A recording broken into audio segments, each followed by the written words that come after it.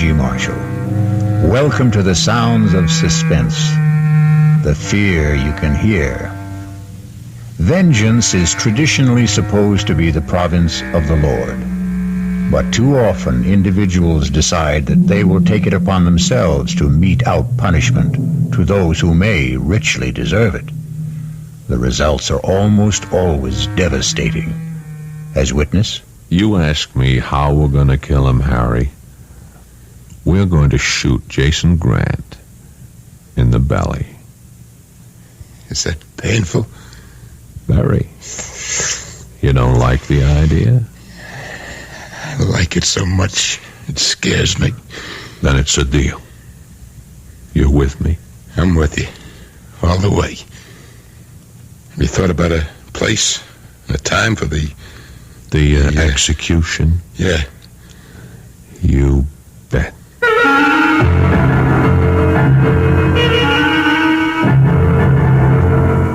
Our mystery drama, Dead for a Dollar, was written especially for the Mystery Theater by Murray Burnett and stars Paul Hecht.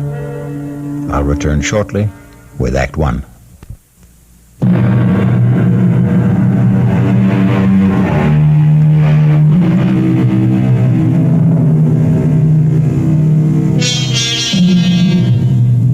In today's world, the golden key to success is too often unfortunately attained through absolute ruthlessness and utter disregard of ethics, morality, and the rights of others. Jason Grant was a symbol of such success. A multimillionaire and a power in the world of international finance, Grant sat on a golden throne built on the ruin of many lives and many hopes. Along with his millions, Jason Grant had earned the hatred of more people than he bothered to remember. This day, two men in whom the fires of hatred burned sat in a bar. Another toast, Harry. Why not? To Jason Grant. May his soul rot in hell. Amen. How long has it been, Harry? How long has what been? How long have we been meeting in this bar and drinking the same stupid toast? Let's see. The niece divorced me in 69. Yeah. I ran into you here about a year later, so I'd say 2 years, give or take a couple of months. What do you think Jason would say if he heard us? I don't follow you, Win. Here we are, two men acting like a couple of sniveling school kids. Now, what do you suggest we do? Kill him. Just like that. Kill him as slowly and as painfully as possible. I want to hear Jason Grant screaming and begging for mercy, just like my brother screamed when Jason left him to bleed to death on the road to Busan while he bugged out to save his own skin. Yeah, I would be sure and get caught. So what? So what? Yeah, so what? We'll just tell our story to a jury. We can... That still doesn't give us the right to kill. Look, does Jason Grant deserve to die for what he did to you? It wasn't only breaking up your marriage. You and Jason were partners. And he not only stole Denise, but the business you'd built up for 11 years. I know what he did. So what did you do about it? Win, get off my back. You're so dead set on killing him. Why don't you go ahead and do it? Because I need you, Harry. For what? Look, Harry, I'm willing to go to prison. But I don't see any sense in walking in if there's a way of staying out. How will my going along with you help keep you out of jail? We'll give each other an alibi. We'll swear we were together when Grant is killed. You thought about how we'd do it? I have. You see this? Hey, put that away. It's so uptight.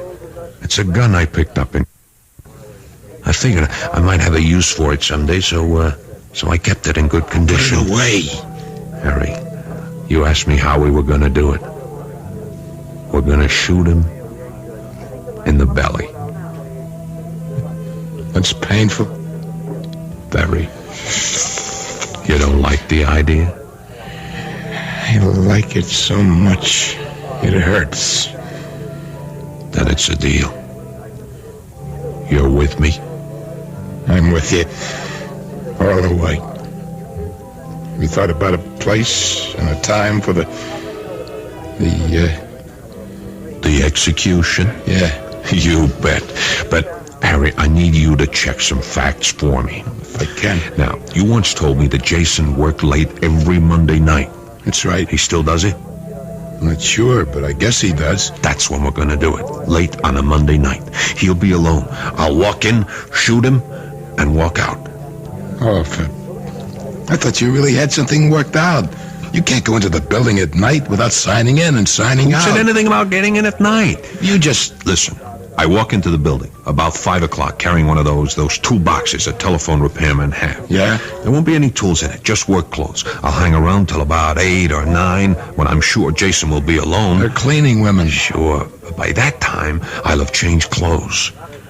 All you have to do is look like you're working or going somewhere to do something. They won't bother you. How will you get out? After I leave him bleeding, the way he left Mike in Korea, just walk out the door, take the elevator, walk by the night guard. It might. It just might work. It will work. And all you have to do is say that we had dinner together at your place. No. No! I thought you I said I was with you all the way. That means I could also pull a trigger. We'll toss a coin to see who does the killing. The alibi will work just as well at your place. You know how to use a gun? What's to know? Hey, what about the sound of the shots? No sweat. I got a silencer. Okay, let's toss. You're sure? Dead sure.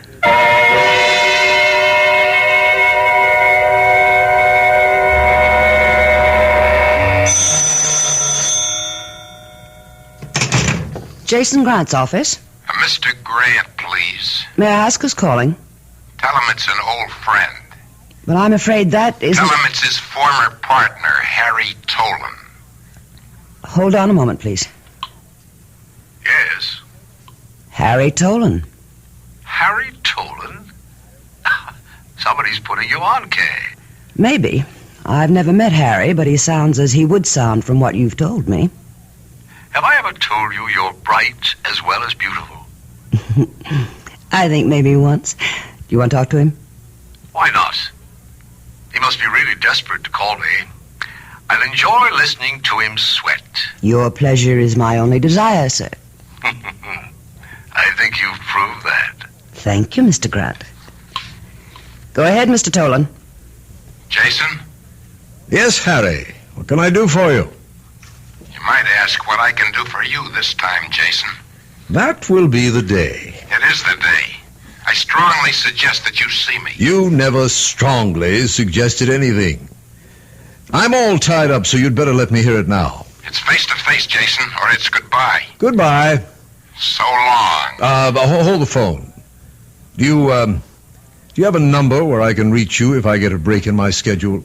I do indeed, Jason.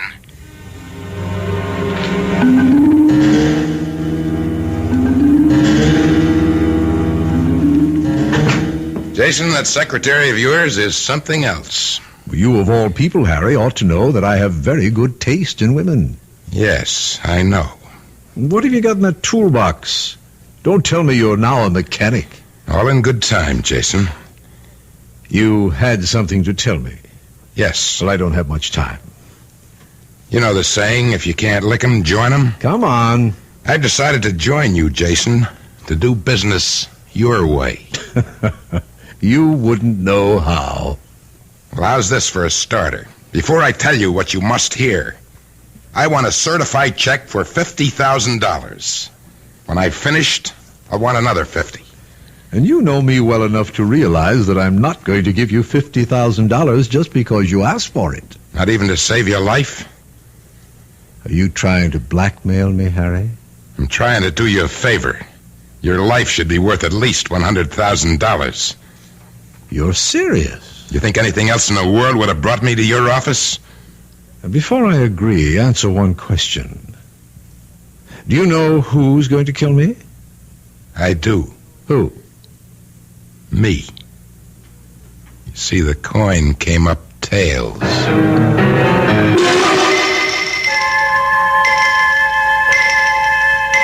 The check will be here any minute. I suppose you start telling me about it. Suppose we wait for the check. You have changed. Here's the check. Certified as requested. Thank you, Kay. Not at all. Here you are, Harry. Now let's have the story. You remember Win Thomas? Who? Win Thomas.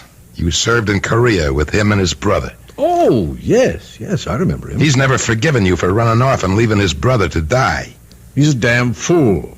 The kid would have died anyway. I had my own neck to save. He doesn't agree with you. Well, this isn't worth $50,000. And how about this? Put that gun down. It's Win's gun. We tossed a coin to see who was going to use it. On you. You're crazy.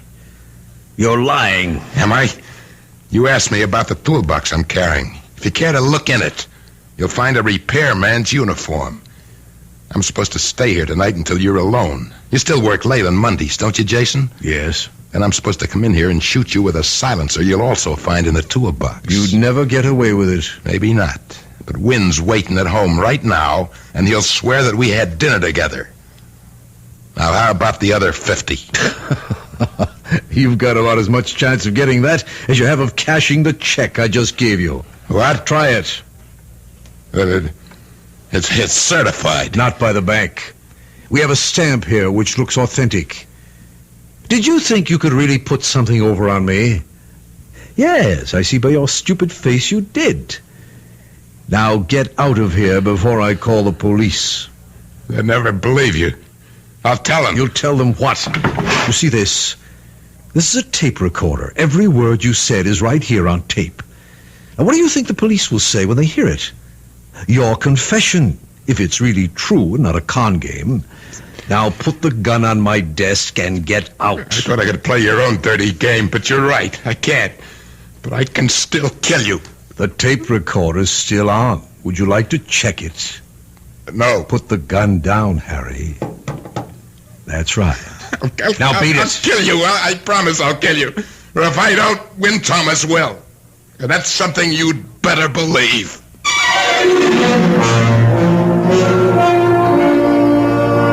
A murder has not been committed. Jason Grant, as you've heard, is an expert at riding roughshod over people.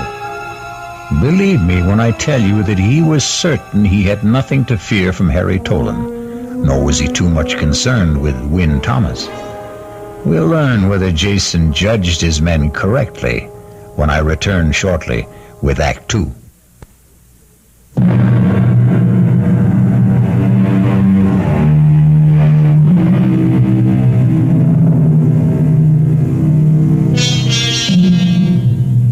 We've heard the ruthless side of Tycoon Jason Grant. But we must also be fair and remember that Jason was a family man with a wife and a son and a mistress. As we continue, Jason Grant is sitting in his office later that same evening, Monday night. The door to his office opens, and his beautiful secretary, Kate Woodhouse, enters. Finished working? No, but come in and close the door. It's quite a gown. Thank you, sir. And I do mean you, since you were kind enough to pay for it. My pleasure. You, had me close the door. Are you expecting someone? Just Tony. Your son? Tony, yes. Oh, well, then I'd better get... Hey, what's this? A gun? It's Harry Tolan's. He was just here. He was going to kill me. You're putting me on. No, he really was. The fool. He actually thought he could get away with a stupid ploy like that. He had a whole story that I have on tape. Oh, you ought to put that gun away. Oh, no, it amuses me to leave it there. To remind me how right I was to get rid of him years ago. I only made one mistake, and that was marrying his wife, Denise. Well, how about Tony, the son you had with her? That's to remind you that Tony is something very special to me. And that's the last time you'll ever slap me. I'm warning you. I hope this is the last time you'll need it. And maybe you need a new girl. I know exactly what I need, Kay. I need you. as my wife. Well, maybe you'd better tell that to Denise, your present wife. I already have. I've told Denise I'm divorcing her. And I'm telling Tony when he comes here tonight. Well, if Tony's coming, I'd better get out of here. We'll go over it later tonight, huh? Stop talking and come here. Yes, Jason. Excuse me, I didn't Come mean in, to- Tony. Come in. It's quite all right. It looked a little better than all right to me. That's quite a gown, Kay. Thank you. See you later, Jason. Right. The usual place? Of course. I've got to hand it to you, Dad. I've had big eyes for Kay myself, but while I was thinking, I guess you were doing. And, speaking of that, what's that gun doing on your desk? Oh, remember Harry Tolan? Wasn't he your partner years ago? And wasn't he married to Mother? Correct. The gun is his. And what's it doing here?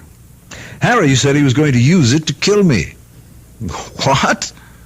After all these years? Well, he wanted money. He said he'd make some kind of deal with me. I put the whole conversation on tape and kicked him out. He sounds like a fool. A good description. Now, what I wanted to tell you... If it's about the VCM steel deal, I've already taken care of it. They agreed to our terms. It's not about the VCM deal. Now, one thing you still have to learn, Tony, is to listen. Remember, people are sending up signals all the time. Now, if you can read them, you'll always be 1 or 2 steps ahead of them. What if you don't like the signals? Suppose the signal light is flashing red. What is that supposed to mean? The signal I see coming up is something about you and Kay. Right. And Mother. Right again. Well, why can't you play around with Kay? You haven't without- heard what I'm going to say. I don't have to. No. Oh, all right, go ahead. I suppose you must have known that for many years the marriage between your mother and me was a matter of convenience. Look, Dad, I know how you feel about your mother, and so I wanted you to hear from me first that we've decided on a divorce. You mean you've decided on a divorce? You can put it that way if you like. But your mother will never have anything to worry about financially. Well, and you think that'll make Mother happy? It'll make her rich. That's not what she wants. It's what I want. And that's all that matters. What do you want? What about her? I see a quarrel coming. I don't think we should talk about this anymore On tonight. that I agree with you. Good night. Tony, Yes? think over what I've been saying about your mother being well provided for. She'll be fine, I know. I think you'll see it my way tomorrow. And if I don't? Then you'll see it my way next week.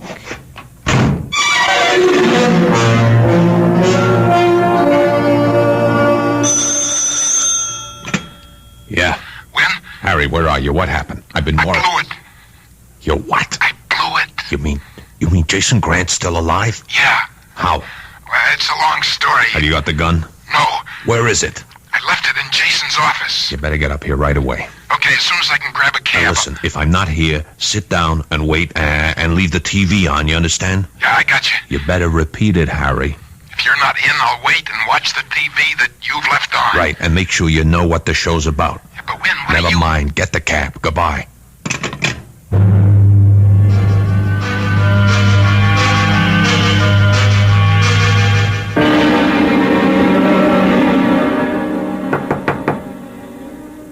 Mom, Tony? may I come in? Oh, of course, dear.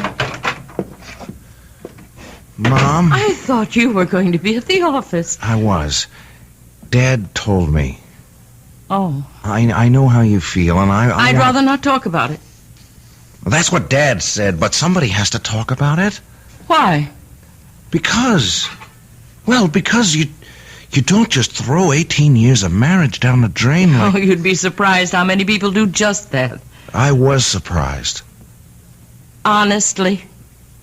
Well, yes, I could see that you and Dad weren't really getting along, but I thought, And you were wrong. do you want it? Want what? The divorce. Of course I want it. You don't think I was very happy living with your father when... When what? Oh, Tony, Now, what's happening to us? We've never been uncomfortable with one another, and now we can't seem to talk straight. I can. Well, fine. What do you want to say? I want to know whether you're really happy about it or whether... You see, I said we couldn't. Or whether you're just saying that to make me feel better, or whether Dad forced you to say it. Oh, don't be ridiculous, Tony. How could your father force me to do anything? Oh, you know what Dad's like. Do you, Tony? Yes, I do. Please, Mom, I just want to know how you feel about this divorce. I told you, Tony. I feel fine. Just fine. The devil you do. And this is the first time you ever lied to me.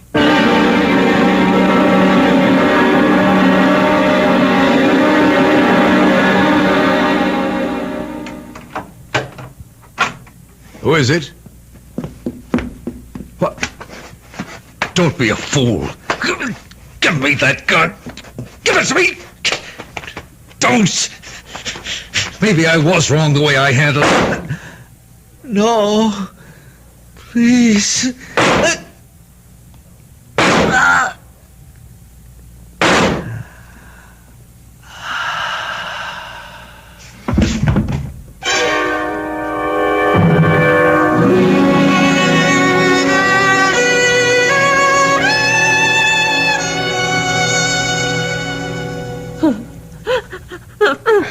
I'm sorry, ma'am, but...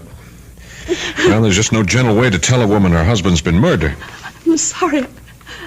I'm hysterical, officer, but I... No, it's Lieutenant, ma'am. Lieutenant Metcalf. Oh, Lieutenant, how can I help you? Just a few questions. But when did it happen? As near as the coroner tells us, around 11 p.m. How? He was shot several times with a revolver. Oh. Well, I don't have to ask much about Mr. Grant. Everybody knows about him. I just want to find out if there was anything different about last night. I mean about him or his actions. Oh, no, nothing. He usually worked late on Monday evenings. Last night was no exception. How many people knew about this Monday night habit of his? Just about everyone. It's been in the papers, and there have been magazine articles. Did he tell you about any special appointments that he might have had last night? No, he never discussed business with me, Lieutenant. You might ask his secretary. Miss Woodhouse? Yes. Yeah, that's being handled. Mrs. Grant, murder is a messy business, but I have to ask you this. How did you and Mr. Grant get along? How do any married couple who've been with each other for 18 years get along? There have been rumors, and I'm sorry. Yes, we were talking about getting a divorce. Whose idea was it was mutual, Lieutenant. We'd both gotten tired of being married. I see. Is your son in? Oh, I couldn't tell you. Have you asked the servants? Oh, they don't seem to know. Oh, I'm sorry, but Tony's young and... Well, he comes and goes as he pleases. Where do you think it would please him to go today? If he's heard the news, I expect he'll either come home or go to the office. Thank you. You've been most cooperative. I won't bother you anymore. Hello? Mom, are you all right? Oh, Tony, where are you? At the office. I rushed over as soon as I heard. Oh. There are cops all over the place. I didn't believe... Excuse me, Mrs. Grant. Is that your son? Yes, he's at the office. Who's that? Who's there? A police lieutenant. May I speak to... Well, of course. Just a minute, Tony. Mr. Grant. Yes. I'm Lieutenant Metcalf. Your mother seems to be in pretty good shape. I'm in charge of the case, and I'd like you to wait for me at your office. I'll be right down. But Mom I told you she's all right. We sent for a doctor, and you can go home as soon as we've talked.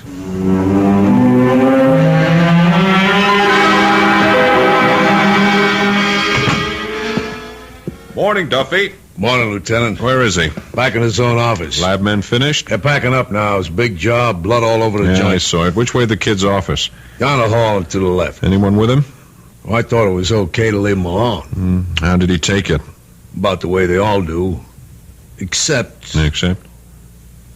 Well, he kept repeating, I don't believe it, I don't believe it. And, seemed as if he really couldn't believe that his father had been murdered. Shock, maybe. Maybe.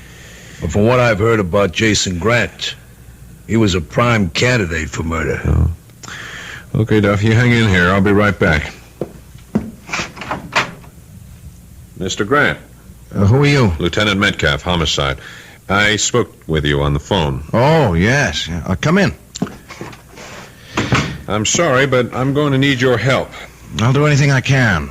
I have to make funeral arrangements and take care of Mother, Sure. but, well, how can I help? First, when did you last see your father?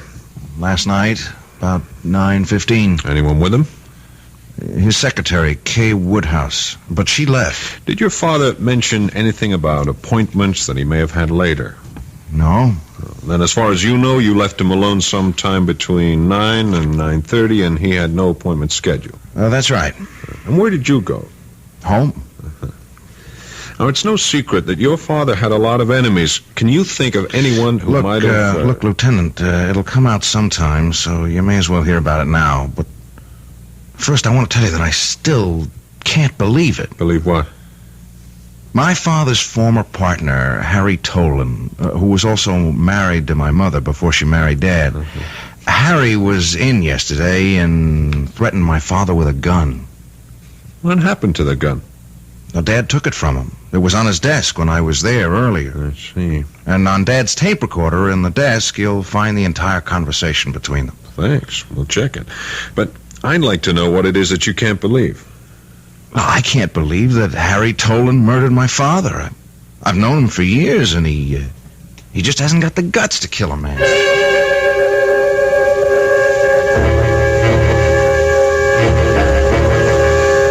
Why don't you leave me alone, Lieutenant? I never went back to his office. I didn't kill Jason, and you know it. Okay, let's go over it again, Mr. Tolan. You went to Grant's office with the gun. The gun that ballistics says killed him. I told you I left it there. You did, and we know you did. At least 2 witnesses saw it on his desk. Now, you told him about the plot you and Win Thomas had cooked up. You asked money for your information. He laughed at you. That's right. Fine. So far. And then you went over to Win Thomas's apartment to tell him what happened. And we watched TV all night. I can tell you the shows that we... Tolan, you're in big trouble. You're smart enough to realize that. Forget that tired old gag about telling me the plot of TV shows. I want to know if you and Thomas were there all night. I told you. Now, what did he say to you when you reached his place? Hello. And then? Then he offered me a drink and he said something about the show that was on TV. You're a liar. You've been lying all the time. I swear You that... swear? You're going to swear that you hatched up a plot to kill Grant, muffed it, came back, and you and Thomas talked about what was on TV? Come on, Tolan. Get wise and get yourself some help. Okay. When Thomas wasn't there when I got there. He'd left the TV on. When did he get back? About midnight. Just about.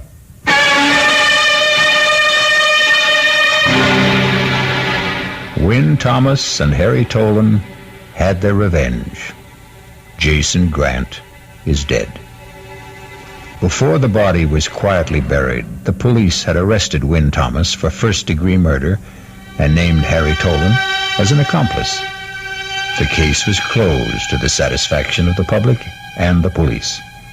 But there may be some surprises when I return shortly with Act 3.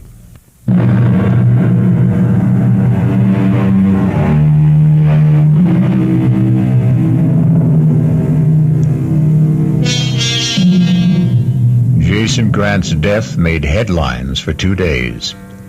His funeral made the bottom of page 1. And then Grant was just about forgotten.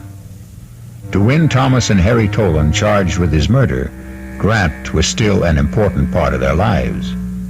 He was also much in the thoughts of his widow Denise, his son Tony, and in the report of Lieutenant Metcalf. Report from Lieutenant Metcalf, homicide, 11th Precinct, on the murder of Jason Grant, to the office of the district attorney. 1. An elaborate plot was hatched, then botched, and it will be our contention that Win Thomas went to Grant's office to finish it off. Although we can place him at the building at the time of the murder, we cannot put him inside the office. 2. We know the gun was there and the silencer. Why then did Thomas use towels from the men's room to muffle the shots? 3. Why didn't he follow his own plot and change clothes and take the toolbox with him as planned instead of leaving it for us to find? 4. If Thomas was the killer, why didn't he take the gun with him instead of leaving it for us to find? 5.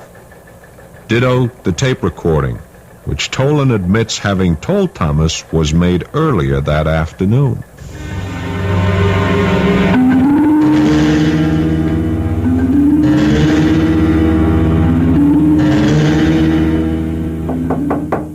Who is it? Denise. Come in. Is it all right if I sit down? You can do anything you want. After all, you own me now. That's foolish. You put up my bail, didn't you? Yes. Why? I felt guilty. Guilty? About you. About the way I left you. Oh, if it's any consolation to you, Harry, I had about 2 months of happiness with Jason. The rest was all a bad trip. We were getting a divorce. Why didn't you get off? I guess I was ashamed to admit to myself or to anyone else that I'd made a mistake. Okay. And that's why you put up the bail bond money. Partly. And the other part? Well, I know you, Harry. I lived with you. You're not a murderer. I went along with Wynn's idea. But you didn't kill Jason, and I couldn't bear the thought of you being in jail. What about Wynn? Well, I wasn't married to Wynn. Well, neither was I, but I've done just as good or as bad a job on him as you did on me. I don't understand. I told you I went along with the idea, part of which was that we would alibi each other. I tried, but I messed it up. I let him down. Would you like me to post bail for him, too? Would that make you feel better, Harry? Yes, it would. Where's the phone?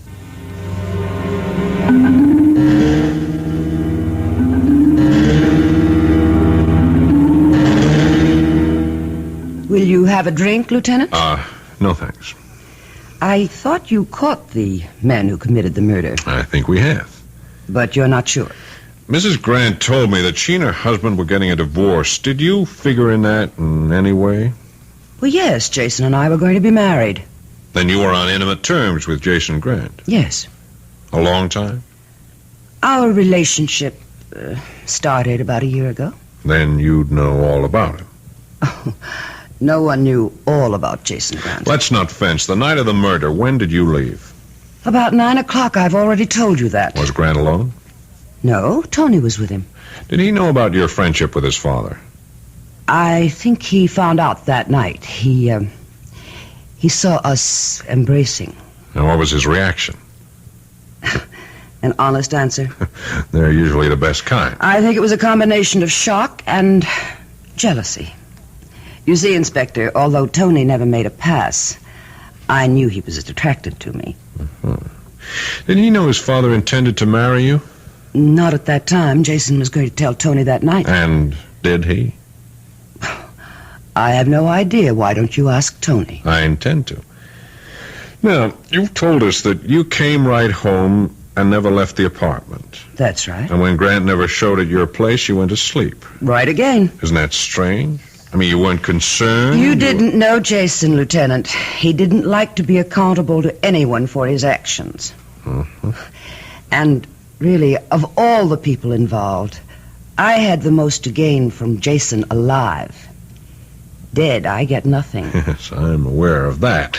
But I've talked to the garage man in your building, and he tells me that a little after midnight, you took your car out and didn't bring it back until about 2 hours later.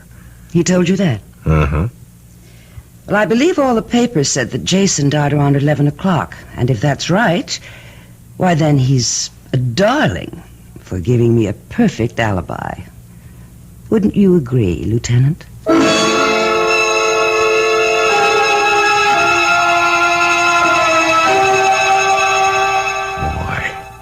Why? Why would she put up bail for me? Told you when, because I asked her to. I don't buy that. Well, you don't know her the way I do. And she doesn't know me.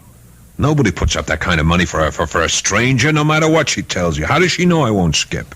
She took my word for it. I don't buy that either. All that talk about how she felt she had done you wrong and the guilt she said that she was... Of course. Why didn't I think of that before? That's it. What? Guilt. That's the key word. Guilt. She feels guilty because she killed Jason. Are you crazy? I'm just getting smart. She said Jason was divorcing her. Didn't you tell me she said that? I said they were getting a divorce. Sure. We both know Jason. If he divorced her, he was through with her. She'd never get a cent from him. He'd fix it with his attorney so that she spent the rest of her life chasing him for alimony or a settlement. She couldn't face up to that, so she killed him. What are you doing? I'm calling Lieutenant Metcalf. Now you listen to me. You say you didn't kill Jason. I don't know who killed him if you didn't, but I know one thing for sure. Denise didn't. And I'm not going to let you throw her to the wolves to save your own skin. That's a noble speech, Harry. Particularly coming from a guy who threw me to the same wolves to save his own skin. You can't make me feel any worse about that than I do. That's one of the reasons she put up the bail. I told her how I felt about letting you down. Yeah? Yeah.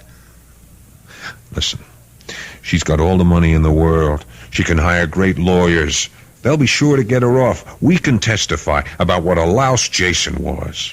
She's still attractive. She's got everything going for her. I don't care what you say. She didn't kill him. And you're not going to let me call Lieutenant Metcalf. That's right. Sorry, Harry.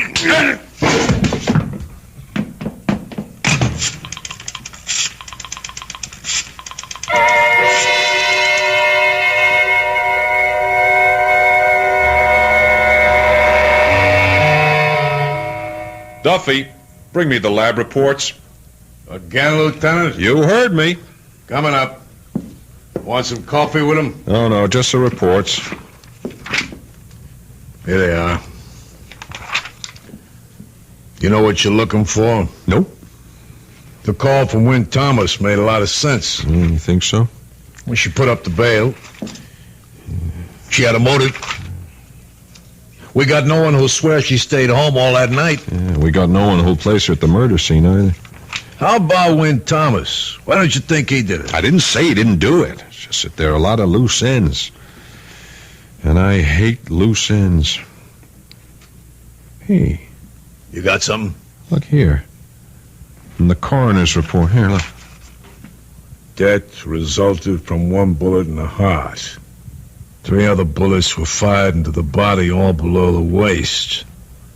Well, I don't see what... It could be, Duffy. It just could be.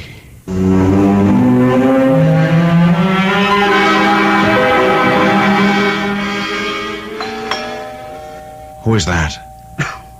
Well, I know you think I'm a very smart girl, Tony, but I really can't see through doors. Send them away, Kay. You're uptight about being here, aren't you? Yeah, sure I am. Everybody knows about you. Oh, we're never going to have a relaxed relationship until you stop worrying about what people will think. Who is it? Lieutenant Metcalf. Don't let him in.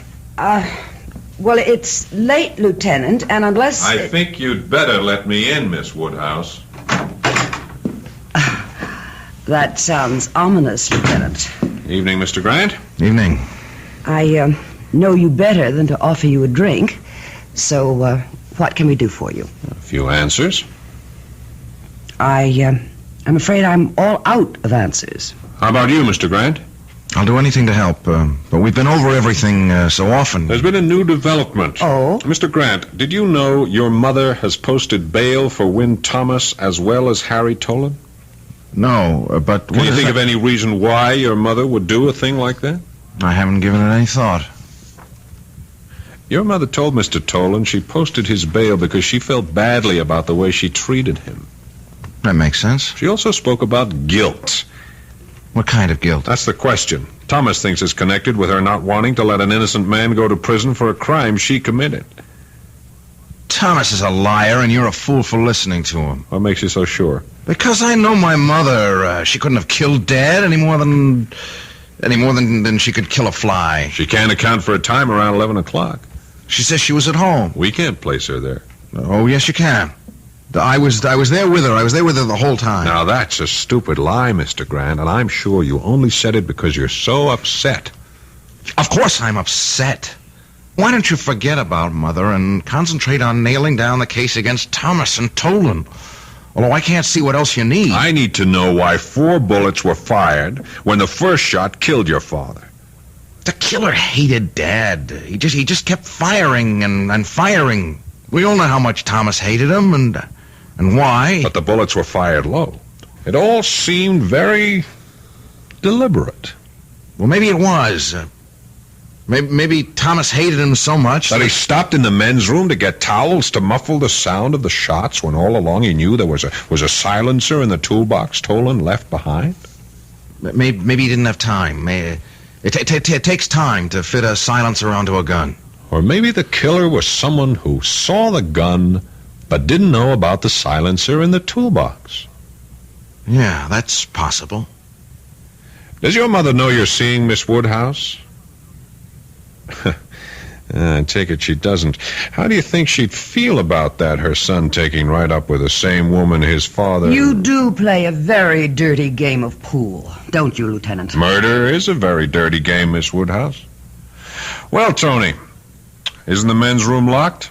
Does your mother have a key, or do you, Miss Woodhouse? I think you'd better get out, Lieutenant. This is my apartment, and don't come back without a warrant. That can be arranged. What do you think your mother's going to say, Tony, when she finds out that you're in love with Miss Woodhouse, just as your dad was? You think she's going to feel she killed your father for nothing? She didn't do it. She didn't. You know she didn't do it. I just couldn't stand seeing him hurt her that way. And all because he had a picture of himself as the great lover. The great, great lover. So I took care of him. I was glad to take care of him. The way he would have taken care of anyone like him.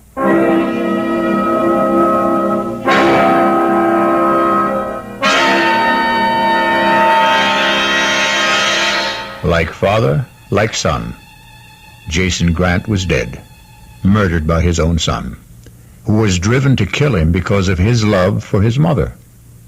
I'll be back shortly.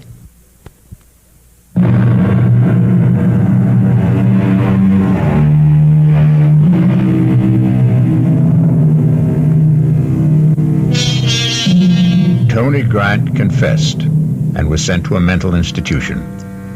As for Win Thomas and Harry Tolan, they had their revenge, and they found it empty.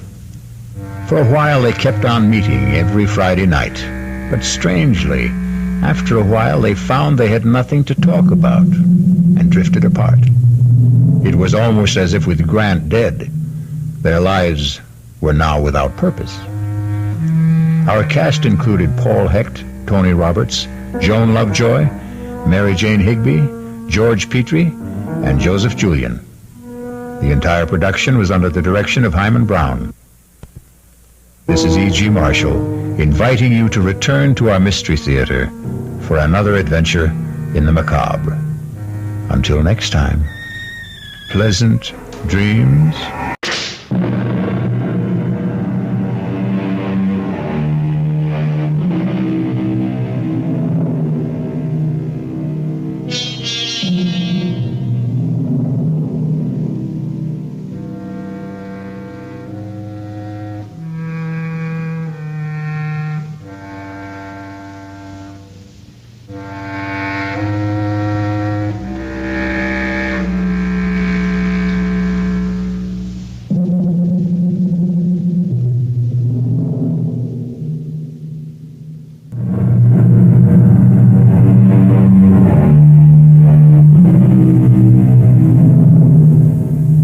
Come in. Welcome. I'm E.G. Marshall.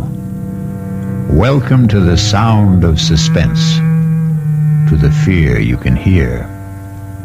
Welcome to the world of terrifying imagination. Our story is about a very old man living just outside a tiny village. A very old man whose long life has been lived close to the soil and close to the people he loved. People still living and people long dead.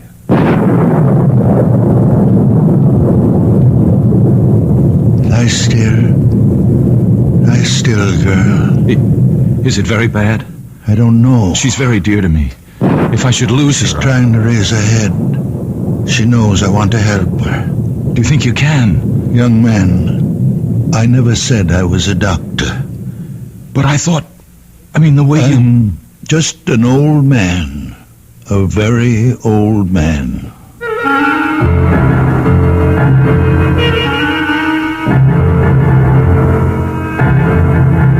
Our mystery drama, A Very Old Man, was written especially for the Mystery Theater by Elspeth Eric and stars Santos Ortega. I'll be back shortly with Act 1.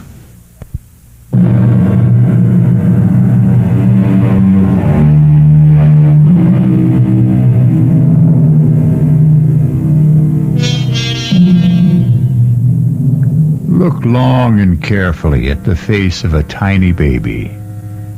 Look carefully and long into the face of someone who is very old. Do you see the wisdom in both? The very young and the very old have wisdom. In between, there is only accumulated information. Oh, you're home. Good. Well, he's done it again. Who's done what? Are you talking about my father? You know I am. I warned him. I said, Stefan, if it ever gets around, you'll ruin my medical practice. People won't believe in me. They'll only... Manfred, come sit down. Now, what's he done? Well, the same thing. Where is he? Isn't he home? Not yet. He went to the cemetery as usual. But you still haven't told me what happened. Well, Anna Brandt came to see me about a month ago. Severe attacks of pain in the upper abdomen. All the symptoms indicated appendicitis. I sent her to Carl Weiss for the operation. Of course, he examined her too, and he agreed with me. No doubt about it, inflamed appendix had to come out. Well, he operated the next day, and that night, that same night, she had another attack. Well, so it wasn't... How could she have had another appendicitis attack when he'd just taken her appendix out? Well, he was as flabbergasted as I was. Yes, but what's it all got to do with my father? Stefan happened to be in my office the day Anna Brandt first came to see me. You know how he loves to hang around the office. Anna Brandt wasn't 10 feet out of the office when he told me there's nothing wrong with her appendix. Oh, not again. I can't have my father-in-law, who's been a farmer all his life, telling me, a doctor with a reputation, that I don't know what's wrong with my own patients. Of course you can't. For a minute, I did think back to that boy, the one with the asthma. What seemed to be asthma, anyway. The Rothberg boy. Father was right about him. I know. He made a lucky guess. Father went to see him every day. Talked to him, rubbed his chest, his throat. In 2 weeks, the boy was all right. The boy was hysterical, over-aspirated, nothing more. But this business with Anna Brandt, the day she came to see me, Stefan was asleep in the waiting room. I was explaining to Anna that I couldn't perform the operation, simple as it is, because of my hands, my arthritis. But I would send her to Carl Weiss. Well, she accepted that. Everybody knows about my arthritis. And she said something pleasant to Stefan. That was the first I knew that he wasn't asleep. Well, he didn't answer her. He just stared at her as though he'd never seen her before. I reached for the phone to call Carl Weiss. Stefan got up, came over to the desk, and took the receiver out of my hand. Manfred. Stefan, don't. It's not so. Not so. Have you had a bad dream, old man? It's not so what you said to Anna Brandt. There's nothing wrong with Anna Brandt's appendix. Stefan, don't start diagnosing again. You're not a doctor. There's nothing wrong. We had enough trouble after you diagnosed the Rothberg boy. The Rothberg boy never had asthma. All right, it turned out that he didn't. But that was a lucky guess. And it didn't do my reputation any good when word went around that you'd been right. I never told anybody. Yeah, that's what the boy did. And his mother did. And people started coming to the house, coming here. All of them wanting to see you. But I told them to go away. It's not always that I can help. Well, I keep hoping, expecting God knows what miracles. Now are you going to start the whole thing up again with Anna Brandt? There are 3 of them. Come on now. Get your coat, Stefan. They're dark, brown or black, and hard. It's getting late. They're the size of olive pits. Are you talking about Anna Brandt? I saw them close together. They were high in the body, about here. 3 of them. You saw them, hmm? 3 of them. The size of olive pits, lying here, above the stomach, about here. Have you got X-ray eyes, Stefan? Is that it? No, my eyes are like everybody's. Well, then, what do you mean you saw them? Her body was transparent. I could see right through it, as though the skin had been removed. I could see everything. Carl Weiss was as confident as I was before the operation, and he was as confused as I was after. I swear I don't know what made me say it, but I said it. I said, Carl Weiss, could it be a stone? A gallstone, perhaps? Well, he was taken aback a little, but he couldn't deny a possibility. Maybe a remote one, but a possibility. I felt like a fool, but I told him I thought he should go ahead. And he did. This morning. And he found? Gallstones. 3 of them. The size of olive pits. Lie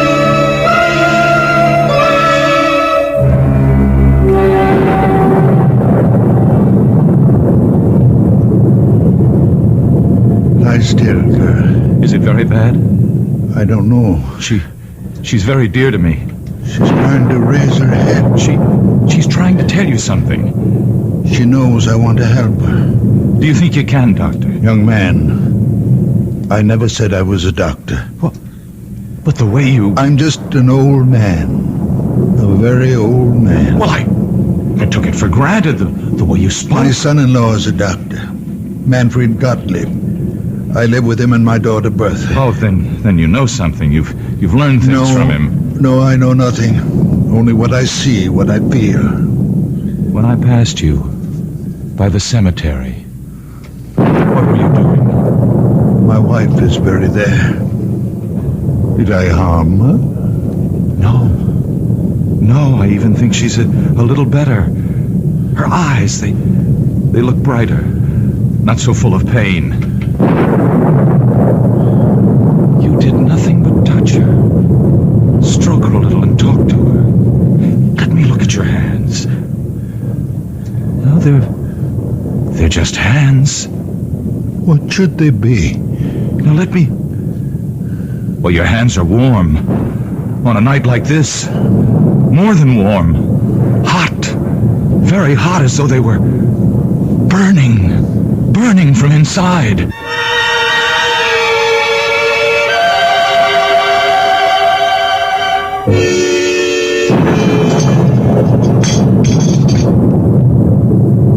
If it should get around about Anna Brandt... You don't think I'd tell anyone? Well, these things have a way of leaking out.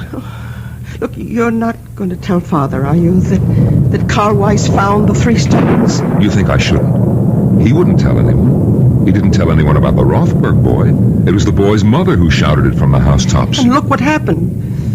People showing up here. When he saw them, he hid in his room. And when they left, he went to the cemetery, sat by my mother's grave. You think that he's there now? Oh, I suppose. Sometimes he stays for hours. I wish he'd get home before the rain starts.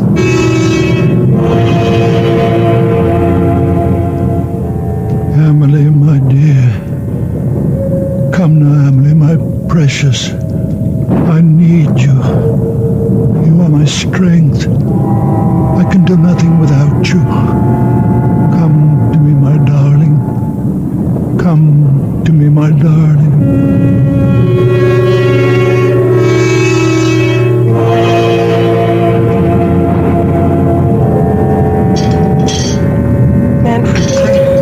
I don't want him to start thinking that any of this is real. He mustn't think that he has some magical power. Listen, if you treat him as though he were possessed in some way, he might begin to believe it, and then his mind...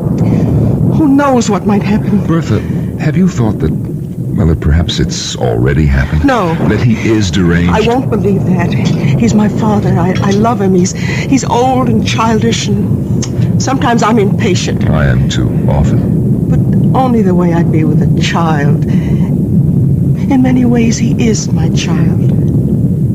The only child I have. Oh, my dear. I thought you'd stop brooding about that. Oh, I have. I stopped last year when I turned 40. But that's why.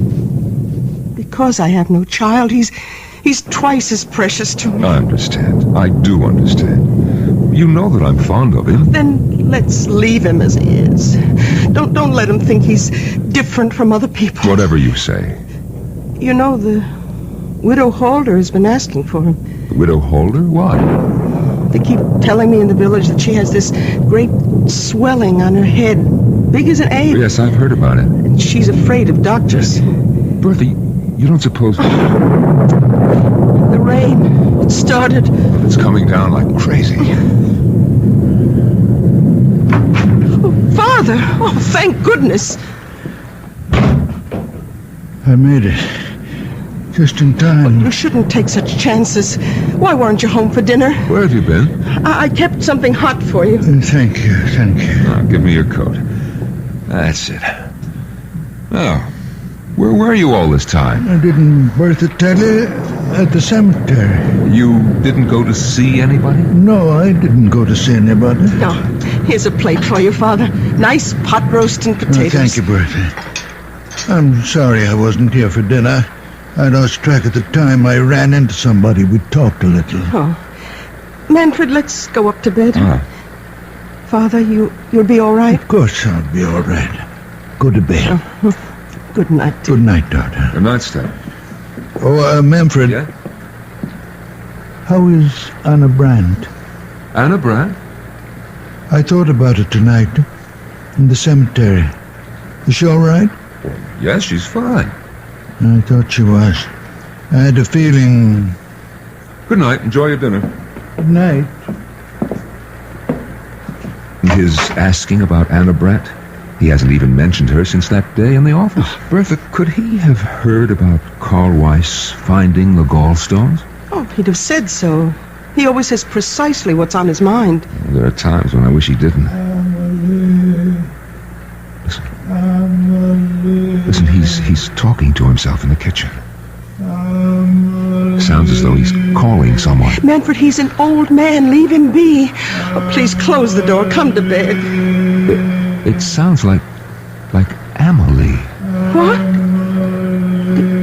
Did you say Amelie? Wasn't that your mother's name? No, it was my sister's. Oh, Bertha, I never knew you had a sister. You never told me.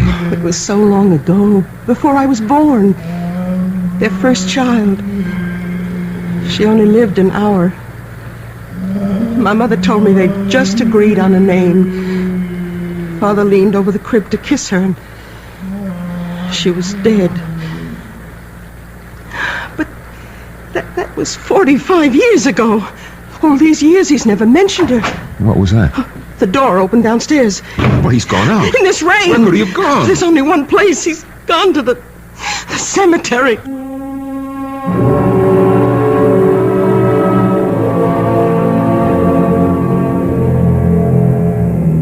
When those around us cannot understand, where do we turn? When the world is dark, where do we go? To the unknown? Or to the once familiar, the once well-known, the once well-loved? To those who have left the dark earth and moved into light. I'll be back shortly with Act 2.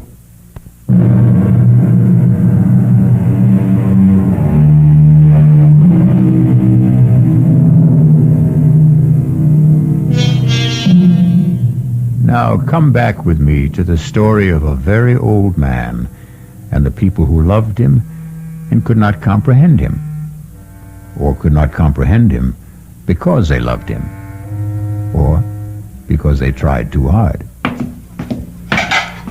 Breakfast on the table, Manfred. All right, darling. Oh, well, did you talk to him? He's still asleep. Oh, let him sleep. After last night. Yes, we're lucky if he doesn't come down with pneumonia. He was drenched, Bertha, soaked clear through. Lying across your mother's grave with the rain beating down on him, crying, Amelie, Amelie, as though his heart was broken.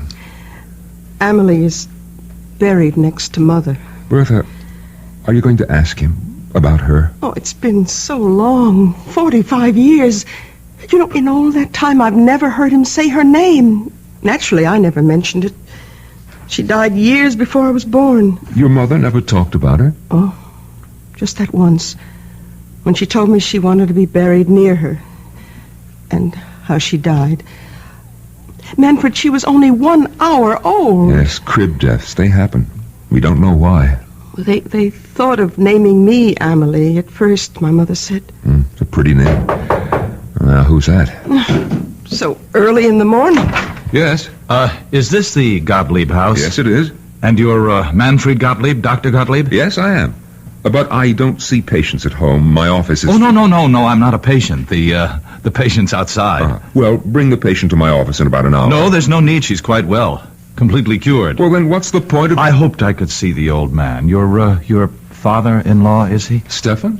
What's this about my father? Madame, good morning. Beautiful morning, isn't it? After last night, all that rain. You wanted to see my father? If I may. Well, what about?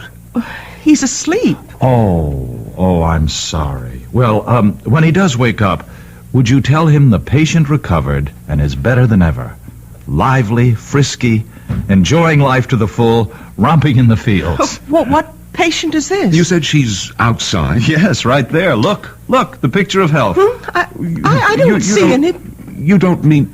Well, not the horse. Yes, my prize mare, my favorite. I thought I might have to have her put away, but your father, madame. Oh, yes, it's all due to him. Well, when was this? When did you meet Stefan? Last night. Just before the rain started. Didn't he tell you? Oh, well, come inside. Have some coffee with us. Oh, thank you. Sit down. Manfred, get another cup. May I introduce myself? Otto Kraus. Well, I'm Bertha Gottlieb. This is my husband. Oh, but then my father must have told you he lives with us. Your father is quite a man. Your coffee. Oh, thank you. Yes, you see, I was returning to the village, and I was passing the cemetery. Suddenly the mare sank to her knees. Her legs seemed to give way completely. And there she lay on her side in the middle of the road. I was frantic. I thought perhaps a stone bruise, but I looked at all 4 hooves. Nothing. And there I was, half a mile from home, my precious horse stretched out on the road and a storm coming up. And then I heard a sound coming from the cemetery. Someone calling a name. Was it Amelie? Yes, something like that. I shouted for help. In a minute, an old man appeared. Stefan. My father? Yes. I asked him to help me, but I wasn't sure he even heard. He seemed very distraught. He went straight to the mare, knelt down and took her foreleg in his hands and started rubbing it very gently. He knew which one was hurting her. And after a while, the pain went out of her eyes. Couldn't understand it. It was something about the way he touched her. I asked to see his hands, and he held them out. And even before I touched them, I could feel the heat spreading out from them. Heat? What heat? Haven't you ever noticed? The extraordinary heat from his hands? No, I can't say that I have. Oh, but it's true. His hands give off a warmth. I can't believe you've never noticed it. Well, it could have been on such a wet, cold night. It only seemed that way to you. You imagined it. Oh, I suppose that's possible, but I didn't imagine it when the mare got to her feet. Well, she was all right? I walked her home. I couldn't quite believe it all. I bedded her down, and this morning all I could think was I must tell the old man about it. There are stories going around about him in the village. Perhaps you've heard some of them? Well, I'm only here on a visit to see my aunt. I don't live here. Well, he doesn't really do anything. He's just around, and people love him. They like to think because he's such a sweet old man that he can do things doctors can't do. And because he's such a very old man, we wouldn't want him to start thinking that there was anything miraculous about anything that happened quite naturally. Well, you think it might affect him? Might affect his mind in some way? He's a very old man. It could happen. Well, I suppose it's possible she wasn't really lame. Of course it's possible. Only ask him, will you? About his hands, those amazing hands. Yes, we'll ask him. I mean, giving off that heat, I felt it, you know. Well, I'll be getting along. My aunt's expecting me. Well, we'll tell him you stopped by. Yes, I wish you would. Tell him, and please, tell him thanks. We'll tell him. Do you think we should wake him? Come on, it's time. Yes. We have to tell him about the young man. And the horse. But we won't make anything out of it. Nothing at all. Just say that he dropped by. To say thanks, yes. Father? Stefan, are you awake? What time is it? Oh, it's almost 9 o'clock. Why aren't you at your office? Well, it seems that a young man stopped by to see us, Stefan. Well, actually, Father, he wanted to see you, but we told him you were sleeping. Why me? Well, it seems he met you on the road last night. He had a horse. A mare it was. That's right. The horse had a swelling. Do you feel well enough to get up now, Father? I think so. You're sure? After last night? I'm all right. All right, now just let me help you out of bed, Stefan. Yeah, I can manage. Give me your hand. Come on. That's it. Yeah. Here are your slippers. Yeah, I'll go splash some water on my face. And then you'll have breakfast. Bertha, his hands are as cold as mine. Colder. That young man did imagine it about his hands. Well, you know how it is. If your hands are cold, anyone's feel warmer, even if they're only a little warmer than your own. And he'd been riding back from the village on horseback. Yes, so of course his hands were very cold. Of course. My head is clearing a little. Oh, good. I'll go down and have some coffee ready for you. Thank you, Manfred. And 2 eggs. 4 minutes. Your clothes are on the bed, Father. Thank you, Bertha. Father, last night when Manfred and I came up to bed and you were eating your supper, anyway, that's what we thought you were doing. It's what I was doing. Well, we heard you talking. Was I talking? Well, you kept saying, we heard you say, Emily. I said what? Over and over. Father, were you talking to Emily? What do you know about Emily? Only what Mother told me. What did your mother tell you? That Emily died. That she only lived an hour. She was our first child. 45 years ago, Father. She died in the crib. I remember her so well. Why do you talk to her now, Father? Why do you call to her? Because she comes back to me when I call her. Father, you don't mean that. She comes back to me. To me. Not to anyone else. Only to me when I call her. You don't believe in ghosts. Emily is not a ghost. Her spirit comes back to me when I call. Father, you can't believe I this. am the only person left on earth she remembers. Her mother is dead. The midwife is dead. When I am dead, there'll be no one for her to come back to. No reason to come back. You can't believe what you're saying. I don't have to believe. Or not believe. I know. I won't let you. You have nothing to say about it. Nothing. I will not stay in this house and listen to you tell me that my Emily will not come when I call. I'm going to her now. Father, wait! Father, come back! Stefan, what's the matter? Get out of my way! Stefan! Father! Oh, Father! Well, he came tearing down the stairs. He brushed right past me. What's the matter with him? I talked to him about Emily. I made him angry. Where's he gone, do you know? To her. To Emily.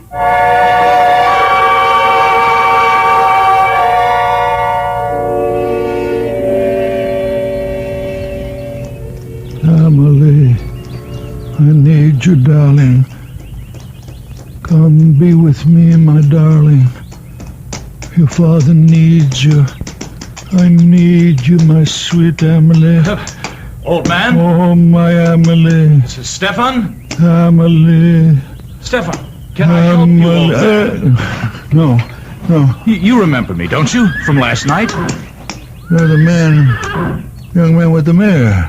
She was lame. You should see her now.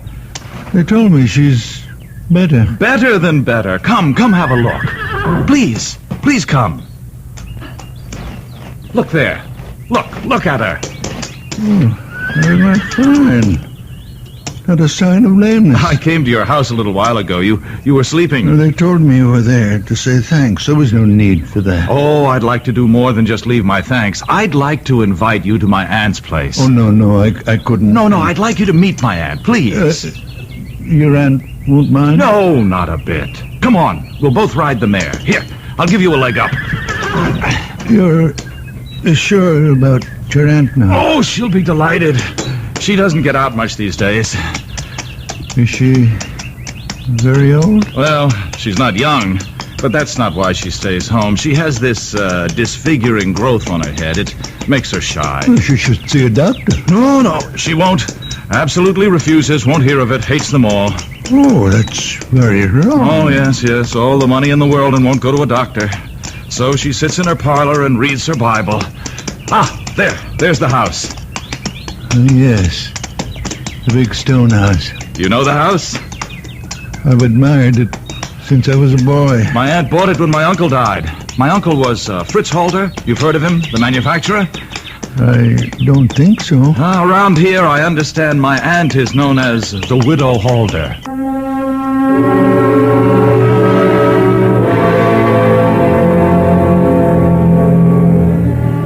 Some folks are afraid of one thing, some are afraid of another. Everyone who's afraid wants to run and hide. It's natural. Most natural thing in the world. But what may be hiding in the hiding place? That's the question. It could be something else to be afraid of. I'll be back shortly with Act 3.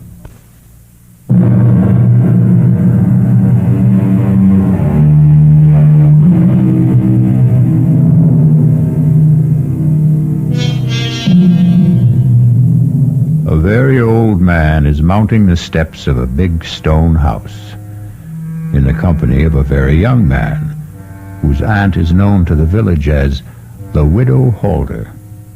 Listen now. My aunt is in. Otto? There you are, just where I knew you'd be. Come in, Stefan. Where have you been all morning, Otto? I missed you at breakfast and you brought someone with you. Yes, this is the very wonderful man I met near the cemetery last night when my mare went lame. Stefan, this is my aunt, Mrs. Halder. How good of you to come by. Madam. I don't have many visitors, not anymore. And I seldom go out because of this on my head. I don't like to be seen. I hope it doesn't offend you. No. Doesn't offend me at all. Well, it offends me. Perhaps I'm too sensitive, but that's the way I am. So I sit here and read my Bible. And that Bible's too heavy for you to hold in your lap all day. But it's the family Bible. It's the one I'm used to. I love this Bible. All right. Sit down, Stefan. I'm all right. I'll stand. Oh, both of you, sit down.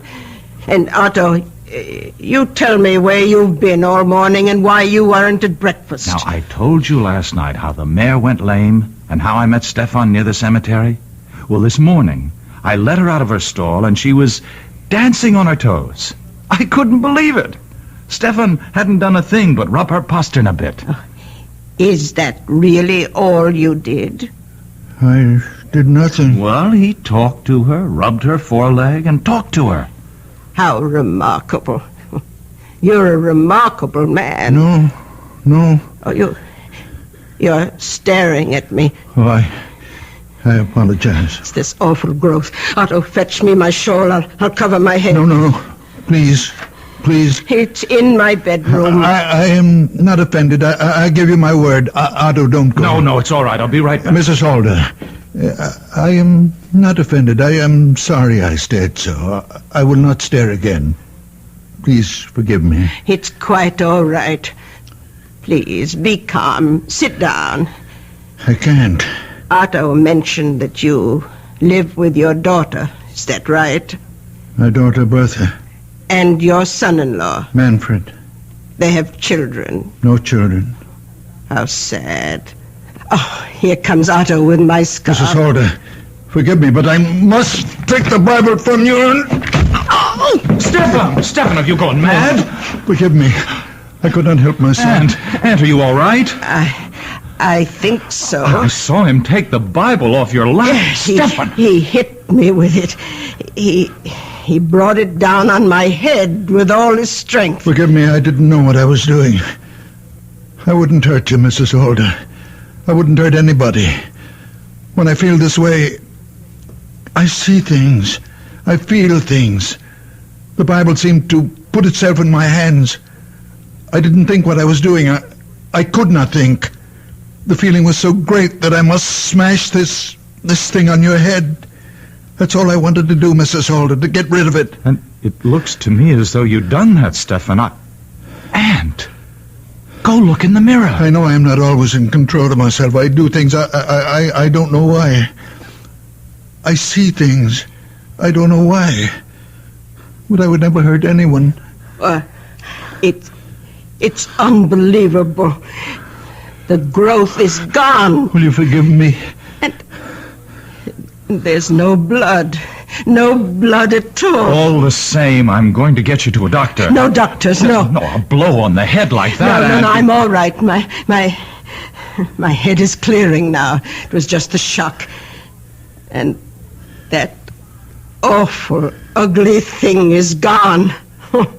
I don't need a doctor. Let me take you to my son-in-law. He's a fine doctor, a nice man. Maybe you've heard of him? Manfred Gottlieb? Gottlieb? You will like him.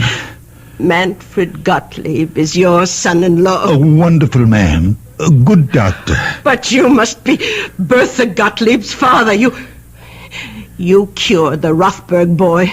And I've heard talk about Anna Brandt. Look what you did for Otto's mare. Look what you've done for me. Oh. Why, you're the man I've been trying to find. I've been asking for you. It was God's hand let you here. Let me take you to Manfred's office. I don't need him. I only need you.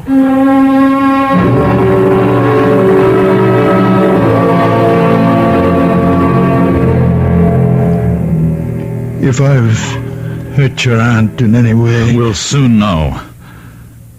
Otto, I don't want these spells that I have. I don't ask for them. Only sometimes the pain gets so great. What pain? Well, the pain of living.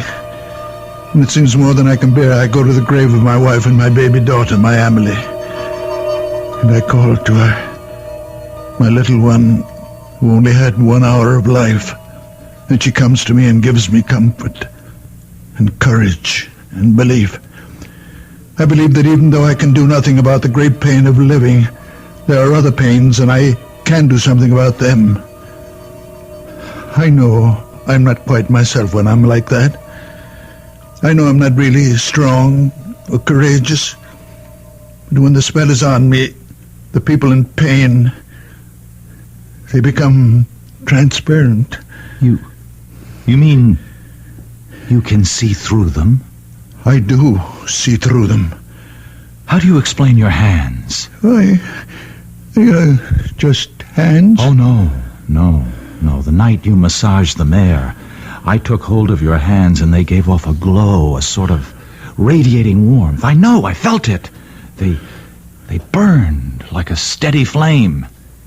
Perhaps I grow feverish when Emily is with me. Now, you go home and rest, Mrs. Holder. Come back in a few days and I'll change the bandage, or you can do it yourself. I'll do it myself. She's all right, Doctor? Right as rain. Well, what was it? I mean, the growth on her head. It was a wen, a common, ordinary wen, a hardened cyst. If you'd come to see me, Mrs. Holder, I might have recommended that you have it removed by surgery. Oh, no. On the other hand, I might have done precisely what my father-in-law did, broken it with some heavy object. Probably not the Bible. Come, Aunt. I'll take you home. Thank you, Dr. Gottlieb. You may get more of these growths, these wens on your head, Mrs. Holder, or someplace else on your body. Now, if you do, call me and I'll... Oh, no. No, thank you. I know whom to call. And you'll come, won't you, Stefan? Of course you will. No offense, Doctor, but I put my faith in Stefan. Goodbye. Goodbye. Thank you. Goodbye, Stefan. No offense, Doctor, but I put my faith in Stefan. Why did I bother to become a doctor at all? Why all those years at school? Why did I take examinations, get my license? What good is it if everyone would rather put their faith in a farmer? Manfred, I'll never do it again. Come in, the door's open. Oh, you again? Doctor, those pains are back. Well, of course those pains are back, because you've been drunk day and night. What do you expect? Can't you do something, Doctor? No, I can't. Only you can. Stop drinking. You've been drinking steadily for 30 years, and you have cirrhosis of the liver. But the pains are awful. Stop drinking for a month, and then come back and see me, and don't come back before. Silly old fool. Hasn't been sober for 10 minutes since he was 16. I can't help him if he won't... Manfred, he has an obstruction of some kind. He has a diseased liver. But he has an obstruction in the intestine. Now, look, you're not starting all over again, are you? I saw. I could see it. It's getting to be more than I can take, Stefan. You're interfering. I saw. He was standing in the doorway, and I saw. His body was transparent. I could see everything. In his intestines, there is an obstruction. And that's what gives him pain. Stop it, Stefan. I'm warning you. It's all so clear, I know. I'm going to stop it if I have to.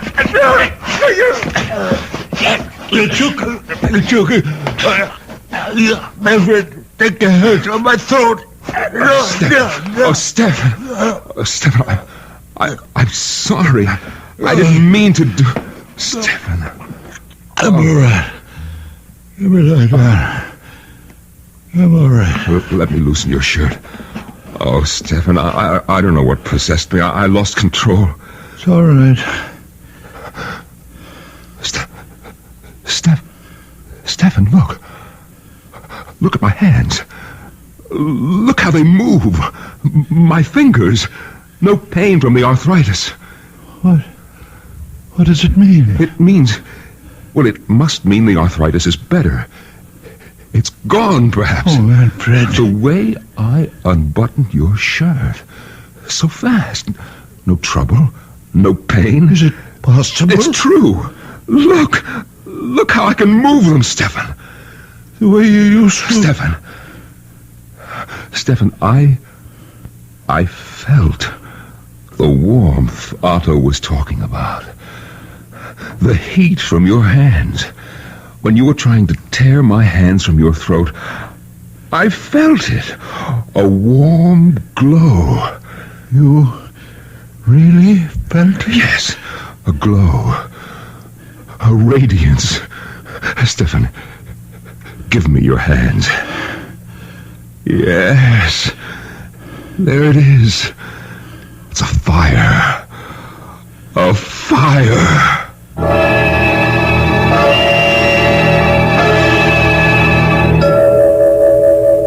Bertha! Manfred, please.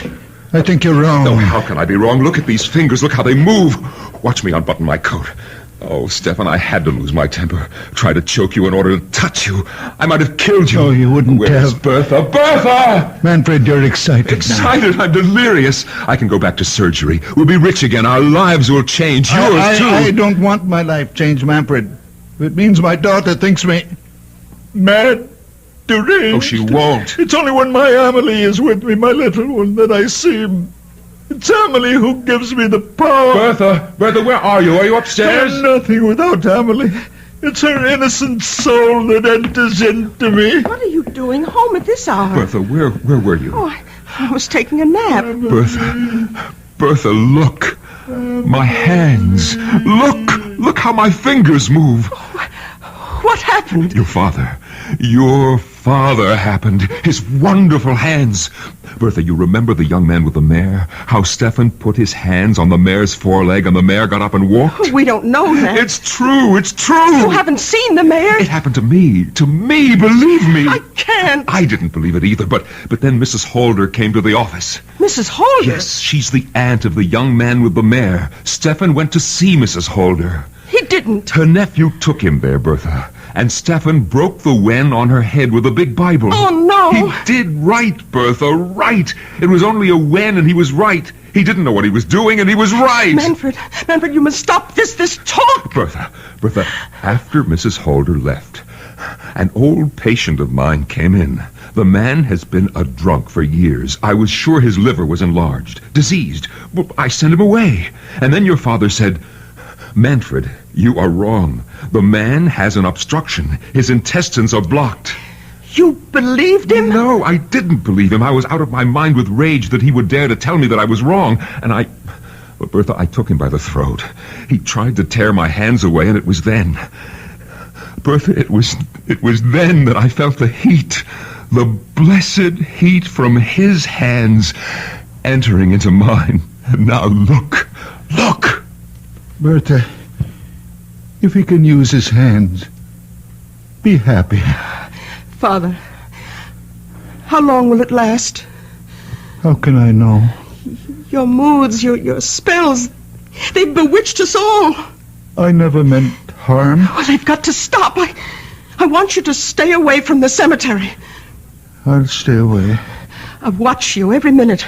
If you like. I won't let you out of my sight. I'll treat you like a child. As you will. Because you are a child. I am a very old man. From now on, you're my child. No. From now on, you will have your own child. A real child. Not me. What? I can see. The child is growing inside you. Soon you'll know it yourself. Next spring, you will bear your child, and it will be beautiful. A little girl. And you will... I hope you will give her the beautiful name of Emily. Father! Then my Emily can rest. I won't have to call her anymore. She can rest.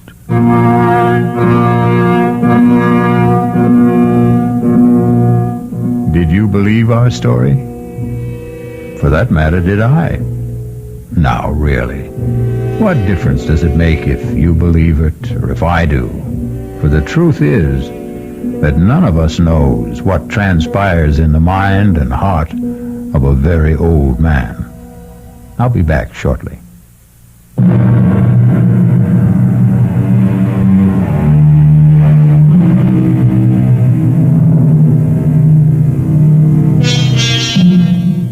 Ever happen to look up the word murder in a dictionary? No? Then I'll tell you how the dictionary defines it. To kill with premeditated malice. The wrongful, intentional slaying of one human being by another. But don't let a wee bit of murder upset you, friends. The people on Mystery Theater don't mind being killed. Not a bit. Because every one of them is a deadhead. Our cast included Santos Ortega, Norman Rose, Bryna Rayburn, and Billy Redfield. The entire production was under the direction of Hyman Brown. This is E.G. Marshall inviting you to return to our Mystery Theater for another adventure in the macabre.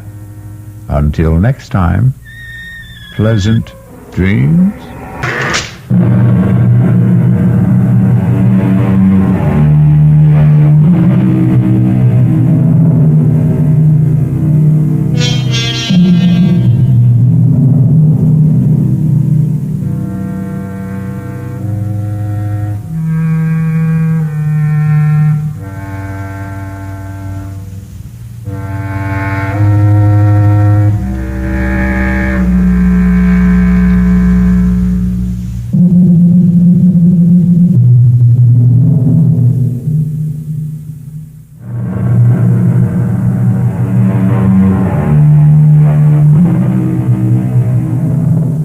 Come in. Welcome. I'm E.G. Marshall. Welcome to the world of terrifying imagination. Of all the great killers of history, perhaps the deadliest and most terrifying is the automobile. Nero, Attila the Hun, Lorenzo de Medici, Bluebeard, even artillery fire and the ultimate, the atom bomb, at least have a purpose, a reason, a rationale. But the automobile maims or kills mindlessly, senselessly. For example,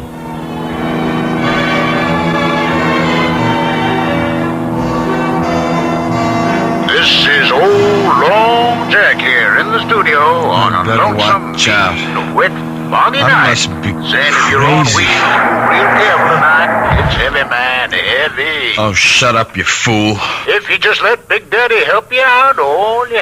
You can't help me, Big Daddy. Oh, I must have hit something. Somebody. Split. I got a split.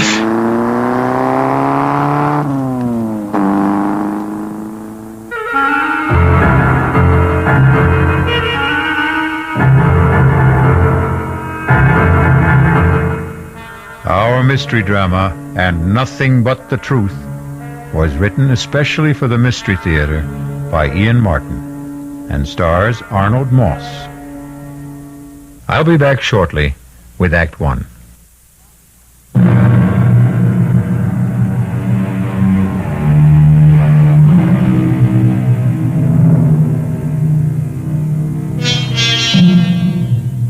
Was the accident we heard a few minutes ago another statistic of the road?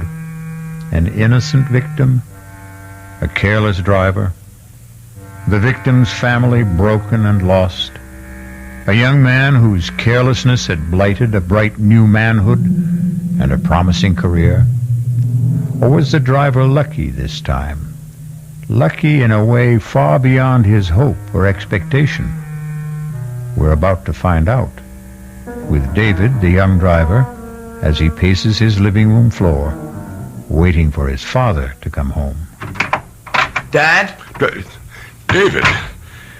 David, what are you doing up at this hour? I didn't hear you come in.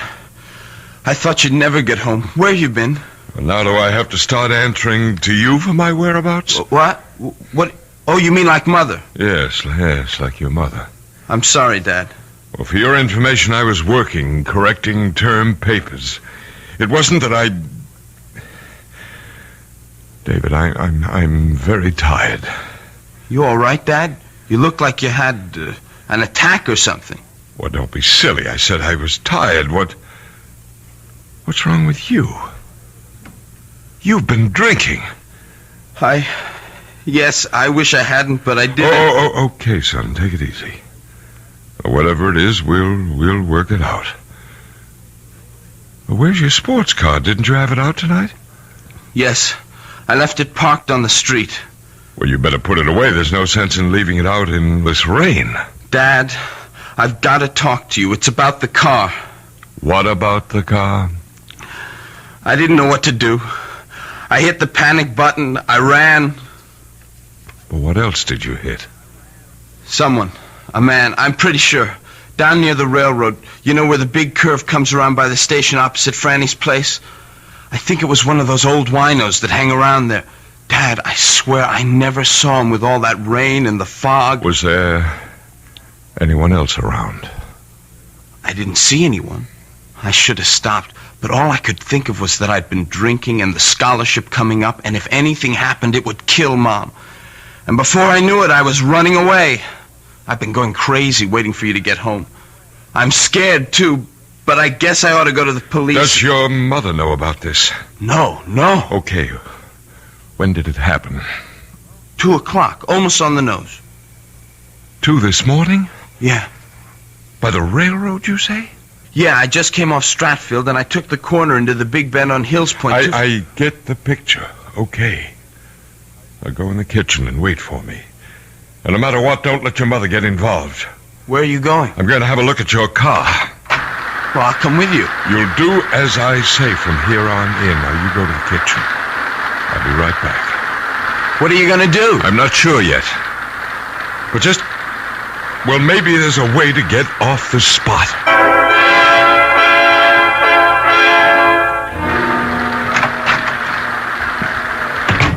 Is your mother still asleep? I guess so. She hasn't been down. There's a dent in your front right fender. Was that there before tonight? No. You sure? Yeah, I Simonized the car yesterday. Does it look bad? Well, Well, it must have been a glancing blow. You mean maybe it's going to be all right? Maybe. Oh, I don't think I could have hurt him too bad. And a night like tonight, who'd be hanging around? It isn't going to be all that easy, David. They might be able to trace the car. How? You're missing a front right hubcap. There aren't that many Harley 584s in this town. So I'll have to give myself up. No. Let's figure this out. Was your mother up when you went out tonight? I don't know if she was asleep, but she wasn't downstairs. Well, then she didn't see what car you took. No? Did she see me leave? I mean, did she look out of the window or anything? No. She was just sitting in the big chair by the fireplace, crying. Crying? The usual. That I was off once again to the arms of another woman, Like that. Well, you don't believe all that talk, do you? Look, Dad, we've been down this road before. I'm not making any judgments. I'm not asking you to sit in judgment on me. I asked for a simple reaction between a father and his son. I'm sorry, David. I didn't mean to blow up. I guess we're both a little shook tonight. But you ought to know by now where I stand. It's just, well, I know Mom gets a lot of screwy notions, but all the same, I'm sorry for her. She's so lost, and, well, I'm always afraid that any little thing might push her right over the edge. Like tonight. Oh, Dad, what am I going to do? That's what we're going to figure out right now. I got a few more questions. You say the accident happened at 2 o'clock or so, right? Just as I said, almost exactly. Now, how do you know that? I was listening to Long Jack, and he was just going into a last commercial before he went off the air. The disc he was spinning was just ending, and, well, when I hit the guy. What was the record? An oldie, Easy to Love. And you hit this man just after you turned off Stratfield into Hills Point. Yeah. He suddenly stepped off the curb. Like out of nowhere. How fast were you going? Gee, Dad, Now, come on, don't pussyfoot with me. Too fast. I took the corner pretty wide. Did you skid? Yeah, it was pretty slick from the rain. And there was no one else around? No. You're sure? Yeah, I opened the door to look out. There was no one. That's why I lost my nerve and cut out. Well, I better get down and find out. You stay right where you are. It's after 4. The longer I wait, the worse it will be for me. You're not going to be involved in this at all, David. What do you mean? I mean, you were driving the station wagon tonight. I was the one who was driving the sports car, and I'm going to the precinct house right now to report that I hit a man and left the scene of the accident. Dad, I can't let you do that. Don't be a fool. I'm not on the verge of getting a full scholarship to Harvard. I haven't been drinking. I'm not a teenager with 2 strikes against him as a driver to begin with. I'm a full college professor with a distinguished record who was coming home on a foul night with visibility almost zero, dead tired, after correcting 200 term papers. I can stand the gaff, and you can't. No, sir, Dad. I thank you and I admire you, but I hope to God I'm enough of a man not to hide behind my father's pants. You'd better think of it as your mother's skirts.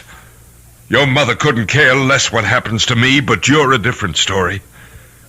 You get in big trouble over this and it could kill her. Worse still, drive her over that edge we both worry about. But, Dad, Don't argue. This is the way it's going to be. You just let me handle it and you keep your mouth shut no matter what happens. I don't know what to say. I'll tell you what you're going to say. Nothing. Nothing to anyone. But, Mom... Least of all to your mother. Okay, Dad, if that's the way you want it. Oh, how can I thank you? You're some kind of a guy. No, David. Just the most sensible way out of a bad situation. I'd better get down to the police. Don't wait up. I may be a while. It's still raining. Have you got the keys? Sorry, right here. And thanks, Dan, for everything. This will all work out for the best. I think I hear your mother moving about. If she comes down, what do I say? What we've agreed on is the truth. That I've gone to the precinct house to report that I'm a hit-and-run driver, right? Right. I'll never forget what you're doing for me. And for your mother. For all of us. Grant, is that you? No, Mom, it's me, David. Oh, I thought I heard your father come home a little while ago. What are you doing at the front door? Well, I better come down. What's going on? I heard voices. Angry voices. That was Dad and me. Not angry. We were just discussing something. Then where's Grant now? Yes, I heard a door slam. Did he go out again? Yes. Not another woman. Not two in one night. Why don't you give him a break once? He was at the college correcting papers. Then where's he off to now? Mom, it's kind of damp in the hall. Let's go into the living room and sit down. Don't tell me he's finally taken off for good with one of his bed partners. Oh, Mother, have a heart. Why can't you see what a right guy Dad is? Maybe I've known him too long.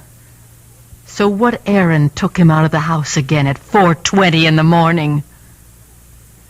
He's gone to the local precinct to confess to a hit and run.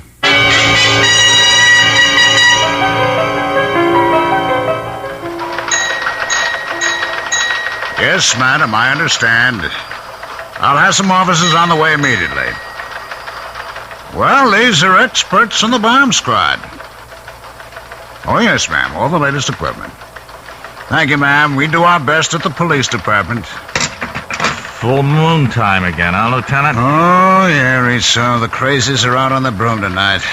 That was some dingaling just saw a UFO land in her backyard. How was your hit and run? Oh, no sweat. Some old wino stumbled off the curb, got his rear end creased. They took him to St. Elizabeth's. Anything on the general bulletin? Nah, it's small stuff. Mugging in the 2nd precinct. It's a gas station hold up in the 5th. I want to hit something new. That's a 12th. Nothing. A code 2C, the man. Some citizen reports a smell of gas in his apartment house, possible suicide. It's nothing worth our brains. What's that in your hand? Oh, it's a hubcap. Clue from the scene of the hit and run. Oh, let me have a look in. English make. Probably from a Harley. Or some sport car like that. Found on the scene? About 75 yards away. No proof it had anything to do with the hit and run. How's the victim? Condition fair. When the ambulance picked him up, he only got struck a glancing blow. That still don't make no never mind. The perpetrator cut out. I want him brought in. Oh, so do I. But it may be a little rough. Even if we find the car this belongs to, it doesn't prove it was lost hitting the victim. Could have been loose and just fallen off. So you think we don't make the guy, huh? My educated guess is that the odds are not so high. Yeah, Brady, what is it? You don't say. Right with you now, huh? Well, how about that? Yeah, bring him right in. Educated guess, huh? I was wrong. Couldn't be wronger. Guy named Williams just came to the desk and confessed to making the hit and run. He's on the way in. You and he should get on together just dandy. Guy's a college professor.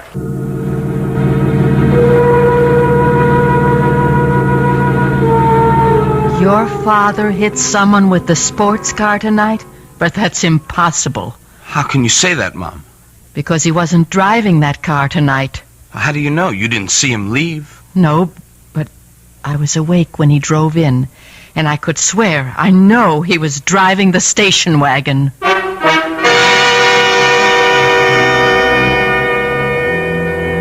A father's sacrifice for his son. Surely a noble, if perhaps misguided gesture. The question, of course, is, should a young man, or anyone, be encouraged to evade responsibility? And will this simple act of altruism remain just that? We'll find out shortly when we return with Act 2.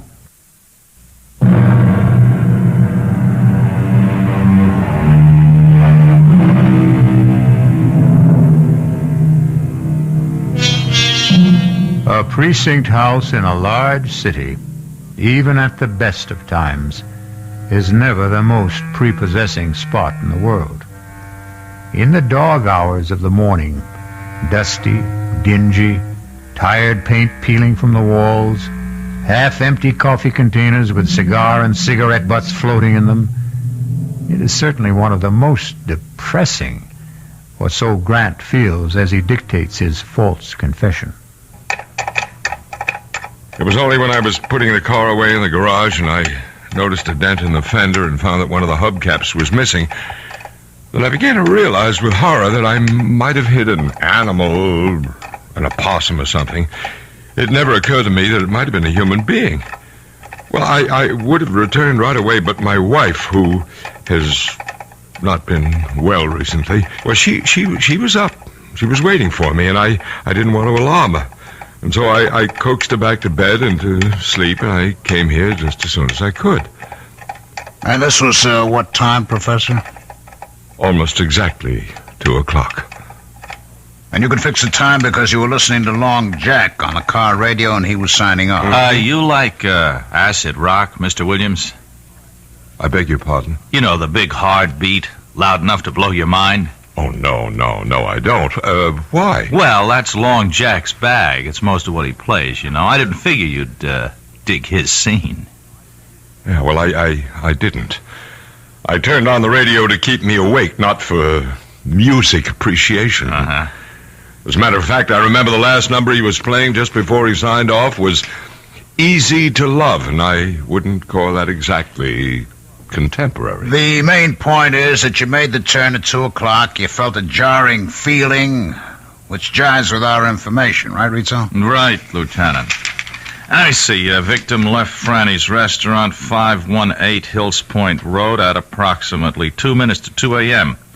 Because victim was discovered by George Bates, post office employee, some 2 minutes later. He heard a car drive away, but due to adverse weather conditions, could not see it or make any identification. Victim was Dominic Capello, unemployed, 61 years old. Well, I hope he's all right. He's at the hospital. We don't know the extent of the injuries yet. I feel terrible, that poor old man. Professor Williams, let me point out something. From your story and our evidence, there is no clear-cut evidence that you did hit this man. Now, if I were you, before I went any further, I'd get a lawyer. Oh, there's no need for a lawyer. I'm quite willing to face my responsibilities. If you'll prepare a statement for me, I'd be very glad to sign it. All right. I'll leave you here with Patrolman Foster, who'll type up a statement. You just check it over when he's finished, and then if you still want to, you can sign. I'll be right back. Lieutenant, see you a minute outside. Okay. All right, Rizzo, what's biting you? I think the guy's lying. About what, for Pete's sake? Why would he lie? To cover up. Cover up who? How do I know? His daughter, son, wife. Why would he want to take the rap for them? That's what'll take some digging to find out. Oh, boy.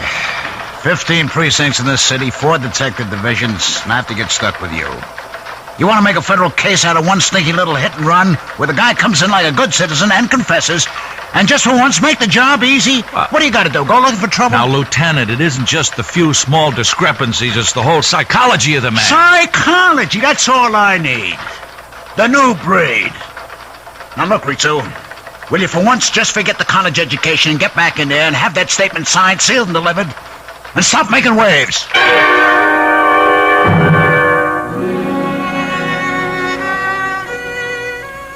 Mother, please, will you let well enough alone? I've kept quiet about too many things for far too long, but I can't let this go. I know your father wasn't driving the sports car tonight. Okay, so he wasn't. So you know what that means. Oh, my darling, You want to get me locked up? No, of course not. But why should it come to that? You don't know yet if you really hit anyone or hurt them.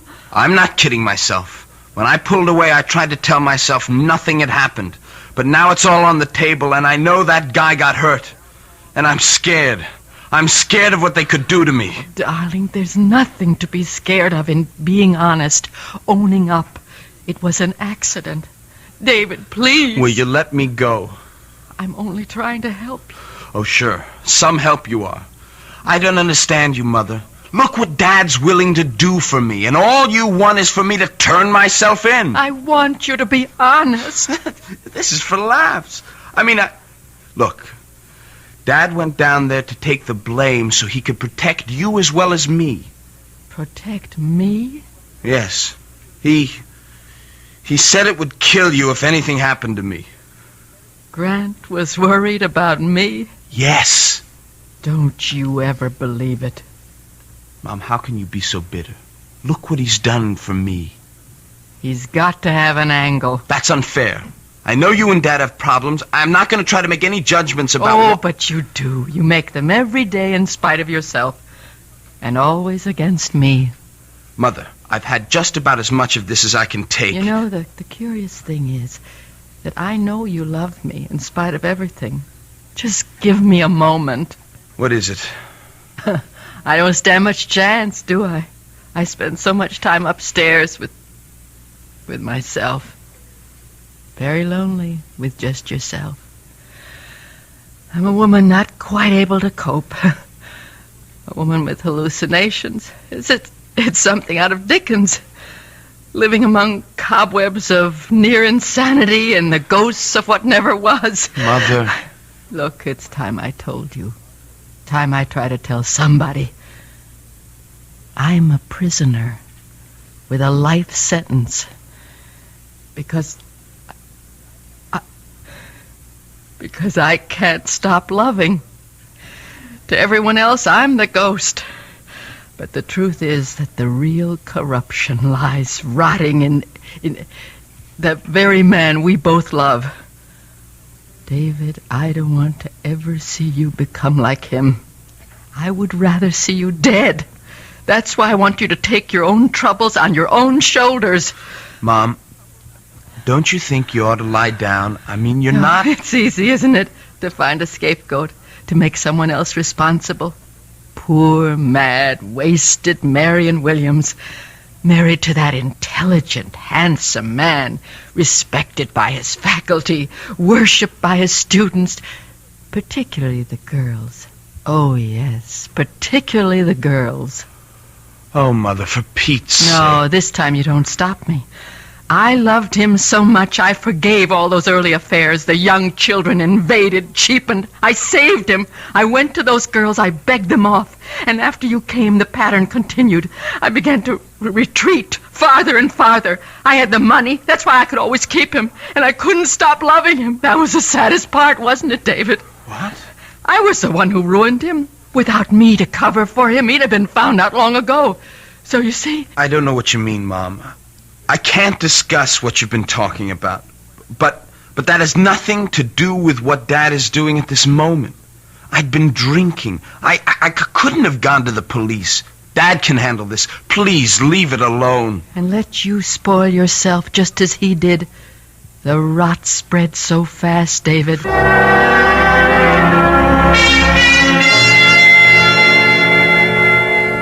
The incident was totally minor in mind till I returned home, found that there was a dent in my front fender.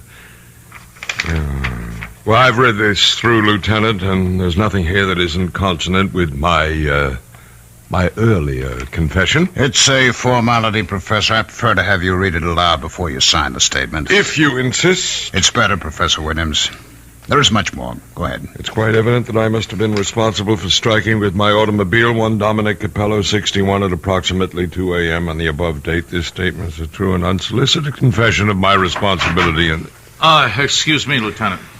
Have you warned the professor again that he should have legal representation? No, I don't need a lawyer. I'll have to warn you, sir, that you may.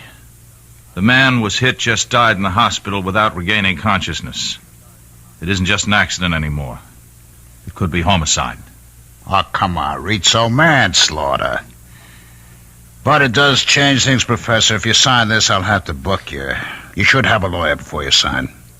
Well, nonsense. I want to sign. Let's not waste any more time, and then I'll call my lawyer. All right. Detective Rizzo, will you witness this? Yeah. You'll have to be fingerprinted, Professor. Whatever you say, Lieutenant. Foster will take you to a phone first to call your lawyer about bail. Thank you. And thank you, Detective Rizzo. Don't mention it. All right, now, Rizzo, don't say it. I've got to. Something's out of kilter. I never saw a man so anxious to get arrested in my life. He just wants to get it over with and get back to bed. Now, who doesn't? It's wrong, Lieutenant. It's wrong. A cool, collected individual like that doesn't go around hitting panic buttons and taking a powder out of a bad situation. Now, Joe, drop it. Lay off. Don't give me any more of the psychology. I'm just a plain flatfoot who came up through the ranks by sticking to one thing, facts. Let's give the guy a vote of thanks for coming in. My psychology is we leave it lay, huh? You got any other hunches? Save them for the ponies. Okay? Okay.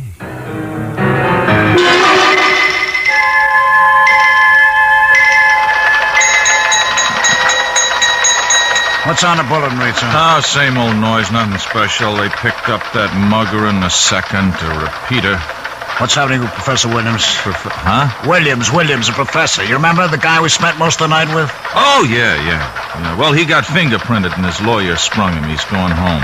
Hey, look at this, Lieutenant. What? That code 2. See the man in the 12th?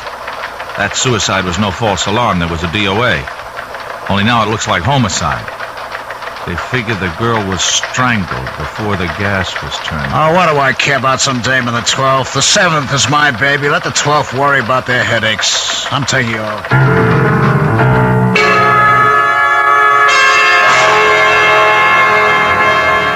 Marion, for the last time, you stay out of this or I'll... You'll what, Grant?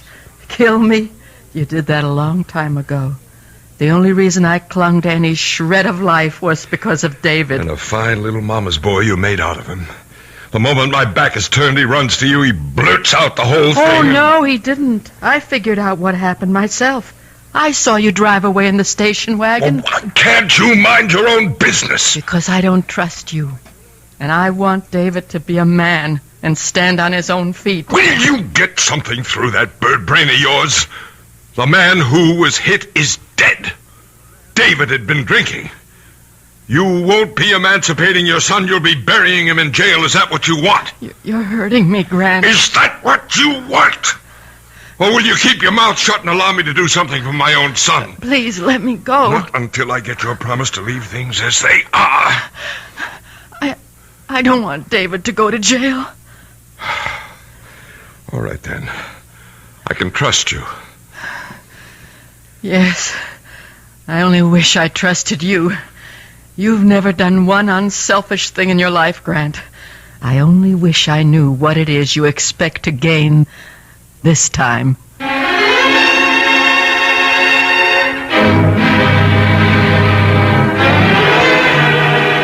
A torturing dilemma for a mother and father. Is the father right to protect his son, or the mother to feel it would be better for him to take his medicine?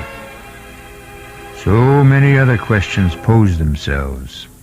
Questions which will be answered when I return shortly with Act 3.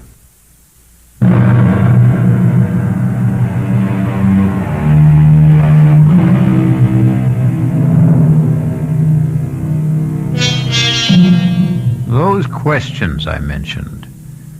Of course, Marion Williams would feel herself hurt by her husband's interest in other women. Or is that all in her mind? A figment fantasized by her obviously shaky mental stability. But then, there is also the doubts of Detective Sergeant Rizzo. Let's follow him for a moment.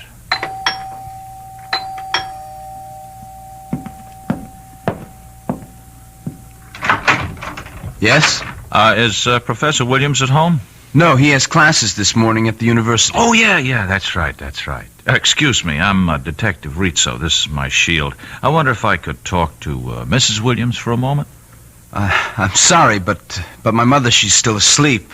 She's kind of an invalid. Oh, well, then I wouldn't think of disturbing her. You're Professor Williams' son, huh?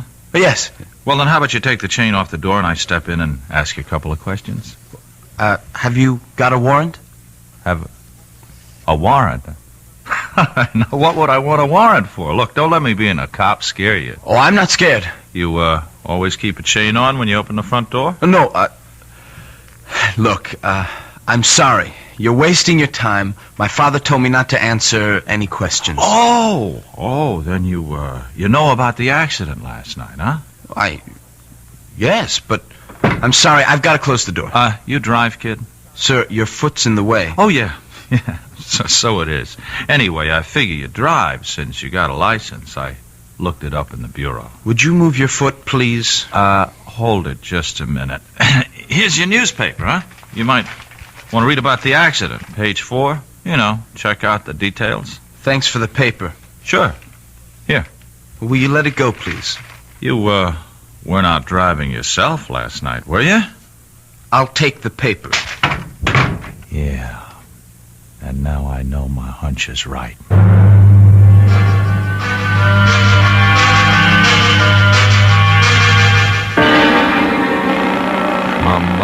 Come on. Where are you? Hello? David, where were you? Oh, I'm sorry. I was just bringing down Mother's lunch tray. But you never answer the phone. Any mail? Any phone calls? Just a couple of ads. No phone call. Oh, there was, we had a visitor. Who? A Detective Rizzo. What did he want?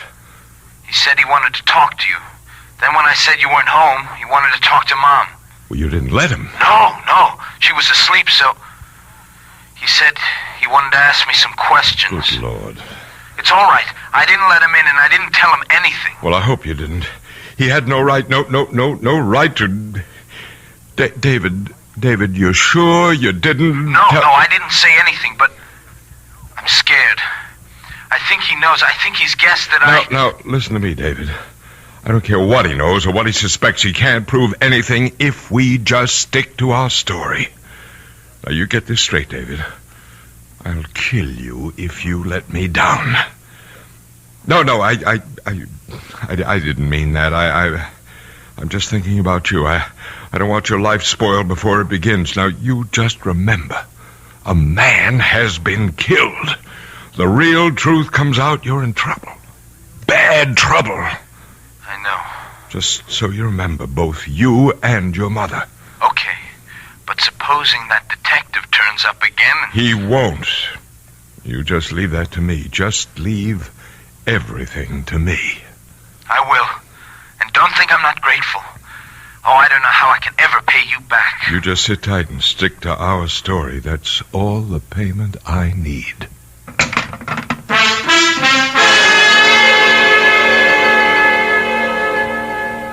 I quite understand, Professor. Detective Rizzo exceeded his orders. I promise you he won't bother your family again. I'm sorry if I lost my temper, Lieutenant. I don't blame you, sir.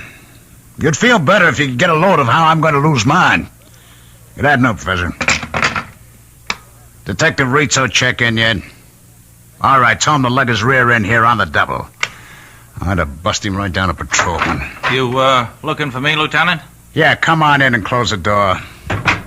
Jarvis on the desk tells me the Williams guy was on the phone having a fit. Didn't I tell you to stop making waves? Well, yes, Did Lieutenant, I tell you the Williams case was closed? It can't be closed as long as there's a charge. That's up to the judge. Now, we've done our part. We have a statement and a confession. That's all we're supposed to provide. Uh-huh. A phony confession. What does that mean? Now, look. That professor has a kid. Around 17, 18, huh? I talked to him today. I'll lay you dollars to donuts. He was the one driving the car when that accident... You have any proof of that? No, but give me an hour with that kid and I'll crack this case. Detective Rizzo. Strong-arm methods from a member of the new breed? I thought today's young cop was exchanging the 3rd degree for a college degree. You know I didn't mean anything like that, but if you just give me a chance to get to the bottom... Why would a respected college professor, a guy as prominent in this town as he is, why would he risk his reputation to cover up something his son did? I don't know. I mean, this guy's a teacher. The last thing in the world he'd do is let his son run out on a responsibility. Yeah, that's the way I see it. Psychologically. Oh, psychologically. Now, let's not get tangled up with that bull again, huh? We have a confession, Detective Rizzo. Lieutenant, give me a break. I got the strongest hunch. It isn't any stronger than mine. And mine is, if you don't let this lay like I told you, you're going to be back in your boondockers walking a beat as far uptown as these city limits stretch. Okay, Detective Second Grade, is this case closed? Or like you say, the case is closed.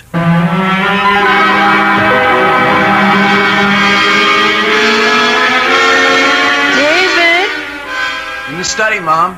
You all right? I just want to talk a minute. What are you doing? Just catching up on some homework. David, that man, that detective you said came here, are you sure all he asked you about was the accident? Look, Mom. I promised Dad I wasn't going to talk about it anymore. So did you. It's a closed book. We're going to have to open it again. Did he ask you about anything else than the accident? No, but... Look, David, you have got to go to the police and tell them the truth. Now, I promised Dad... David, don't make me go. You promised him too. You don't understand. Everything's changed. He has to be stopped.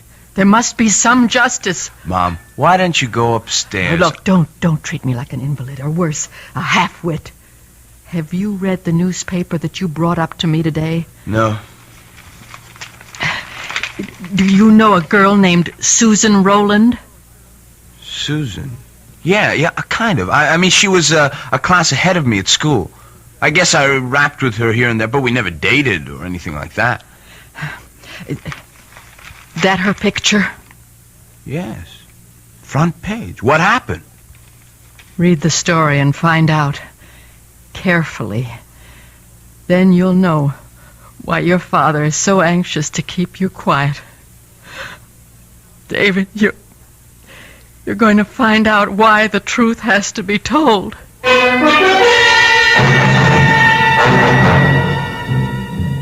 Lieutenant Klamath here. How's everything with the 12th, John? You know how it goes with lieutenants in the police department, from bad to worse. A little favor, George. Name it, you got it. You see the DOA we had on the bulletin? Possible suicide, now definitely homicide. The picture in the morning paper? Yeah, that's the one. Susan Rowland, 19 years old, college student. We're running a routine check on all our acquaintances. You got a make on anyone? No. Fingerprints all over the place, but not even a warm lead. Uh-huh. What can I do? Well, I'm running down blind alleys. Like in her address book is the name of a guy, Grant Williams, domiciled your precinct. She seemed to have been in one of his classes at the university. Could you spare a man to check it out? John, I don't even have to. I'll close one lead for you.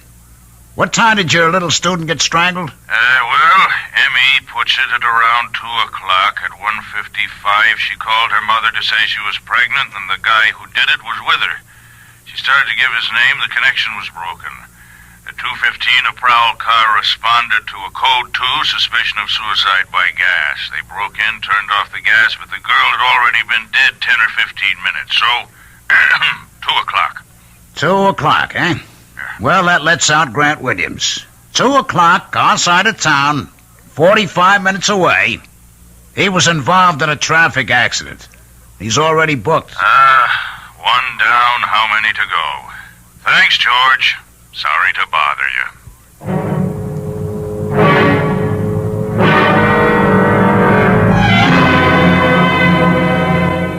How long ago did he leave? Too late for you to stop him. Oh, I ought to kill you for this. Like you did that poor little girl. No, I didn't mean to. The little idiot refused to have an abortion. She wanted me to marry her. Marry her, for heaven's sake. Oh, and divorce your meal ticket. Marion, please help me. No, not anymore. Anyway, I couldn't even if I wanted to. But, David, Maybe I can still stop David. If you could, you'd still have to stop me.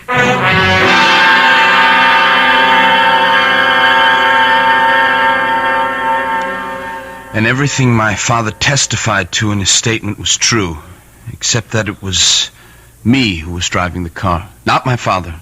I hit that man, panicked, and drove off. Well, don't look at me, Lieutenant. I have nothing to say. You wouldn't have to, Rizzo.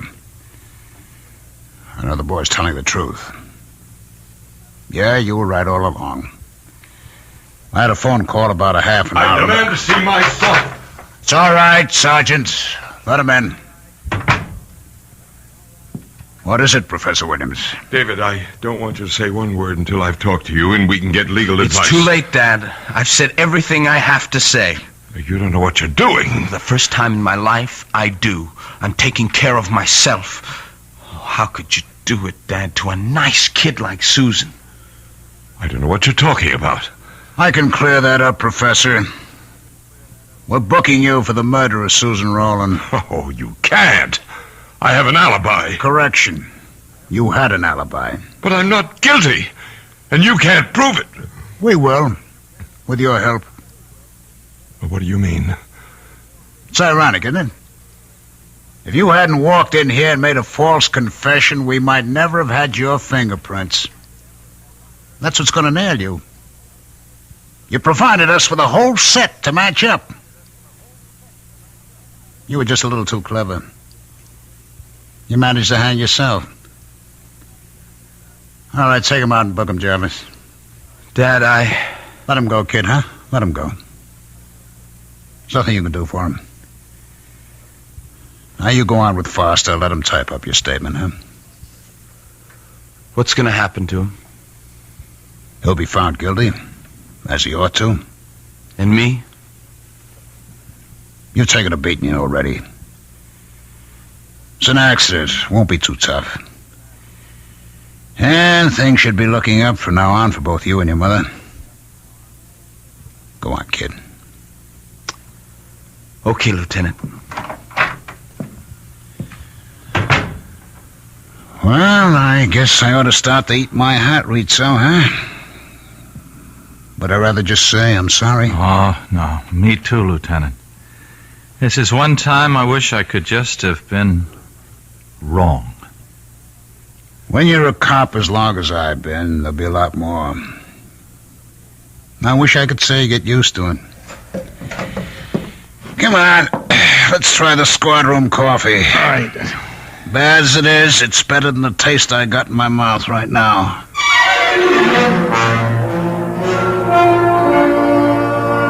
So Marion's intuition was right, along with Rizzo's. And David made the first long stride towards being a man. Something else I'd like to say about that, but I'll return shortly.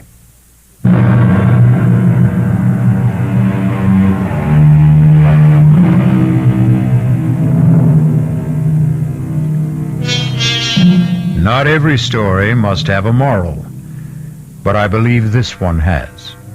Not that crime doesn't pay, that's obvious, but that the acceptance of responsibility is a cornerstone of life. The Apostle John has saved us Jesus' words, "You shall know the truth, and the truth shall set you free." Our cast included Arnold Moss, Ralph Bell, Clarissa Blackburn, Billy Redfield, and Christopher Tabori. The entire production was under the direction of Hyman Brown. This is E.G. Marshall inviting you to return to our Mystery Theater for another adventure in the macabre. Until next time, pleasant dreams.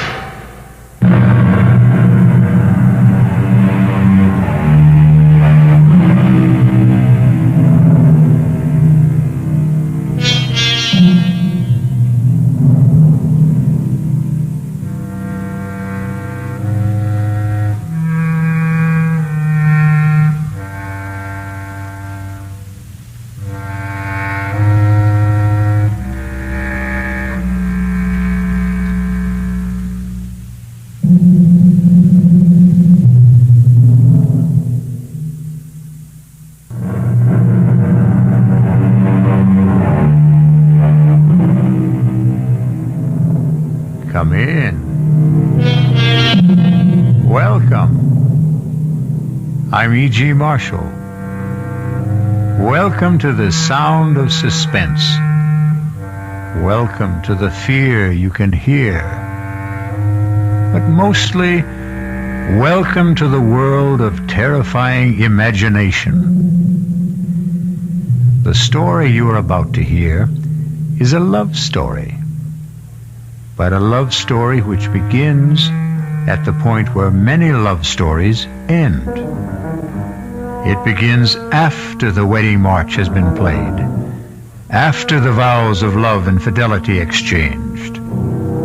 It begins on the honeymoon in a strange and terrifying fashion. Don't come near me.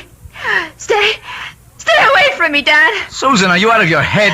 I saw her picture. Do you hear me?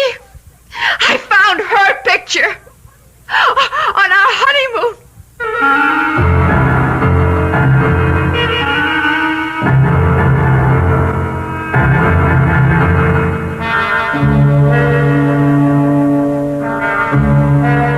Our mystery drama, Deadly Honeymoon, was written especially for the Mystery Theater by Henry Slessor and stars Betsy von Furstenberg and Michael Wager.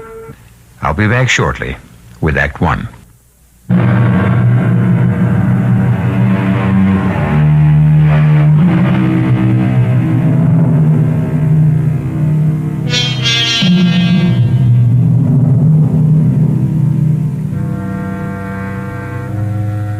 Our story begins 36,000 feet in the air on a flight which departed from New York's Kennedy Airport and in another hour will be touching down at O'Hare Airport in Chicago.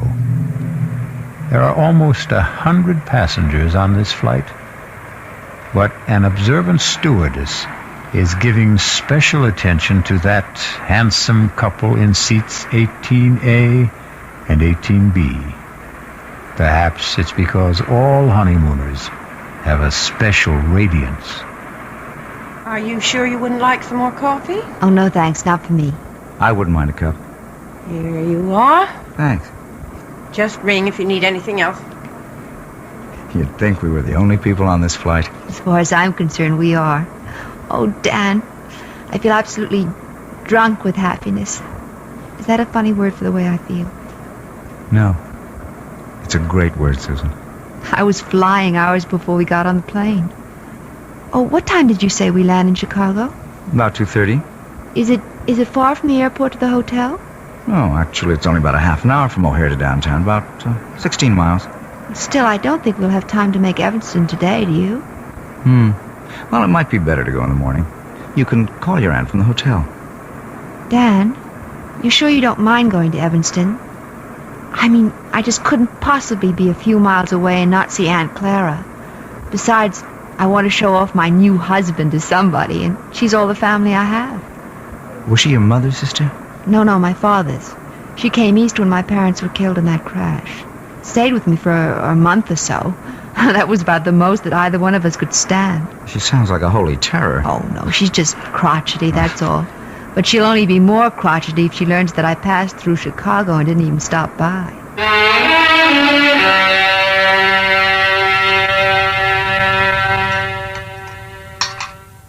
Well, and what kind of work are you in, Mr. Carey? Well, right now, we like to say we're management consultants, Mrs. Rowland. But we also do quite a bit of executive recruitment. I don't understand a word of that. Dan helps corporations find the right people for important jobs, Aunt Clara. His firm is the biggest in the field. Isn't it, Dan? Well, it's always hard to measure business like ours. But it has offices everywhere, doesn't it? In most of the major cities, yes. And now Dan is going to take over the branch in San Francisco. He's going to manage the entire thing. Is that some kind of a promotion? Well, of course it is. I asked the gentleman, Susan. Speak when you're spoken to. Oh, sorry. Yes, Mrs. Rowland, it is a promotion. Truth is, it's a job that everyone in my office has been after. Oh, it's just worked out so beautifully for us. I mean, Dan having to move to San Francisco. We're sort of combining a business trip with a cross-country honeymoon. And where do you go from here? Well, we're planning to stay 2 days in Chicago, And then we're going to Dallas. We're going to cross the Rio Grande into Mexico. I know a great little hotel in Monterey. Then we're going to Las Vegas. To gamble, I suppose? Well, it's no fun going to Las Vegas if you don't gamble a little. Your father never gambled for so much as a dime, Susan. That wasn't the way he made his fortune. Well, I promised not to bankrupt the family, Aunt Clara. Anyway, we're just staying in Las Vegas overnight. And then going to Los Angeles. 3 days later, I report to work. Thoroughly exhausted, of course. Well, if that's your idea of a honeymoon, I hope you enjoy it. Susan, I suppose lunch is almost ready. You want to help me bring it out? Oh, yes, of course. Kitchen's this way, in case you've forgotten. The truth is, I have. I'm glad to be able to talk to you alone for a minute, Susan. Did you like Dan, Aunt Clara? Isn't he good looking? Older than you, isn't he? What difference does that make? How long did you know him? Oh, we met at a party at the Williamsons. Do you remember my friend, Tracy Williamson? Didn't ask you where you met. I'm asking you when. Well, it was about 3 weeks ago. 3 weeks? Oh, for the love of heaven, Susan. Aunt Clara, the time you know somebody isn't always the most important thing. He's practically a stranger. How can you be sure of anything about a man you've known for 3 weeks? From the time we met, I saw Dan every single day. Susan, when a girl is all alone in the world, when she has independent means Please, of her own... Addie, don't start in about Dan being a fortune hunter. I don't have that much money, and it's all in trust anyway. And I assure you, Dan earns enough income to take care of us both very well. Well, I'm sorry, Susan. I know I don't have any control over what you do. You're too old for that.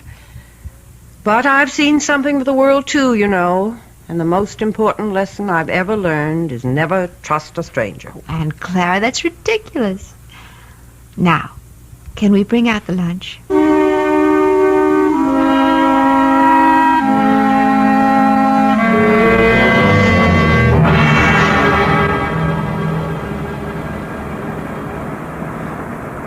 I don't know. I just have the feeling that Chicago wasn't all you expected it to be. Well, we weren't there very long, Dan. And don't forget, we spent half the time with your business associates. Oh, honey, I am sorry about that. I suppose I never should have called Bill Kincaid to say we're in town. Should have known he'd insist on getting together. Oh, it wasn't that bad. I just didn't know what he was talking about half the time. All those office politics. Yes. Well, Bill loves to gossip. But you can see what I mean about the San Francisco job. Everybody in the company wanted it. They'll never get over resenting me for being picked. But I am sorry if you were bored. It's all right, Dan, really. After all, I inflicted Aunt Clara on you. She was okay. Well, I know you didn't find her very friendly. Well, why should she be? I think she's a very protective type. Anybody you married would get her jaundiced eye. Yes, I suppose that's true enough. Dan, how long did you know Terry Williamson? Who? Terry, my ex-roommate. We met each other at her house. Or have you forgotten that already? Tell you the truth, darling, I didn't know whose house I was at that night.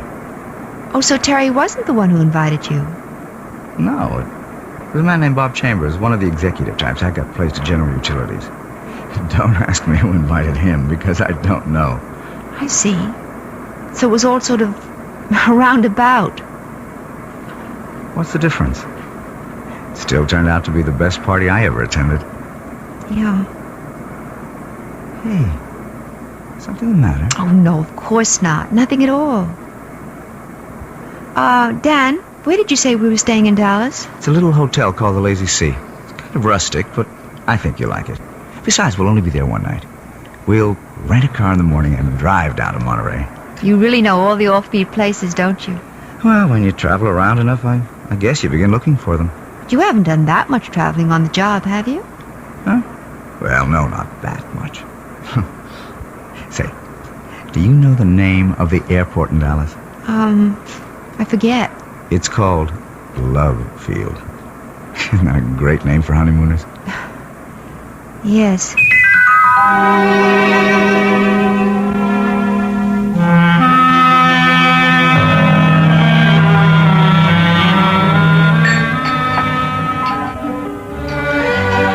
Hi, Susan. Oh, there you are. I was starting to worry. No, I had a little trouble with the phone lines back to New York, but I got through okay. Everything all right? Yeah, sure, everything's fine. Hey, you look a little strange, though. Oh, no, I'm all right. I had a drink while I was waiting for you. Say, you better watch that tequila. It sneaks up on you like a bandito. Actually, something sort of funny happened. What do you mean? Dan, when we were in Chicago in that restaurant, I forget the name of it. The place we went to with Bill? Yes, when you and your friend were talking about all the office politics back in New York, I saw this man looking at us.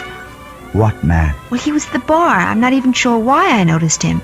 He was wearing this plaid raincoat. I remember wondering if it had started to rain. I guess you were just bored with all our talk. Anyway, I saw him turn to look at us. Probably to look at you. Can't blame him for that. The funny thing is, as soon as you turned around, he got up very quickly and left. Susan, I don't remember seeing anyone in a plaid raincoat. And I'm afraid I don't see anything unusual about it. Well, I guess I didn't either. I probably wouldn't have given it another thought, but I think I saw that same man here again today. In Monterey? Oh, you're kidding. Well, I can't swear it was him. I didn't get a good look at his face the first time. All I really noticed was the coat. And you saw the coat again? Is that it? Yes. He was carrying it over his arm. Oh, darling. You know the story about the airport truck? Airport truck? No. Well, this guy on a plane looks out the window and sees one of those little red airport trucks. You know, fueling the plane, bringing food aboard, something like that. Anyway, the plane takes off from New York and lands in Chicago. Another little red truck comes out to meet it. The guy next to him says, "Hey, we made good time, didn't we?" And he says, "Yeah, but that little red truck really made time." Well, I can see that I didn't marry a great audience. Oh, I'm sorry, Dan. It's just, it bothered me a little. Oh, forget it. And speaking of airports, next up, the City of Angels.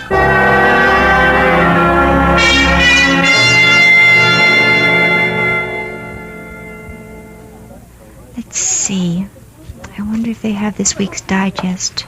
Oh, I see it. Excuse me. Yes? You're Mrs. Daniel Carey, aren't you? Why, yes, I am. Do I know you? No, Mrs. Carey, but I know you. Saw your husband leaving the hotel about half an hour ago. Were you planning on meeting him? Oh, wait a minute. I've seen you before. Have you? You're the man with the coat, the plaid raincoat. Well, you happen to be right. I do own a plaid raincoat, but with this nice sunny weather... Excuse me. Look, Mrs. Carey, I know it seems as if I'm following you. Yes, it does. Well, okay, it's true. But I've had a reason. Such as?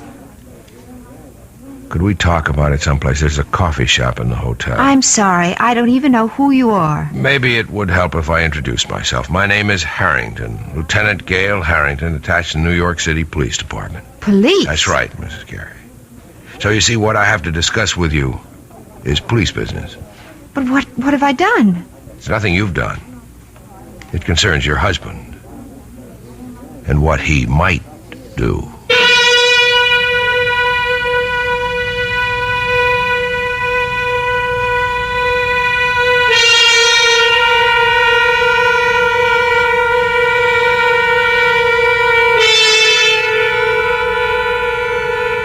It looks like Dan and Susan Carey's honeymoon is in for a surprise. Or perhaps more than one. Maybe Susan will soon wonder if her Aunt Clara wasn't right about a number of things, including her cynical advice about trusting no strangers. We'll find out about the new stranger in Susan's life when I return shortly with Act 2.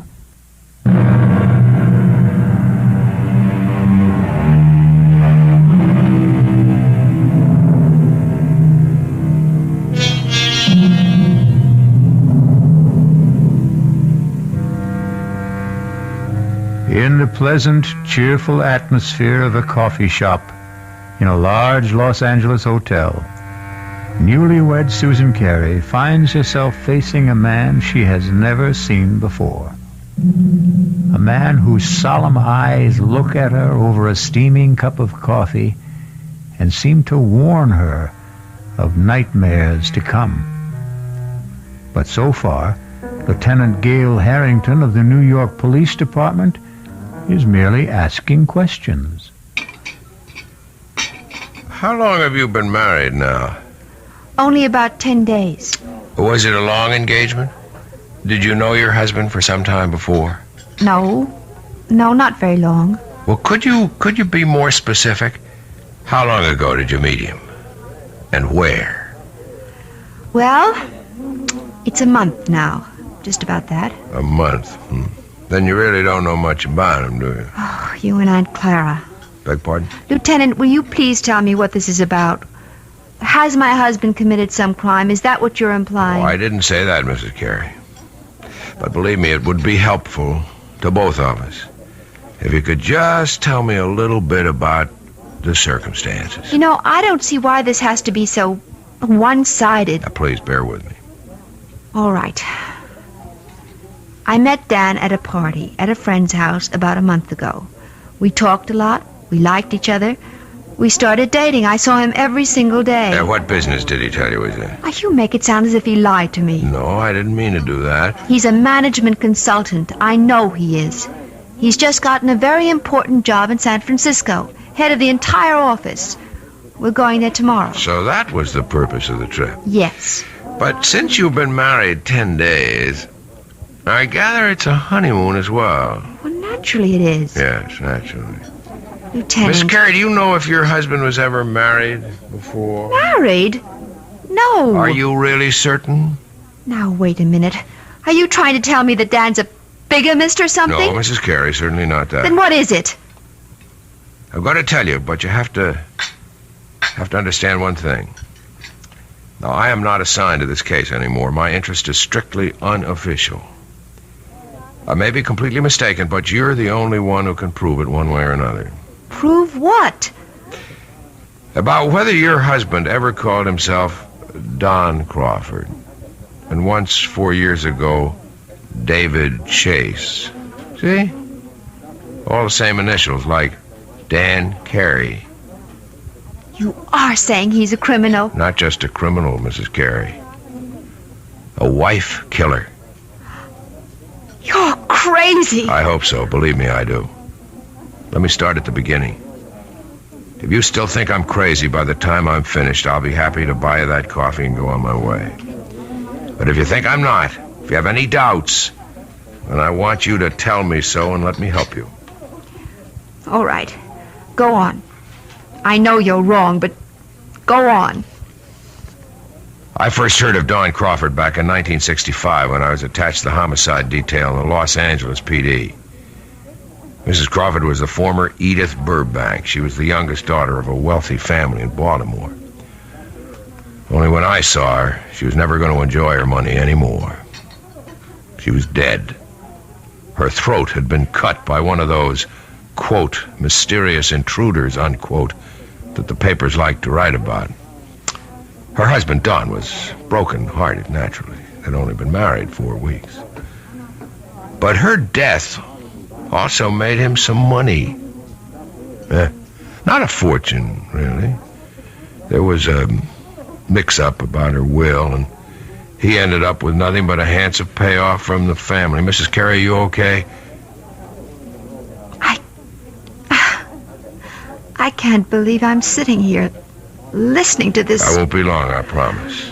Anyway, I was assigned to the Crawford case, and I didn't exactly cover myself with glory. You mean you never found the mysterious intruder? That's right. So naturally, you decided that maybe there wasn't any. Let me go on, Mrs. Carey, okay? Yes, go on. Anyway, I ran into a similar case about 4 years ago. The murder of a young bride fresh from her honeymoon, a broken-hearted groom named David Chase. I thought Chase and Crawford were one and the same man. But I couldn't convince the district attorney of the resemblance. But I am still convinced, Mrs. Carey. And you think Dan is the same person? Oh, he's changed again, of course. His hair is lighter than Chase's. He's thinner and paler. But there's something about the face I can't forget. And even if it's true, you still have no proof. Is that it? You couldn't solve your case, so you're holding on to your first solution. Wait, Mrs. Carey. Let me tell you why I was so sure that Crawford and Chase were the same man. It was because of the honeymoon. What? It's my theory that their honeymoons were identical. A compulsive honeymoon, you might say. That is ridiculous. Criminals are like that. Creatures of habit, most of them. Afraid to change a pattern, maybe for fear that their luck will change with it. What do you mean by it? I stumbled on the coincidence accidentally. But as far as I could trace it, Don Crawford and David Chase took their brides to the same places. They did the same things. And I knew that if I ever saw that pattern duplicated, I would have my killer. I hope I'm wrong, Mrs. Carey, but you are the only one who can tell me. And my first question is this. Was your first stop Chicago? Yes. Yes, of course it was. And you knew that. That's where we first saw you, in Chicago, in that restaurant. Okay, I just wanted to make sure. You can't possibly make something out of that.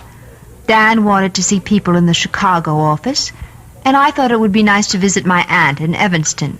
She's my family. Was your next stop after Chicago in Texas? Yes. We went to Dallas. Dallas is a wonderful place to visit, Lieutenant. I don't see anything so peculiar about that. Both Chase and Crawford went to Dallas. They chose offbeat hotels. I guess they didn't care to be seen very much. Where did you stay in Dallas? It was a perfectly nice hotel. I don't think you could describe it as offbeat. All right. And then the next stop would be Monterey. You knew we were in Monterey because that's where I saw you the second time. By that time, Mrs. Carey, I'd made up my mind to follow you. Are you saying that these supposed wife killers you're talking about also went to Monterey? Yes, they did, and from Monterey to Las Vegas. Well, then you're wrong, Lieutenant. You're completely wrong. You mean you didn't go to Vegas? No. So there goes your famous theory, doesn't it? Well, I admit I'm We surprised. changed our mind about Vegas. We decided that we might be too tempted to gamble away all the money we had for the trip. Ah, so you did have it on the schedule. Well, yes. Yes, we did, but we didn't go. You really think that changes the pattern? The fact that you didn't go? Oh, please, I can't stand any more of this. I don't want to hear any more of it. Mrs. Carey, Edith Burbank was killed in Los Angeles, in her hotel room. This hotel. I'm leaving. I'm leaving Mrs. right Carey, now. wait. You're wrong. You've got Dan mixed up with someone else. Let me finish, please. Just one more moment. Please, no, please let me go.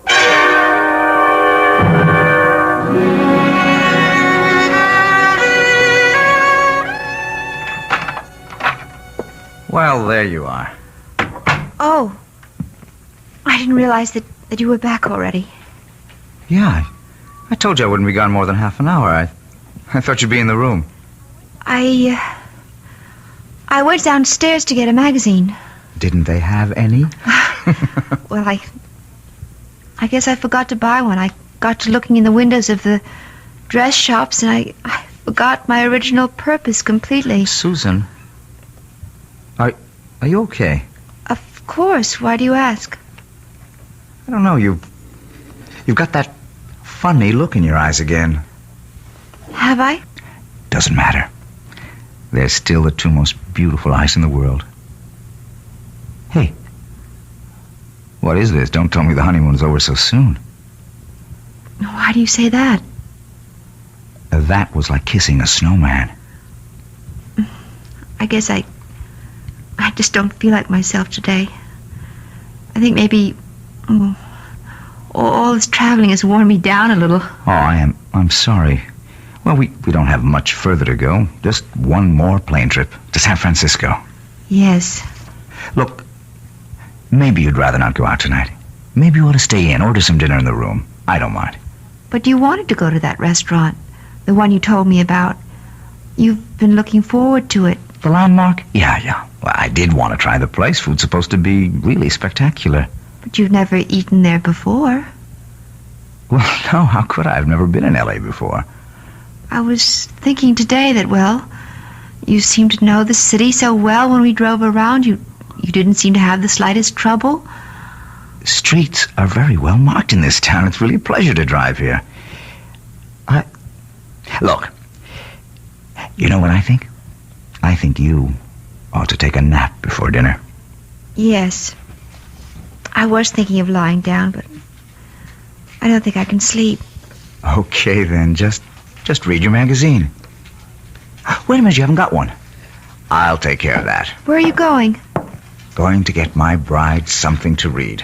How about a nice magazine about cooking? You know, I never did ask you if you can cook. Just get me a news magazine of some kind, all right? Uh-huh, the brainy type. I should have known. See you in 10 minutes. I'll take the key so you won't have to get up. Yes, all right. Oh, dear God. It can't be true. There just can't be any truth to what that man said. He's made a mistake. Terrible mistake. Dan's luggage. His initials, D.C. Oh, but anyone could have those initials. Anyone. I wonder if it's open. Oh, for heaven's sake, what am I doing? Searching my husband's luggage like some kind of hotel thief. No, I won't do it. I won't. I'm not going to believe any of it. I won't. Who's that? Hello? Mrs. Carey, it's Gail Harrington. Leave me alone. Stop bothering me. You shouldn't have run off like that, Mrs. Carey. You didn't give me a chance to finish what I was saying. I told you, I don't want to hear any more. It isn't true. You've made a mistake, Lieutenant. Your husband is at the newsstand right now, Mrs. Carey. I can see him from where I'm standing at the house phones. And the more I look at him, the more sure I am that I'm right. No, you're wrong. I want you to hear the rest of the story about Crawford and David Chase and what they did on their honeymoon.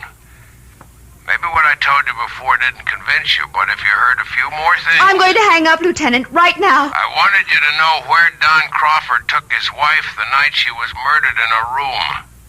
He took her to a restaurant called The Landmark. You ever hear of it?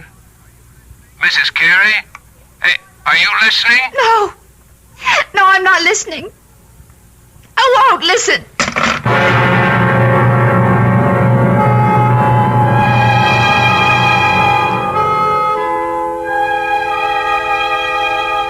And so Susan Carey seems to have a date at the Landmark restaurant in Los Angeles with her loving husband, Dan.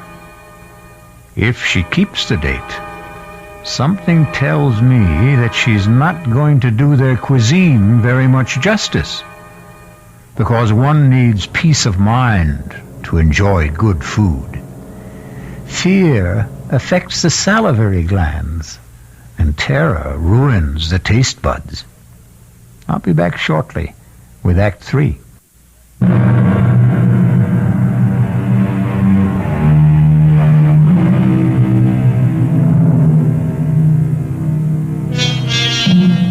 Well, what have we here? A quiet meal for two at the Landmark restaurant? No, we seem to be in a hotel room. The same room in which we last saw our honeymooning couple, Susan and Dan Carey. Obviously, there's been a change of plan. Room service has provided the meal for the two lovers this evening.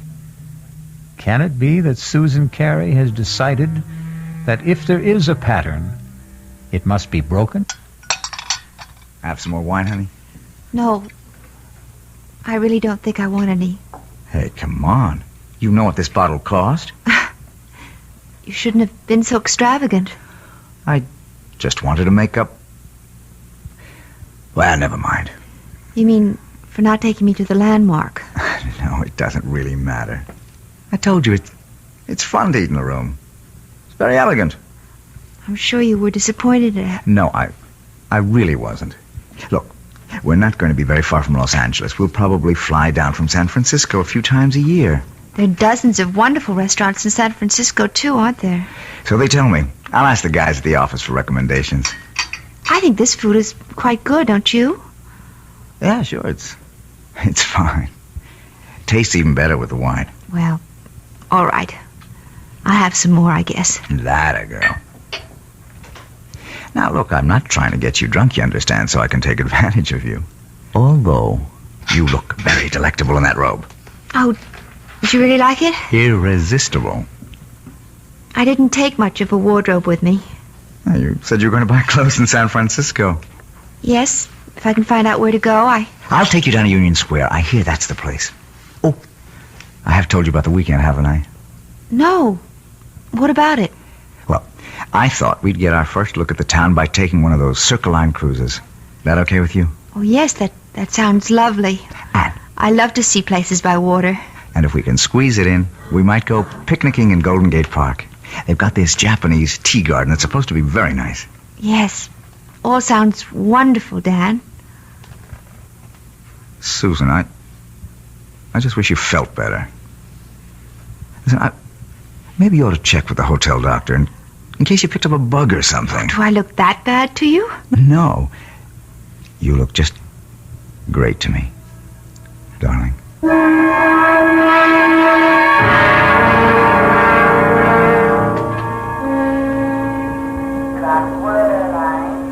Yeah, I think that'd be a good idea, honey. Reserve the car ahead of time. Then we can pick it up right away in San Francisco. Whatever you think, Dan. You wait right here. I'll go over to the counter. It's all right. Be back in 10 minutes. All right, Dan. Mrs. Carey. Oh, no. Not you again. I didn't mean to startle you. Go away. Please go away. I don't want to see you anymore or hear anything you have to say. Now, I know that I seem to be persecuting you or something. As you can see, Lieutenant, I am in perfectly good health.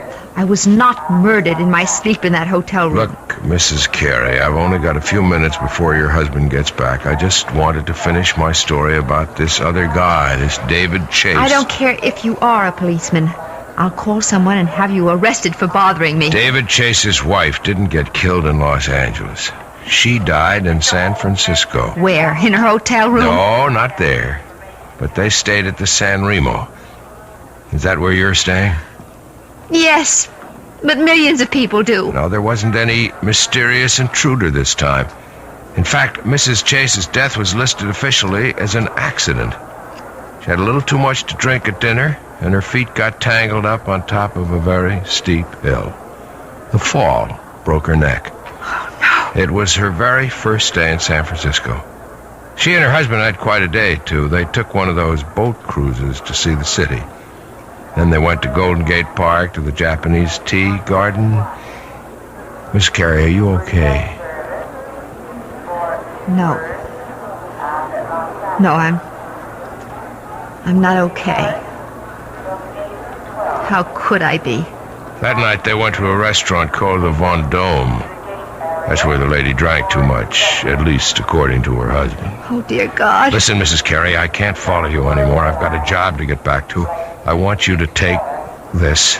Gun. Quiet. Don't draw anyone's attention to us. Just take it.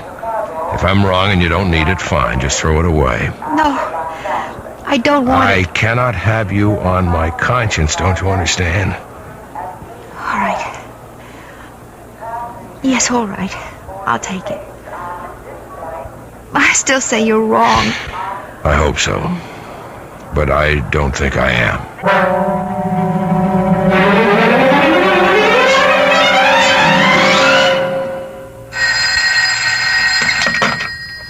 Hello? Mrs. Carey? Yes? This is the message desk. Your husband left a message here for you at 4 o'clock. Oh, I've been out until now. Would you like me to read it to you? Yes, please. It says, we'll be at the office until 6. Should be there no later than 6:30. Love, Dan. Oh, yes. Thank you very much. Welcome. Bye. Bye.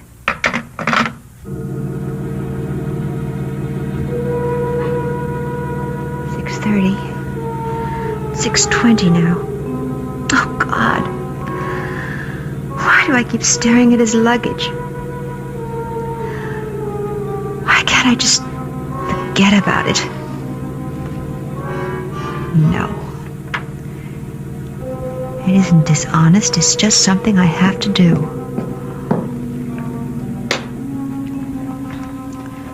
No, nothing in this one but clothing. This one has papers and things. All his documents. Birth certificate. Honorable discharge. U.S. Navy. Daniel Eldon Carey. That is his name. It is. That Matt Harrington was wrong. Doesn't this mean he was wrong? Or does it just mean that... No. I'm not going to start thinking that way. These look like photographs. Maybe his family... Oh, no, wait. This picture is signs. Such a pretty girl. To Dan. All my love forever, Edith. Edith. What was the name he said? That policeman, what was the name that man's wife was? Wasn't it Edith? Oh, no. Who is it? It's me, honey. Oh, 1 second. Hi, sweetheart. Sorry, I forgot to take my key. Hey, I'm not late, am I? I told him at the desk I'd be back at 6. Well, it's not even that. Hey, why is it so dark in here, Susan? Oh, I just got back myself. I didn't think of turning on all the lights. Susan, I have a confession to make. I wasn't at the office at all. My new staff thought they ought to christen the new boss. I tell you one thing about San Francisco. It's a hard-drinking town. Susan, what's the matter? Dad, I found her picture. What? I found her picture. Your first wife's. What are you talking about? I was never married. Then what's her picture doing in your luggage? Hey, what's going on here? You must be drunker than I am. Don't come near me. Stay away from me, Dan. Susan, are you out of your head? I saw her picture. Do you hear me? I found her picture on our honeymoon. Now, wait a minute. Wait a minute. Do you mean Edith? I know all about her. Yes, and about the other one. She drank too much, too, didn't she? She was drunk, too. Now, look, will you calm down? Is that what you were planning to do tonight? Get me drunk? At the restaurant? You were going to take me out to dinner tonight, weren't you? Of course I was. I asked one of the guys at the... Well, I can tell you the restaurant he picked. Do you want me to tell you the name of the restaurant, Dan? It's the Von Dome, isn't it? What? Well, yes. I mean, it is. How did you know that? Because I know it all. I know everything. Oh! No, don't come near me. Susan, I'll call the police. Now, Susan, look. I don't know what the trouble is, but you've got to be sick. You need help. No, don't come any closer. You've been acting funny ever since we left Chicago. I'm warning you. Look. My God. I've got a gun. Susan, put that down. I'm not going to end up like them. Give me that thing, Susan. Don't. Oh, don't, Dan, Susan. please. Susan, I don't want to shoot you.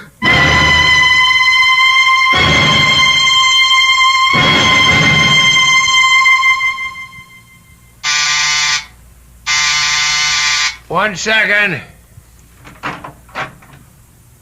Wow. Mr. Harvey? Mrs. Carey, I didn't know that you were... Look, let me just get a shirt on. I was just shaving. I'm sure you're surprised to see me, aren't you? Yeah, I am. I didn't expect that you'd...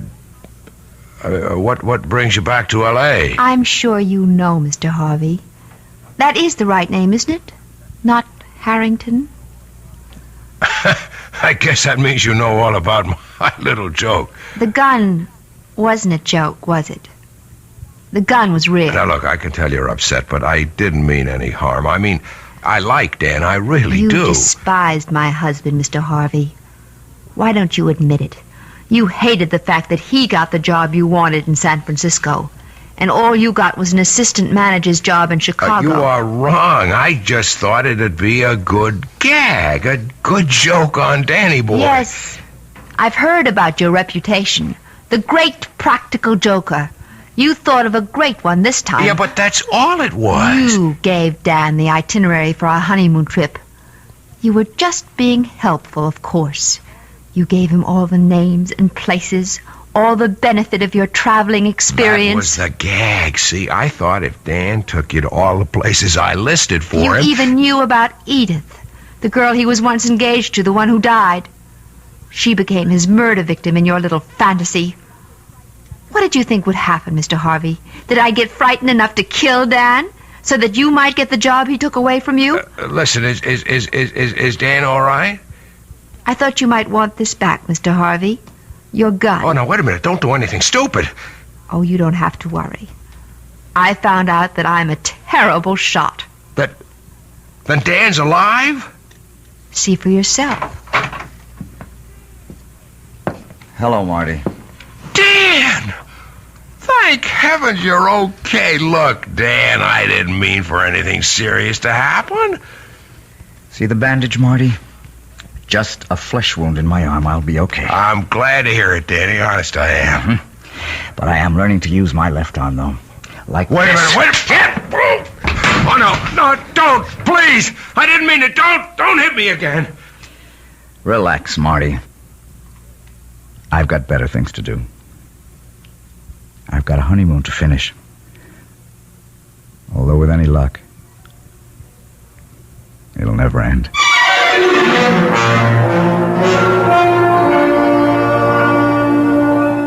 So you see, even murder stories can have happy endings. Martin Harvey may have spoiled Susan and Dan's honeymoon, but that doesn't mean he managed to spoil their marriage. No. If that's going to happen, Susan and Dan will take care of that all by themselves. I'll be back shortly.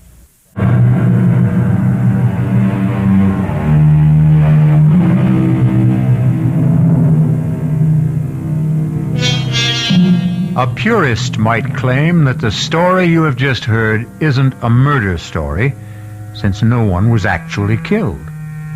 The murders which took place were all in the imagination of Martin Harvey, who passed them on to the mind of Susan Carey. But it's a good demonstration of the point we've tried to make all along, that the most terrifying crimes can happen within the theater of the mind. Our cast included Betsy von Furstenberg, Michael Wager, Elspeth Eric, and Mason Adams. The entire production was under the direction of Hyman Brown. This is E.G. Marshall inviting you to return to our Mystery Theater for another adventure in the macabre. Until next time, pleasant dreams.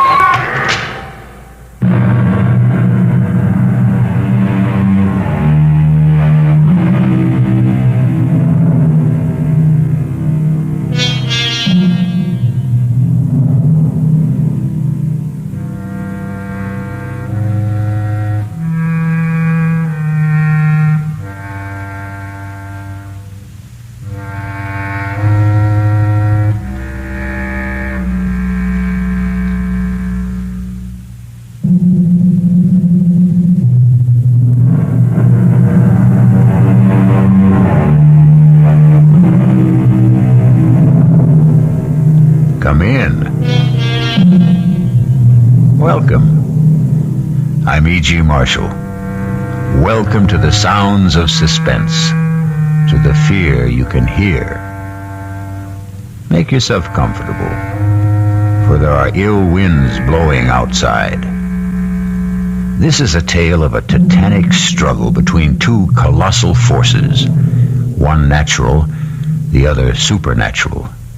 The prize, a girl's soul. And in the clash, as fire and water mix, there is the very devil to pay. Come with me now to the Solway Firth in Scotland to meet the first of the forces. It's the tide! It comes in faster than an express train. Is it always like this? Twice a day. Doesn't it ever break? It will when it gets just about abreast of us. Isn't it exciting? That's one word for it. That's why you don't dare go out on the flats on foot. If the tide was due, you'd never make it ashore.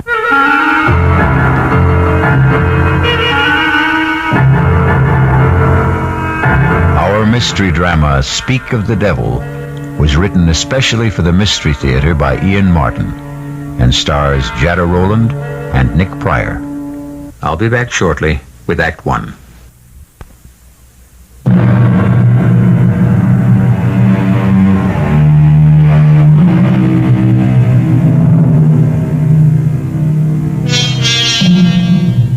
They say he who dreams on the Solway will wake in another world.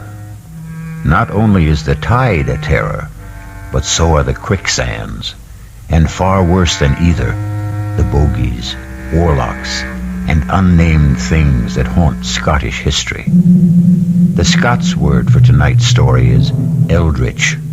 It means uncanny, eerie, frightful, otherworldly. Listen. If you'll put out the light, Mrs. Petrie. Hold my hand, Mike. You'd better hold both mine. Why? You can't trust me in the dark. I'm sorry, Colonel Bruce. Now, Mike, Mary Ellen, I know you two young ones think a seance is a mite daft, but it's not the way the Colonel, Mrs. Petrie, and I feel. Well, then maybe we'd better not stay. Oh, no. We need 5 of the circle. It's a blessing you're here. But please, be serious. All of us have made contact with your dearest ones who have passed on through my control. Control? That's a messenger who brings us messages. Anatu. He once was a slave in Babylon. Babylon? This is scary. Hang in, darling. Now, may we all join hands, please? I'm asking you not to break the chain of contact now. Clear your minds. Make them a blank. A quiet place. I'm reaching now. Reaching away and above and out and over from here to the bonny, bonny other place that lies beyond our ken.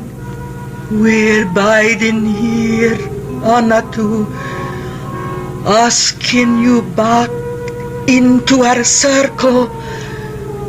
Will you not come back to us again? Most precious lady, from across centuries, the time is not right now. I beg you, Gishbar is breathing fire tonight.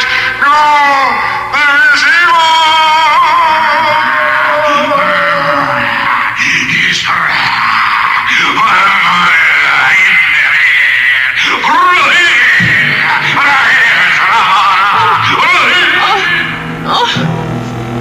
Stop it! In heaven's name! Someone get the light! Yes. It burned. It burned. Ellen, where's that damn light? Mary Ellen, are you all right? Yes, sir. What's all that smoke? Oh, that's just the incense we burn. I'm the one to blame for meddling in the business of the Lord. We'll not ever have a seance in this house again. I'm afraid that I loosed some devil out of hell this night.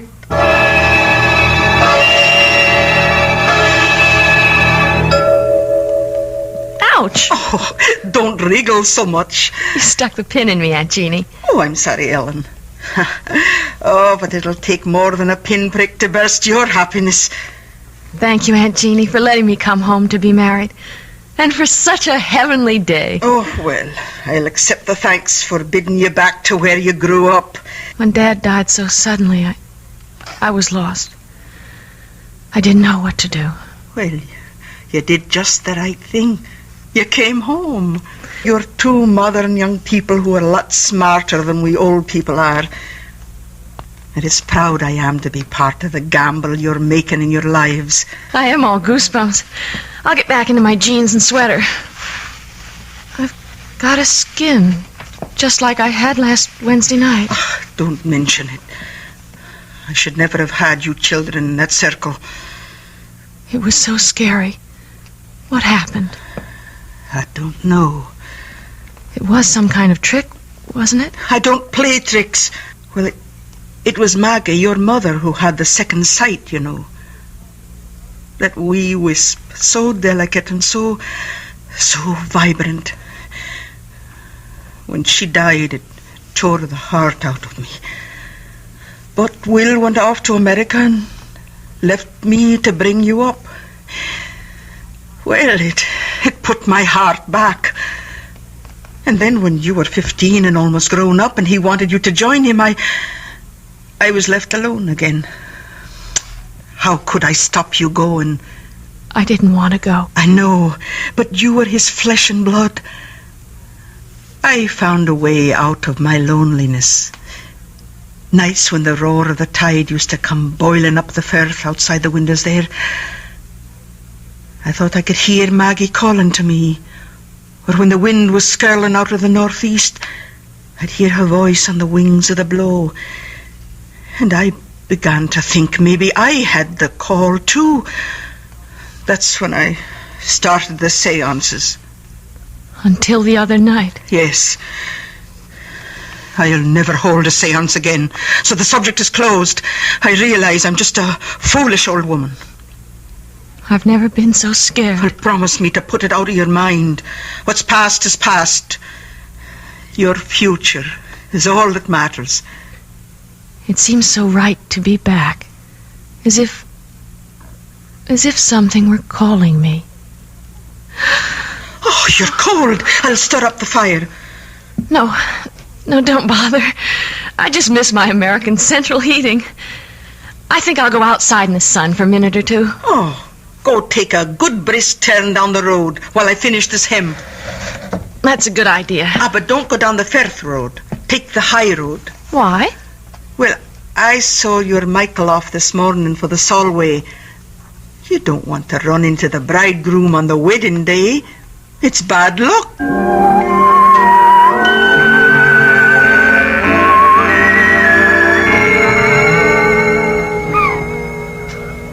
Kiss me, Ellen. Aunt Jeannie thinks it's bad luck for the bride and groom to see each other on the wedding day. You can't fault that. Back in Nebraska, my mother used to feel the same way.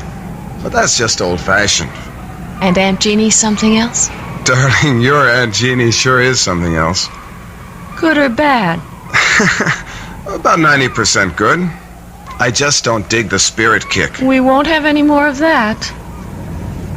It was awful, though, wasn't it?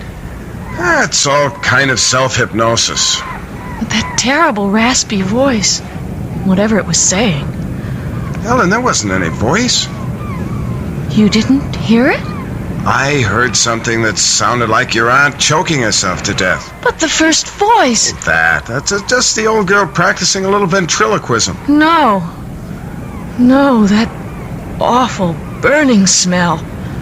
Well, I will admit I like the Hare Krishna incense better. Come on, Ellen, let's forget all that mumbo-jumbo.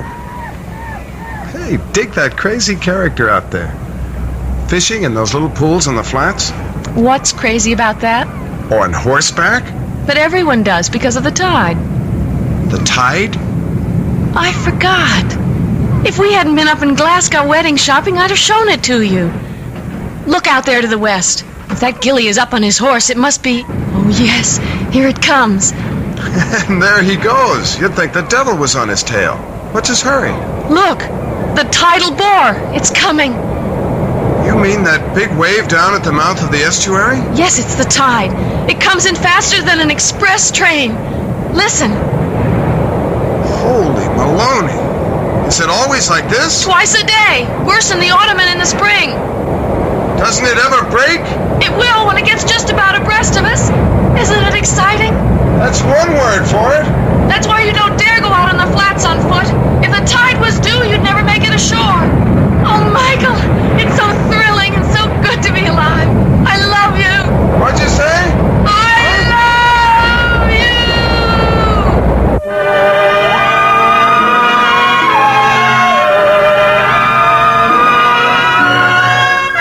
Mike? What, sir? Husband? Read that loud and clear. On my way. What's taking you so long? Just brushing my teeth. Please come to bed. Why didn't you say that in the first place? Will you come under the covers? I'm freezing. I'll put some more coal in the fire. I don't want coal. I want my brand new husband. You got him. Oh! What is it, darling? Nothing.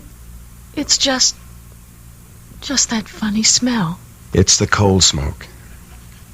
Remember, you don't want coal to keep you warm. Just me. Oh, my darling. Yes. Yes, yes.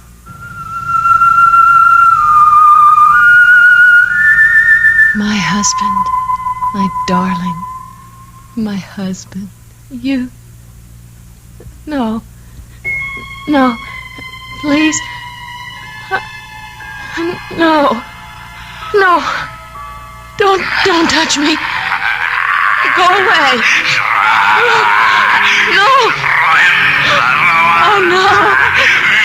Michael. Your breath. Oh,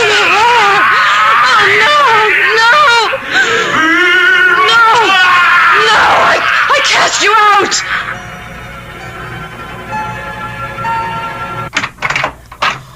Michael, is there anything wrong? No, Aunt Jeannie, why? Well, I was dozing and I thought I heard... What's that I smell? Is it your candle? Oh, I guess I let the fire go out. Aye, it's a damp chimney, but just the same... Is Mary Ellen all right? She's sound asleep.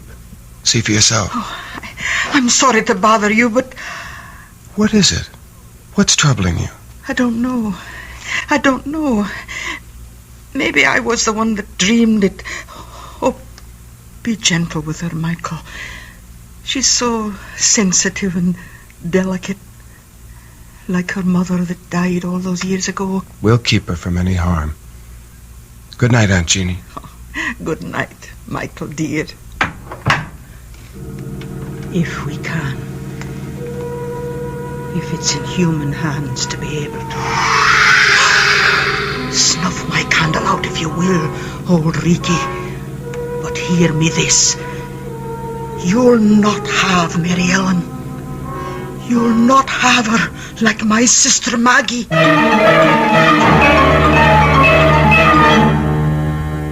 Old Ricky could be translated Old Smoky.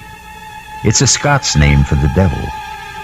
Jeannie should know better than to mention him, for the old proverb says, "Speak of the devil, and his horns appear." Let's see when I return shortly with Act 2.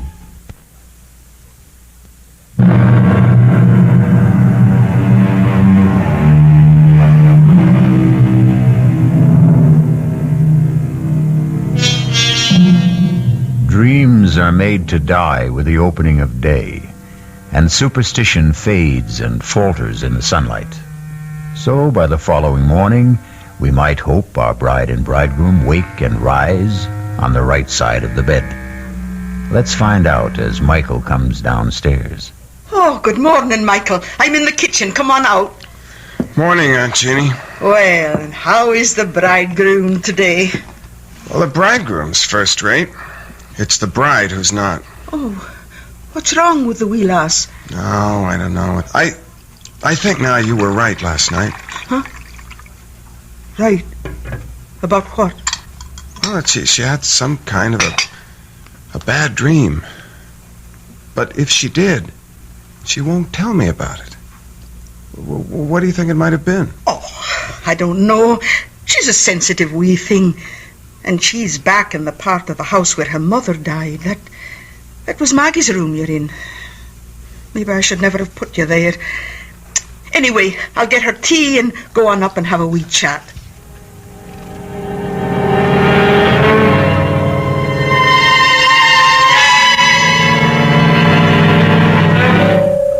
And I couldn't tell Mike. I couldn't.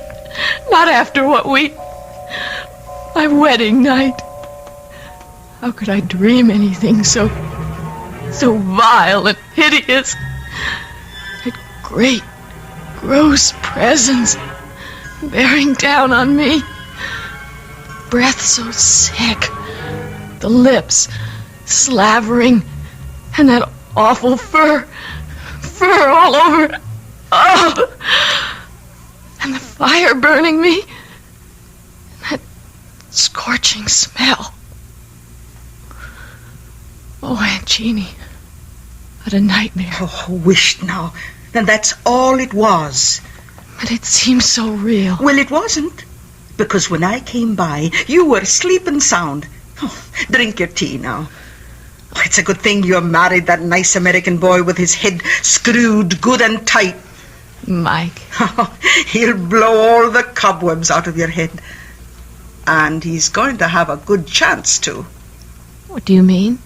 I mean, you two are going to have a nice honeymoon all alone for a big, long month. Where are you going? Oh, I've got an old girls' school chum who lives just outside Blackpool at St. Anne-on-Sea. For years she's wanted me to visit. I'm not going to drive you out of your house. Oh, you're going to do more than that, Mary Ellen. You and your handsome, bonny husband are going to move downstairs to my room, away from this drafty old flue. And while I'm gone, I'm going to get it fixed so the fire will burn clean. And I'll not take no for an answer.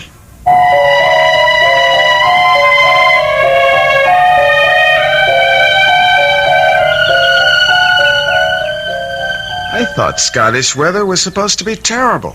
Rainy, damp, no sunshine. This has been a very particular May. Our honeymoon. Yes. Sorry it's over? Desolate. Still, with Aunt Jeannie back, maybe you'll get a little more work done on the book. Darling, I have been busy in research. It is a love story. Speaking of that, do you think... Look down the road. I can't. Your front's in the way. That's Dr. Ferguson bringing Aunt Jeannie back. Our month is up. Speaking of your front, do you know how you've blossomed in the last 4 weeks? All right, Playboy, let's concentrate on other physical problems. How do we get out of a hammock without breaking a limb? Welcome home, Aunt Jeannie. Oh, Mary Ellen, precious. You've turned into a real Scots lassie.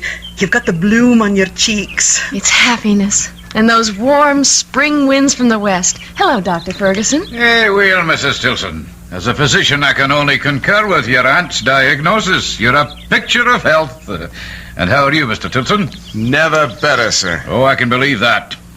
Well, I really have to be back on rounds. Thank you for meeting Aunt Jeannie at the station. It should have been me. Without a car? Oh, you'd have had hard shrift getting me aboard Old Bess since the carriage broke its wheel. You know, Jeannie, you should put that old horse out to pasture now she's nothing left to pull. Oh, I couldn't do that. We're too used to each other, poor old soul. All right, Dr. Ferguson, away you go. Right you are. See you soon. I'll take your bags up to the house, Aunt Jeannie. Oh, give me a hug first. That's right. Now, Off you go, and me and Mary Ellen will have a week's chat on the way up to the house. Goodbye, Percy. Oh, I should never have said that. He hates the name. I'm not sure I blame him. Oh, well, that's not what's on my mind. How are you, dearie? You can see for yourself. Oh, don't say anything to Mike yet, but I just have to tell someone. Aunt Jeannie, I know I'm pregnant.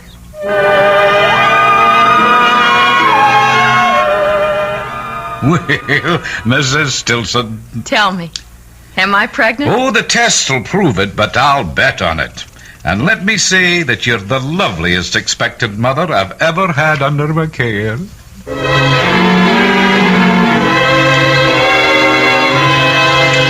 Well, a little morning sickness is to be expected in these early months. Still... There's nothing wrong, Doctor. A young, healthy woman, what could be wrong?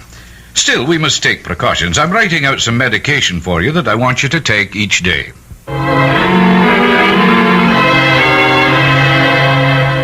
But what does Dr. Ferguson say is causing it?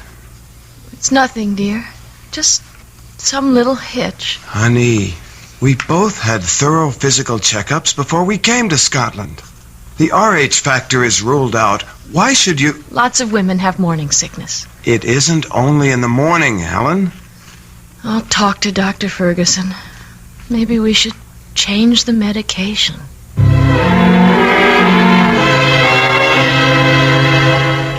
Mary Ellen, dear, I've talked to Dr. Ferguson and he's completely puzzled. I'm not sure that I am, though. Is there anything you want to tell me? What can I tell you, Aunt Jeannie, that I haven't told him? Are you in pain? I've talked to the doctor about that. It isn't pain. I don't know. Ellen, are you dreaming again? Of what? Of the presents. I don't want to talk anymore.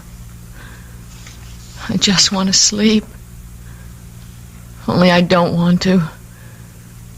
I don't want to sleep at all. It's just that I'm so tired. So tired.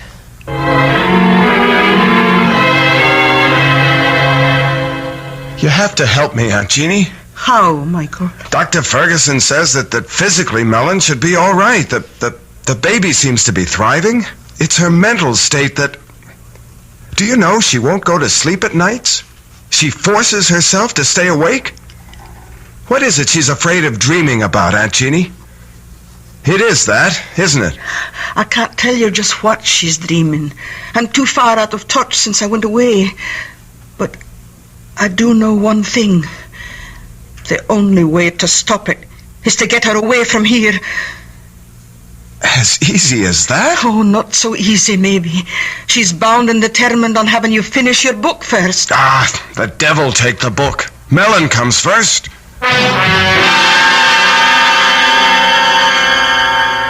You sure you don't mind, Michael? I'm very sure. We're going home to have your baby 3,000 miles away. Oh, darling. I don't know what to say. It can't be too soon for me. Well, it's sooner than you think. We're booked out of Glasgow tomorrow afternoon, home for America. I don't know. I should be feeling all sorts of things, I know, but the only one I can really feel is relief. Oh, such blessed relief.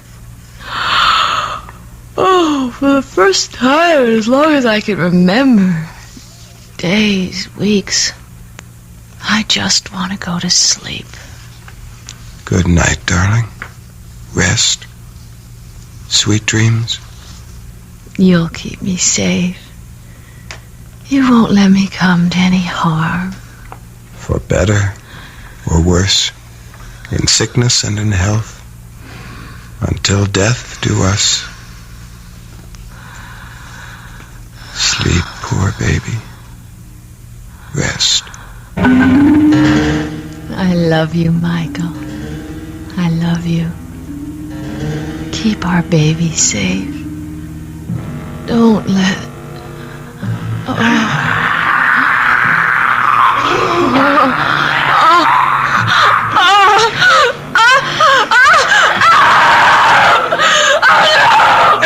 Ellen, what is it?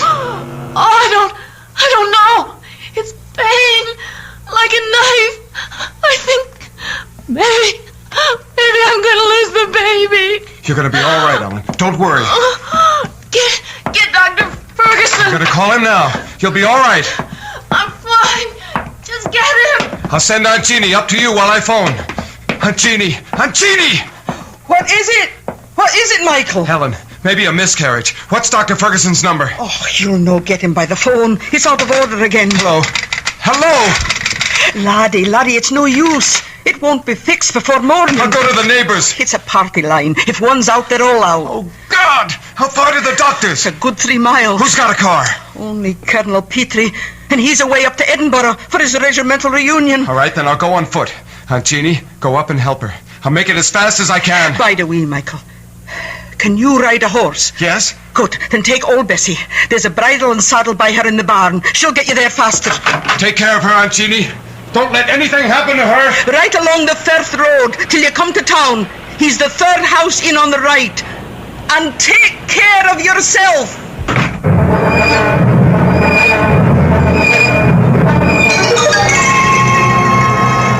What's taking Michael so long?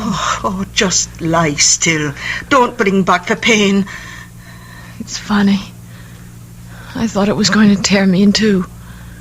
And then within 10 minutes after Michael left the house, it just stopped suddenly. As if... What's that? Oh, there's a car.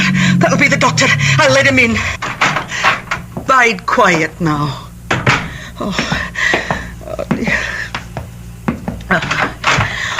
Oh, come on in, Doctor. What took you so long? Oh, I tried to phone you the moment I found out, and I got here as soon as... Yes. Oh, then you know. Of course I know. Who do you think's been taking care of Mary Ellen?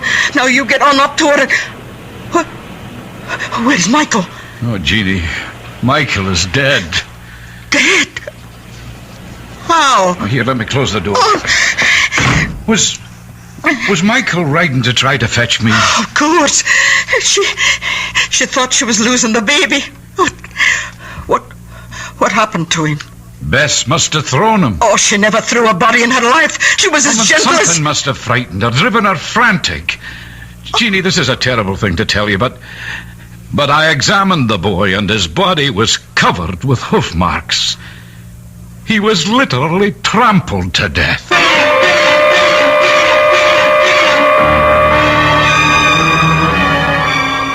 So Ellen has kept her baby and lost her husband. Some evil force shadows this innocent and tragic girl, and still may threaten her. Those hoof marks, were they from the horse? Or in some dark, unfathomable way, were they supernatural? A demon's footprints? Perhaps we'll know when I return with Act 3.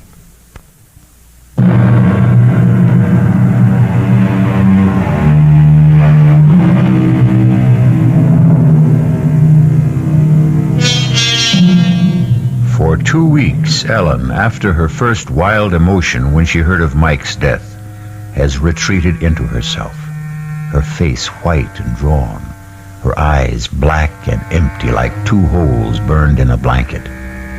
Now, as the doctor comes down after examining her... How is she today, Doctor? No change, listless, unreachable, hopeless. And her health? The baby? The baby... Yeah, there's no doubts of its vitality. Oh, I have a terrible time getting her to eat anything. Well, you must be more successful than you think, Jeannie. There's nothing the matter with Mary Ellen physically. No, it's her mental health that concerns me. The poor bairn has been through a terrible shock, Percy. Yeah, I know. You don't think there is any chance of her losing her mind? Jeannie, Mary Ellen is beyond me and my knowledge. Somehow we've got to call in a psychiatrist. Oh, Percy, What is it you're afraid of for Mary Ellen? Well, you don't like my medical term. I want to know. Very well, then.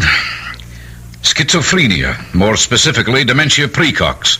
Paranoid type, I'd guess. Oh, well, what does all that mean? Withdrawal from life, delusions of all kinds, persecution, unseen enemies, that sort of thing. Oh, the second sight.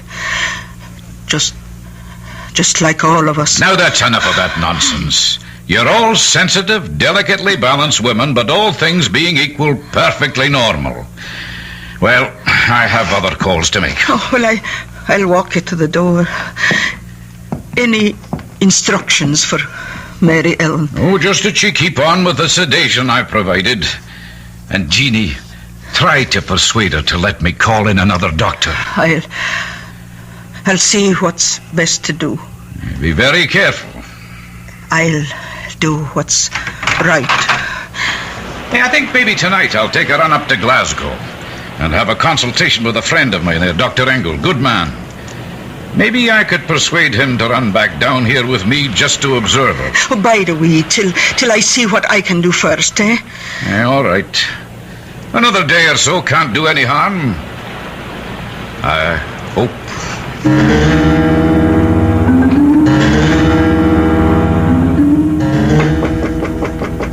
Who is it? It's Aunt Jeannie, Mary Ellen. May I come in? If you want. I thought you might like a wee cup of tea. No, thanks. What are you staring at? Out the window. The Solway.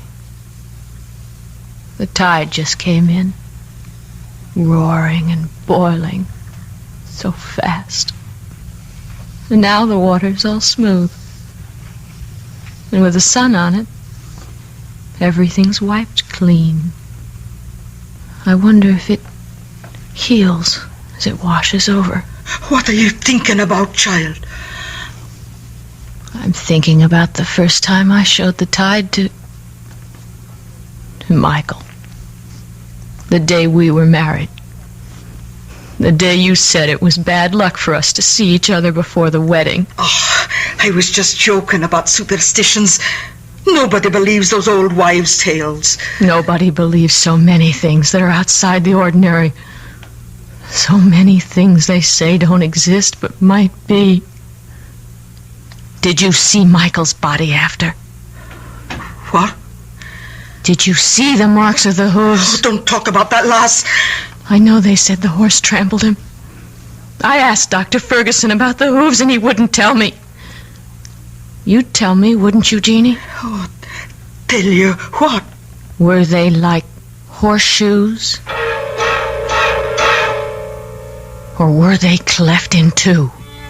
Were they cloven hooves? In the name of God, what are you saying? I'm not speaking of God. I'm speaking of the devil. Or some demon that haunts my dreams. Now, this is no time for foolish fancies. You mustn't let dreams spill over into your real life. Or is it the other way around? Oh, Mary Ellen, I don't know what it is you have on your mind, but... You can get me to Michael. Let me talk to Michael. He'll know. He can tell me what to do. Take me to Michael and Jeannie. Take me to him. Oh, can I, Mary Ellen? You know I know he's dead. I know he's passed beyond. But you can reach him. You can hold a seance. Oh, no. I swore I never would again after what... After what happened that night when something got loose? Some evil presence? Something from... Auntie, you let him loose. The least you can do is help me undo the harm. I can't. I won't. I'll get the doctor. You dare to bring him here and I'll kill myself. I swear it. Child, you're out of your... No. Not yet. But if you don't have that seance and let me find out from Michael what to do, I will be. I'll lose my mind. You've got to promise. Promise. Oh, calm down, child. Calm down. Tonight. Now. No, that isn't possible. There have to be more than two to form a circle. Then call in the colonel and that other woman, anyone. Just promise me. Promise. I need him. I need Michael. Promise, Aunt Jeannie, promise. May God forgive me. I promise.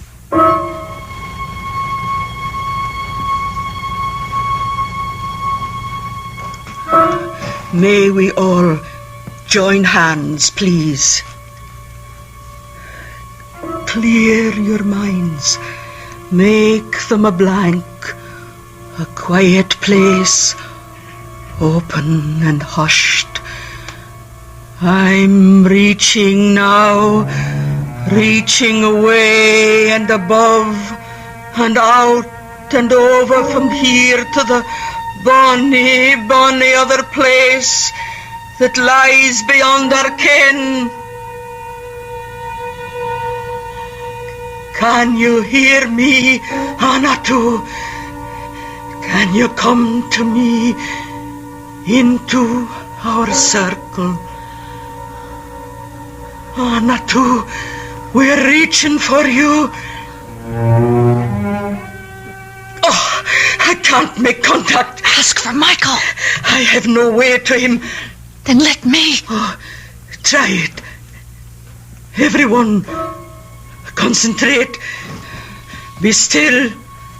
Be still. Michael. Michael, I need you. Come to me.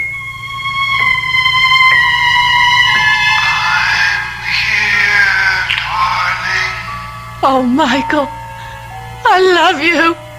I love you.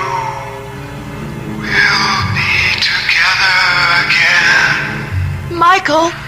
It's not our child you're carrying.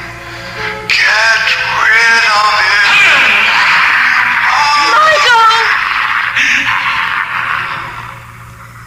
It's no use, child. There's no contact tonight. We can break the ring. Will someone turn on the light, please?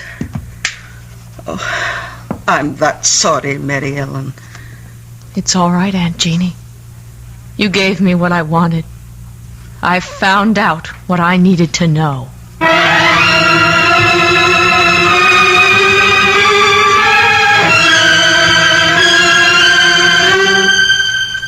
Oh, I'm afraid that's quite impossible, my dear. You're not as backward as that, Dr. Ferguson. Abortion is perfectly legal, isn't it? Oh, I'm not concerned with the legality, Mary Ellen. As it happens, it is, but... Then help me. I can't, dear.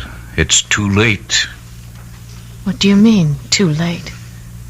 When you came to me a few weeks ago and we determined your pregnancy, you must have known that I would know it was already well advanced. But it wasn't. Michael and I were only married a month before that. You should know that. Well, of course I know that, my dear, but facts are facts. You're carrying a child that's past midterm, and abortion now is just too dangerous. Past midterm. 4.5 months. My guess is at least 5. That fast? Oh, God, no. It mightn't wait. It could be born any minute. There's no one to help me but myself. Well, I'll drive you home, child, and I'll give you something to get a little rest.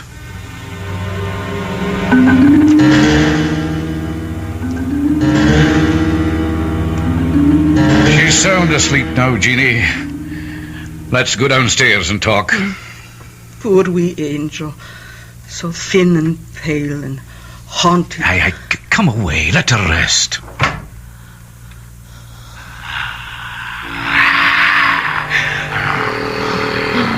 No. What you gave, you'll never take away.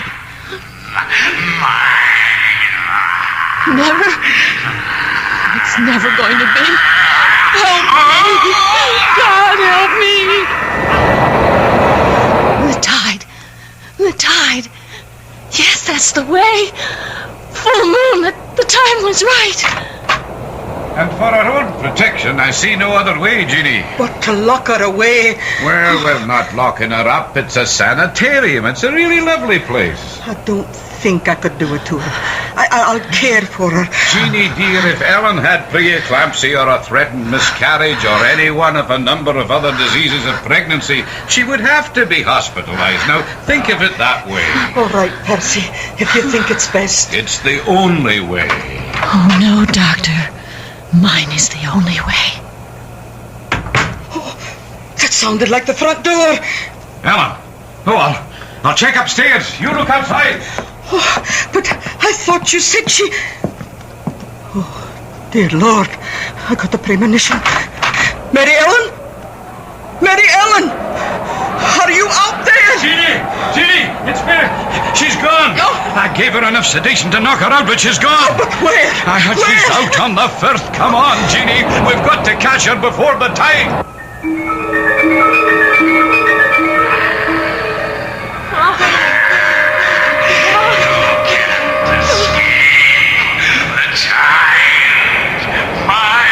You'll never have him. He'll never be born.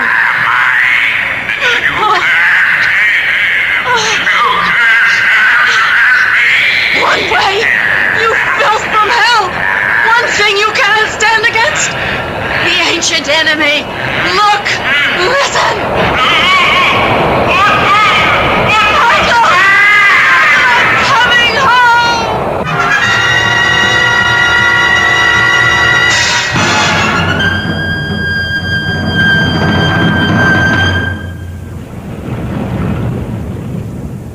There wasn't a chance.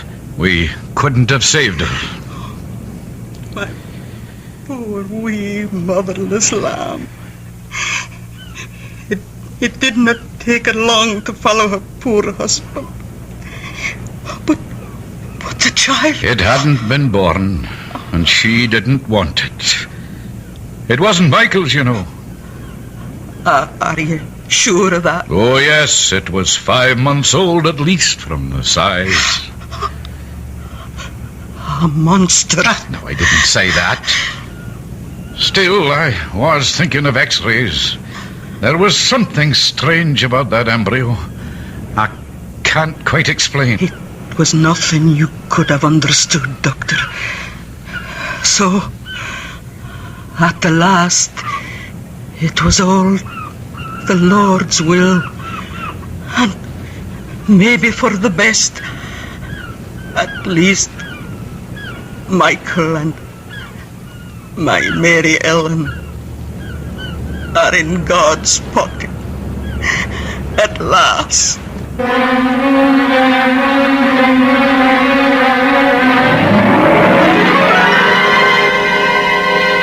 Who dreams on the Solway will wake in another world.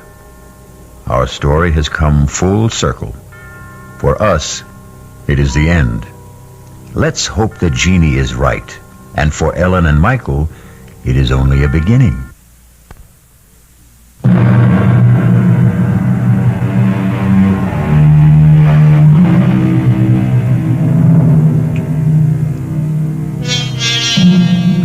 One final thought. If you believe some dreadful incubus possessed poor Ellen, driving her and her husband to their deaths, there is another explanation. Insanity did run in her family. So either way, even if there was the devil to pay, it still was all in the mind. Our cast included Jada Rowland, Nick Pryor, Bryna Rayburn, and Ian Martin. The entire production was under the direction of Hyman Brown. This is E.G. Marshall inviting you to return to our Mystery Theater for another adventure in the macabre. Until next time, pleasant dreams.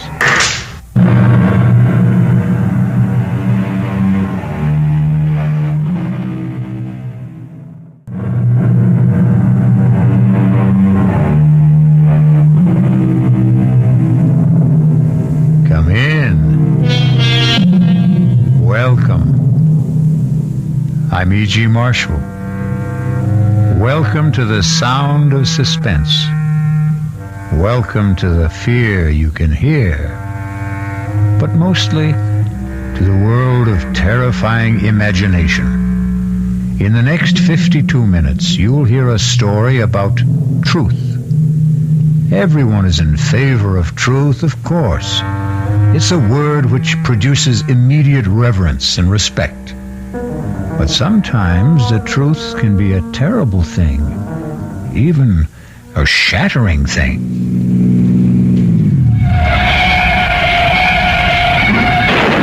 Oh, my God! Mark, you hit a woman! Oh, I told you not to drive so fast! I didn't see her. I didn't see her crossing the road. Is she alive? Oh, Mark, look at the way she's lying there! Lorna, she must be dead. Lorna, you mustn't tell anyone. Please, you mustn't tell anyone.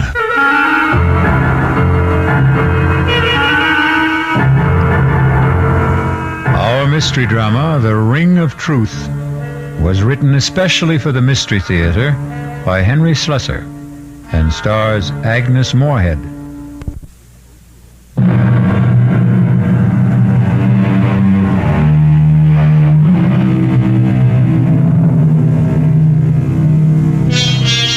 Now here's Act One of The Ring of Truth. The place, a charming college town in New England. The people you're about to meet, young Lorna Kittredge and the special man in her life, Mark Kramer. His driving speed, a comfortable 30 miles an hour. I'll tell you what I resent most about your father, Lorna. It's the fact that he deliberately keeps forgetting my name. Mark, don't be so silly. Daddy has a genuine problem about names. No, I'm sorry. No. I can't buy this absent-minded professor stuff. It's too corny. Corny or not, that's exactly what my father is sometimes. Absent-minded. His mind is always up in the stratosphere somewhere, communing with Socrates or Schopenhauer on the meaning of truth. You just don't like my father very much. I hardly know your father. Look, I want to get along with him, Lorna. After all, he's going to be my father-in-law, isn't he? We're almost home. What can I do to put you in a better mood? That's easy, darling. You can promise to tell him tonight. Oh, Mark. Tonight? Why not? But I told you that the Pryors are going to be at dinner tonight. Harold Pryor's Daddy's publisher. So, after they leave, you can tell him. Lorna, we've been engaged for almost 3 weeks now. Nobody knows about it except you and me. Well, isn't that enough? Not for me, it isn't. No. I'm the kind of guy who wants to shout it from the housetops. Yes, I do, too. I really do, Mark. I love you so much. All right, darling. And prove it. Tell him tonight, Lorna. Tell him you're going to marry what's-his-name.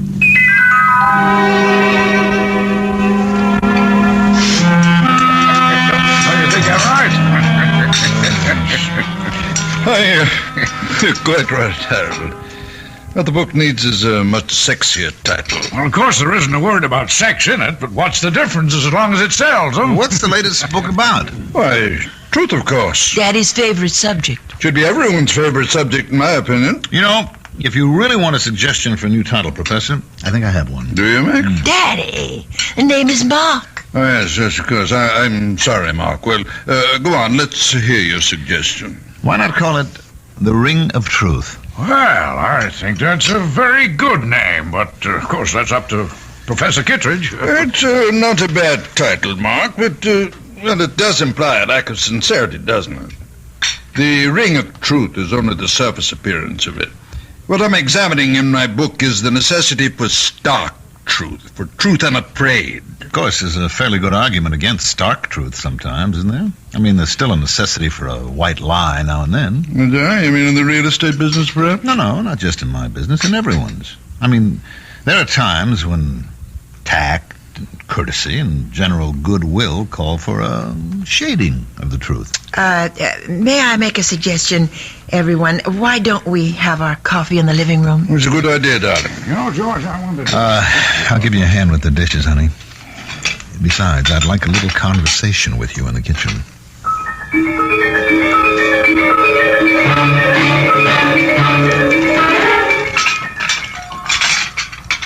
All right, Mark. I know what you're going to say. Daddy was impossible tonight. Now, your father's a great scholar, man of ideals, the Albert Schweitzer of New England. I'm only a poor schnook of a real estate man, but I'm perfectly willing to put up with him for your sake. Put up with him? Won't be easy. A crass, materialistic guy like me marrying into all that saintliness? What can I do? I'm crazy about his daughter. You idiot. Oh, Mark, my hands are wet. Will you tell him tonight? Yes, the minute everyone leaves. He's not going to be happy about it, you know that. He won't be happy about losing you. Well, he knew it had to happen someday. All right, then tell him that day has come. Tell him the truth. I always tell Daddy the truth.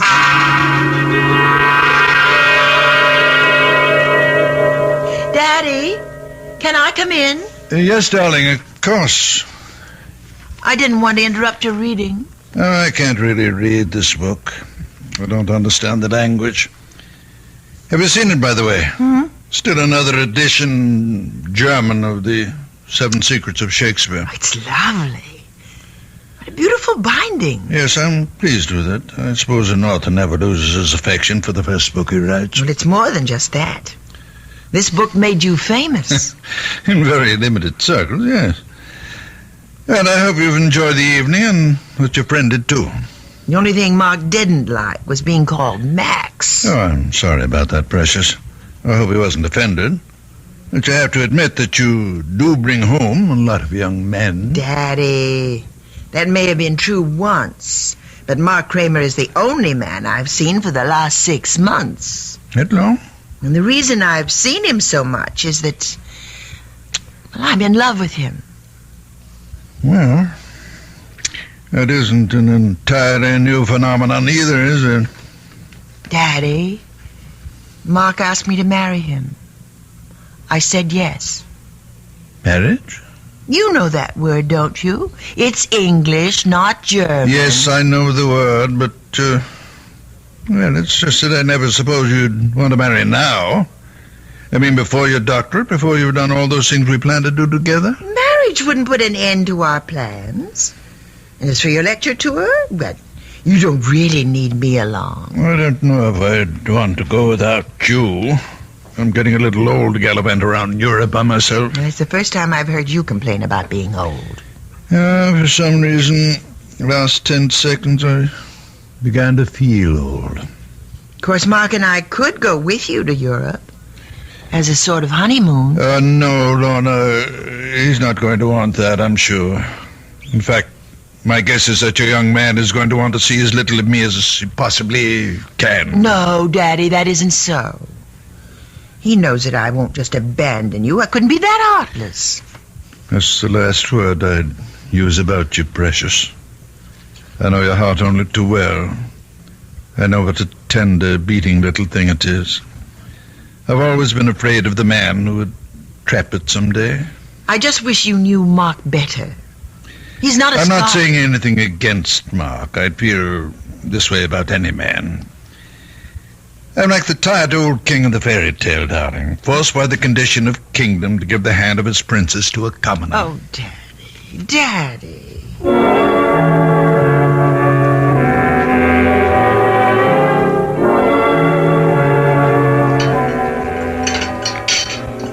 Mark, you're just being pig-headed. It won't even be 6 months. And by that time, I'll have my doctorate, and Daddy's lecture tour will be over. Oh, that's great. Just great. Waiter, where's the drink I ordered? Mark, I've never seen you have more than 2 martinis in my life. Oh, you're wrong, my love. I had one before you got here. The one coming up will be number 4. Mark, please, don't be so upset. I'm not breaking our engagement. I'm simply asking for a postponement. How long did he take to talk you into it, Lorna? Well, it was something I decided to do, Mark. All by myself. Because you realized how important it was? To get your Ph.D.? To make sure Daddy was taken care of on his lecture tour? But it is important to me. You know, you're a lucky girl to have a father like that. Now, you take my old man, good old Charlie Kramer, real estate. I don't think he ever heard of an ethic or an ideal in his life. Probably told a dozen lies a day, old Charlie. I guess that's why he turned out so badly. You're drinking too much. You always do when you're angry. Just another flaw in my character. Hardly noticeable in the general ruin of my personality. Please, Mark, I don't want you to be drunk to drive me home. Oh, don't worry, I won't even have that 4th drink. See what a nice guy I am? I want to make sure you get home to Daddy safe and sound.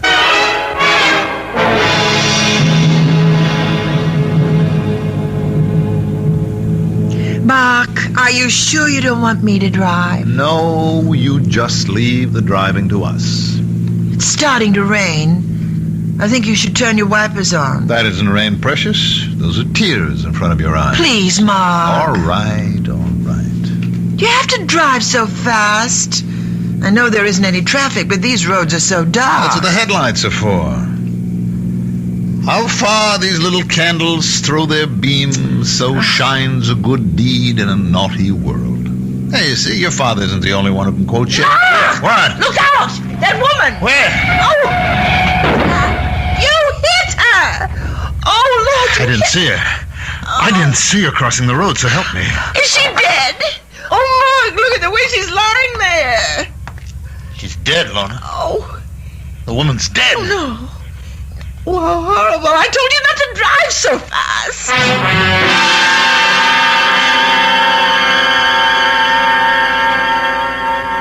Oh, Daddy, it was so awful. And it was my fault. My fault that Mark drank so much. He really doesn't like whiskey very much, but when I told him about what we decided about postponing the wedding... You mean what you decided, darling? It was your decision. He was driving so recklessly. He must have been going 60 miles an hour on that road. The speed limit there was only about 30. They haven't arrested him, have they? No. But the police were called, weren't they? Yes. They know Mark, of course. He's lived here all his life. Didn't they give Mark a sobriety test? No, nobody even suggested it. I mean, Mark didn't seem to be drunk at all. Not after it. And of course, he didn't say he'd been drinking. He didn't mention the speed he was traveling at. Well, they asked him. Mark said he was going 35, and the woman just stepped out in front of him. I see. He had to say it, Daddy. I mean, otherwise it would have been a crime, wouldn't it? I think it's called vehicular homicide. Well, he could go to prison for that, couldn't he? Perhaps. Oh, Daddy. Donna, what did you say? What? What did you tell them when the police talked to you about the accident? Oh, they didn't. They didn't ask me anything. They said there would be an inquest to determine the facts.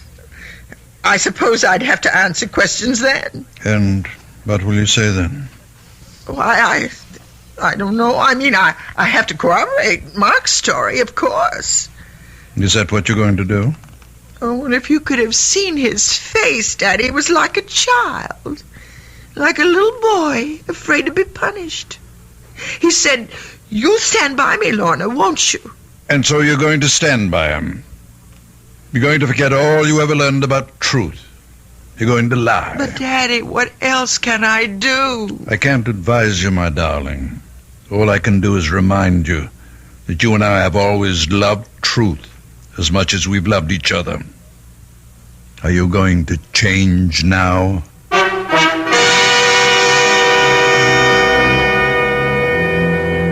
And so Lorna finds herself in the corner of a triangle. The man she loves on one side, the father she loves on the other. But the invisible corner of the triangle is that mysterious thing called truth. We'll find out what Lorna Kittredge does when I return shortly with Act 2.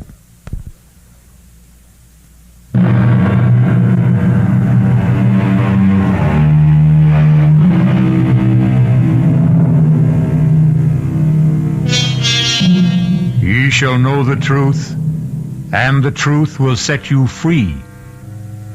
Will that familiar saying work in the case of Mark Kramer? It may all depend on the outcome of the next conversation you hear in the home of Professor John Kittredge and his daughter. Lorna, may I come in? Yes, Daddy. All dressed already? Yes. I know I don't have to leave for the county courthouse for another hour, but I was too nervous to just lie in bed. Why don't you come downstairs and have some breakfast with me? No, I couldn't. I feel too sick. Oh, poor kitty. I haven't called you that since you were a little child. Or don't you remember me calling her that? No, not really. You see, before you were born, I wanted to name you Catherine. But your mother objected because she was certain you'd be nicknamed Kitty. Then you'd be Kitty Kitteridge. And she hated the sound of it. You've told me the story before. I know you're not in the mood for old family anecdotes. All I can think about is that inquest this morning. I'm so frightened. My skin feels like ice. Darling, you won't have to be frightened if you do what I said. It's only lying that makes us afraid. Please don't talk about it. I have to lie for Mark. I love him. I'm going to marry him. Do you think the others will lie? The bartender at that restaurant? What was the name of that again? Bruno's? Yes, he'll defend Mark. I'm sure he will. They don't like trouble. They had some license problem last year. They won't want to admit that they served Mark so many drinks that he was hardly able to walk, to say nothing of drive. Sure.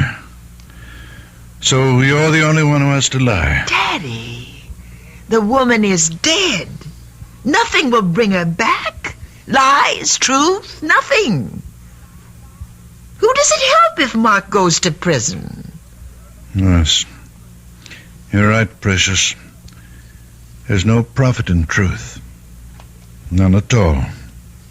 Then you agree with me? No profit, Lorna. Only loss, maybe.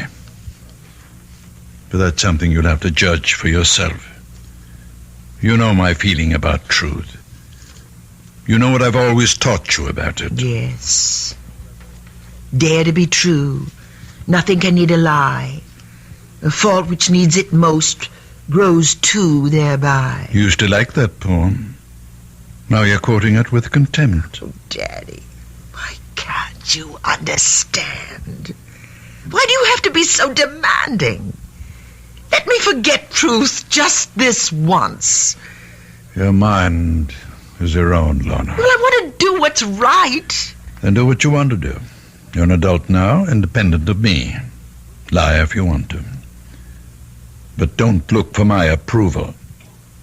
And above all, don't ask for my blessing. Daddy!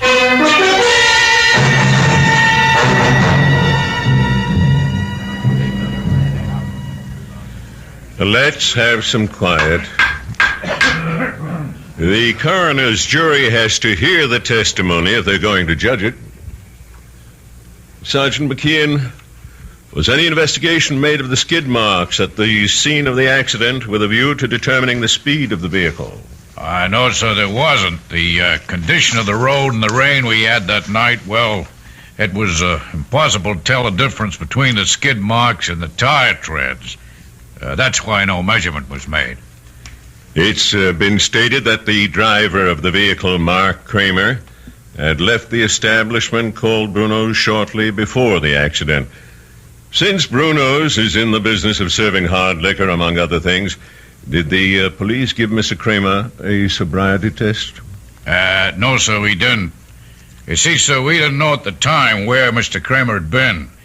All we knew was that Mrs. Moger was dead and Mr. Kramer didn't appear like he'd been drinking. All right, Sergeant, you can step down. Thank you. The coroner's office calls Mr. Kramer to the stand, please. Mr. Kramer, this inquest isn't a trial. Our duty here is simply to determine the cause of death. But you must give your testimony under oath. Please raise your hand on the Bible. Yes, sir. Do you solemnly swear to tell the truth, the whole truth, and nothing but the truth, so help you God? I do. All right, Mr. Kramer. Just tell us your story of what happened the night of the accident. Well, Miss Kittredge and I left Bruno's about 9 that evening, about a half hour before the accident. I'd had one drink, a vodka martini. You can ask Mr. Bruno about that because he served me. Go on. When I reached Route 24, I decided to take the Ridge Road shortcut to town. I was traveling between 30 and 35 miles an hour, I'd say, and I remember slowing down when the rain started. I had my wipers going when I came over the rise of the hill, so my windshield was clear. But I still didn't see Mrs. Moger when she stepped out into the road directly in front of the car. Were your lights on full beam? Yes, sir, they were. Why do you suppose Mrs. Moga didn't see them? I don't really know. What I think is, she was almost across the road when I came over the rise, and she panicked when she realized that a car was coming. She started back in the wrong direction, and that was when she stepped in front of the car. Is that your entire testimony? Yes, sir, it is. Very well, Mr. Kramer. You can return to your seat. Will Miss Lorna Kittredge take the chair, please? Place your hand on the Bible, Miss Kittredge. Yes. Do you solemnly swear to tell the truth, the whole truth, and nothing but the truth, so help you God? Yes, I do. Please speak up, Miss Kittredge. I do. Miss Kittredge, you were with Mr. Kramer on the night of the accident. Yes. You went with him to the place called Bruno's. Yes, I did. And did you have a drink that night? Yes, I had a martini. The same as Mr. Kramer? Yes. When Mr. Kramer's car approached Mrs. Moga's driveway, did you see the lady before the automobile struck her? I'm not sure. I think I saw her for just a split second. And then the car hit her. It was all terribly unreal. Were you aware of the speed you were traveling at? Miss Kittredge?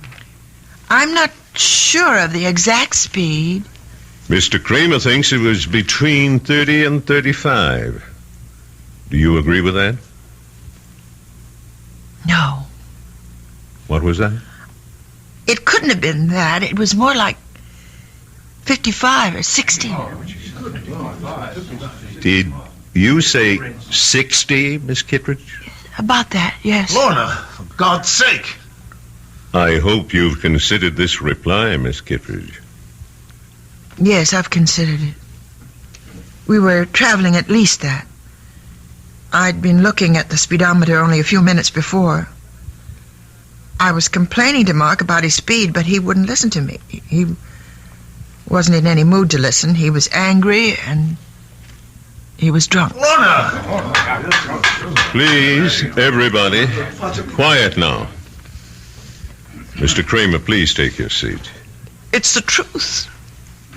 The truth, I can't help myself. He was drinking. He had too many martinis and he was drunk. Are you telling us he had more than one drink? He had 4. I know he did. And he drove like a madman. No matter how I tried to stop him, he never thought that woman would be on the road at that time of night. But he wouldn't listen.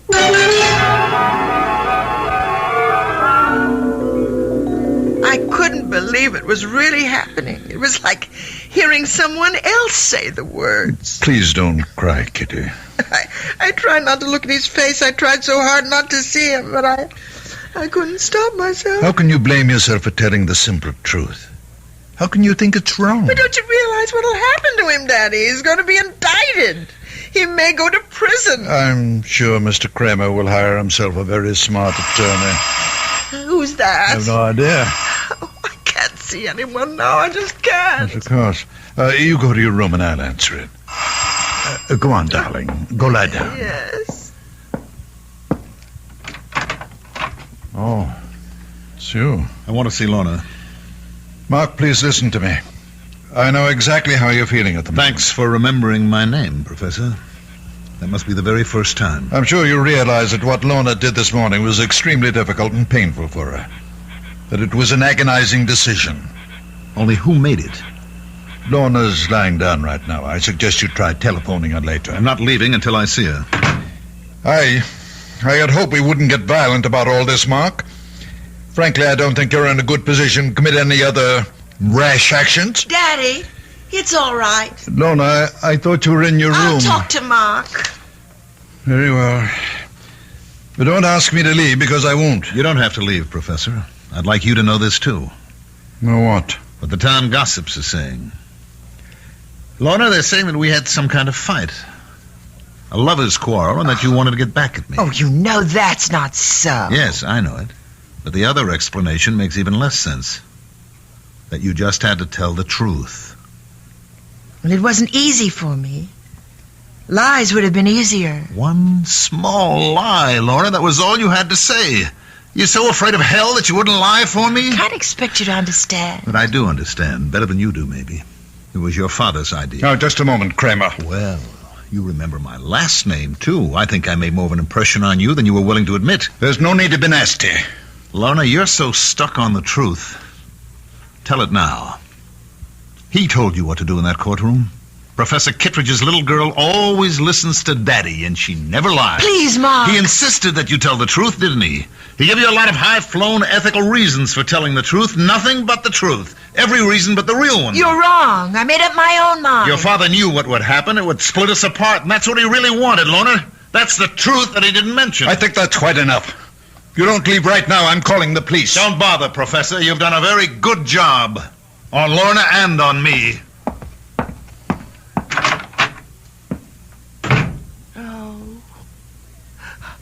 Oh, Daddy. Daddy. Kitty, don't. It's going to be all right. How can it be? He hates me now. Mark hates me. Things will change. You wait and see. He'll get himself a smart lawyer and nothing will happen to him.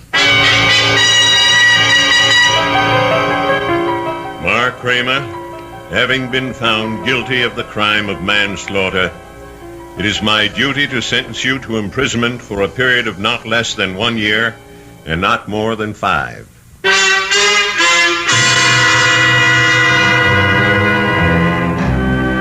And so the truth has not set Mark Kramer free. It sent him to prison, where he'll have plenty of time to ponder the complexities of ethics, justice, and human nature. Or perhaps he'll ponder something else, like revenge. We'll find out when I return shortly with Act 3.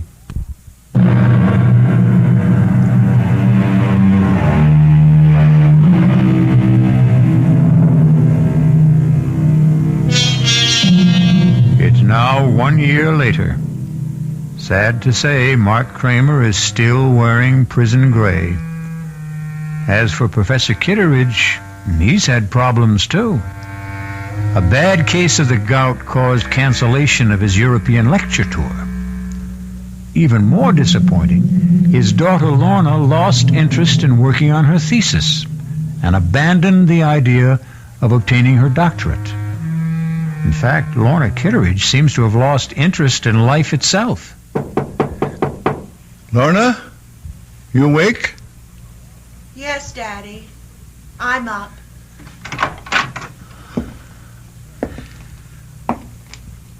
Darling, it's almost noon. It's not like you to be in bed so late. I just didn't feel like getting up. Did you sleep badly again last night? Last night, the night before that. Oh, Lorna. If you don't see Dr. Isaacs voluntarily, I may have to drag you to his office. You know there's nothing wrong with me. What's all this paper for? All those little crumpled balls. Can't you guess? Oh, Lorna, no. You haven't been writing Mark again? I keep thinking that I might hit on exactly the right words.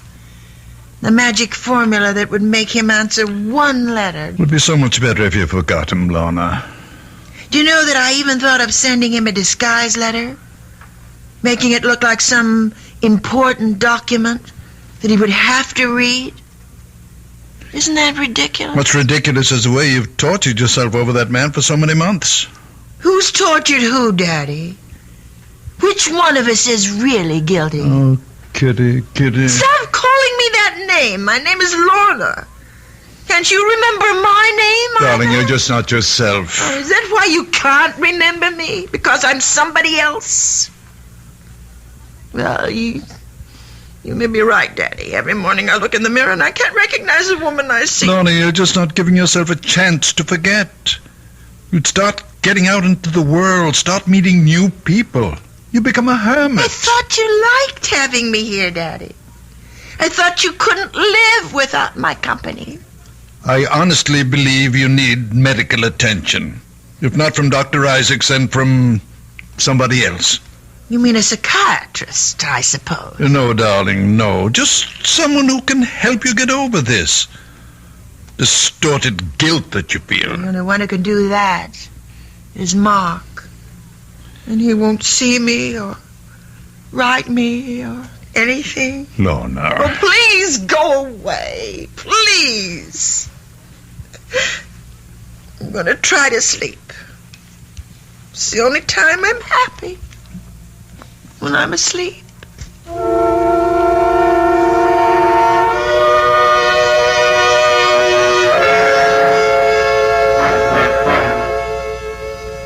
right. Step right over here, Kramer. Anything you say, guard. Remember, visiting time is limited to 15 minutes. Look, I don't want the 15 minutes. They're being forced on me. Sit down and behave yourself. Yes, sir. Anything you say, sir. Well, no, Mark. Make it fast, Professor. I've got important matters to take care of back in the shop. I'm making a very special license plate. Mark, I know you resent the fact that I've forced this encounter. Took some doing, believe me. Uh-huh. Why did you go to all the trouble? Because it's a matter of health. Lorna's health. She's pining away for me, is that it? Well, tell her to stop, Professor. My nights are filled with sweet dreams, and she is in none of them. You tell her that for me. I want you to see her, Mark. Oh, I wouldn't force that issue, Professor. I don't have anything nice to say to your daughter. You misunderstood Lorna. Couldn't expect you to applaud what she did in court. But if you really thought about the ideals that motivated her... Whose ideals? Yours or hers? Do I have to separate them? Yes. But you can't, Professor. Because she's your monster. You've got her all twisted up between her ethics and her instincts. I suppose you're proud of the result, but it's a fake. There's nothing fake about her principles. She doesn't have principles. All she has is you. Her shining example. She wants you to love and admire her, so she does what you expect. That's why Daddy's little girl always tells the truth. She does tell the truth. Always. And her father? I abominate lies. You won't even lie to yourself. Then tell me this. Weren't you happy when Lorna and I broke up? Didn't it save your happy home? I can see that coming here was a mistake. You're a hypocrite, Professor. This whole thing was your doing, and I'll never let you forget it. Goodbye, Mark. Wait a minute. There's something you should know. What's that? I'm being paroled next week.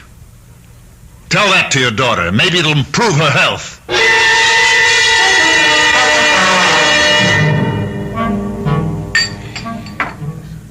Of course I'm pleased, Harold. It's just that I'd much rather see a new book of mine published than a new edition of an old book. Well, you can't argue with success. People never seem to tire of the 7 Secrets of Shakespeare. I suppose I shouldn't complain. It does buy the groceries. Well, just cash the royalty checks and be happy. Now, tell me how Lorna's doing. Feeling any better? Oh, still a bit run down, I guess. Well, that's too bad. I suppose you know that young man Kramer, that he's out of prison. For about 2 months now, I gather. He hasn't been in touch with Lorna? No, and I don't think he will be. Funny thing is, he's been in touch with us. With you? What type of for? Well, actually, it seems he went to Merritt Bob's first. My first publishers? Yes, talked to everyone who would talk to him. Then he approached members of my own staff. He even tried to get an appointment with me, but I put him off. What do you suppose he wants? He's an embittered young man, you know. Well, I spoke to George Merritt. He didn't know about Lorna and this fella Kramer. He thought Kramer was an article writer looking for biographical material. George said that he seemed to know an awful lot about you already. I don't much like the idea of someone like that snooping into my life. Why do you suppose he's doing it? Hard to say. Rancor, I suppose. Hopes he can find something unpleasant in my past.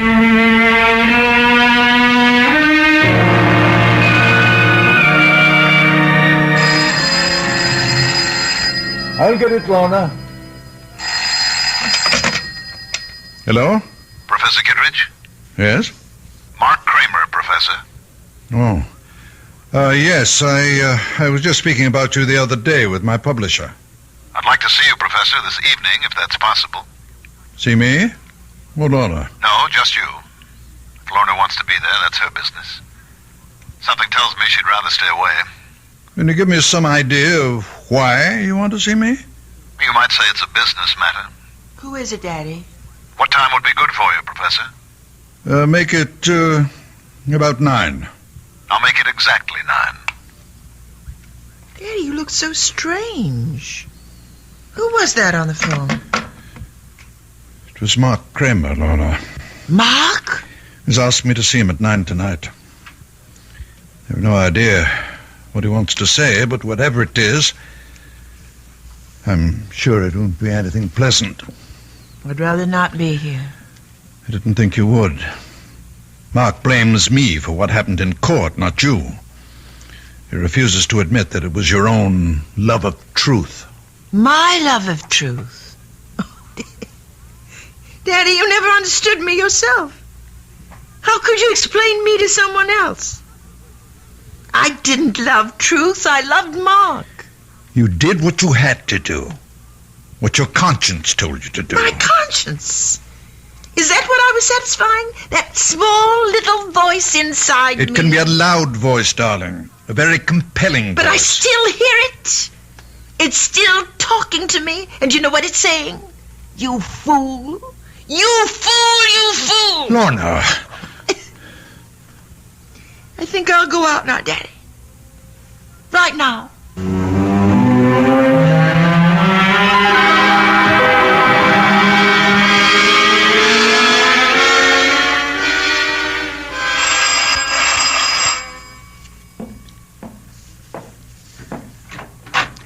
Good evening, Professor. Hello, Mark. Come in. Thank you.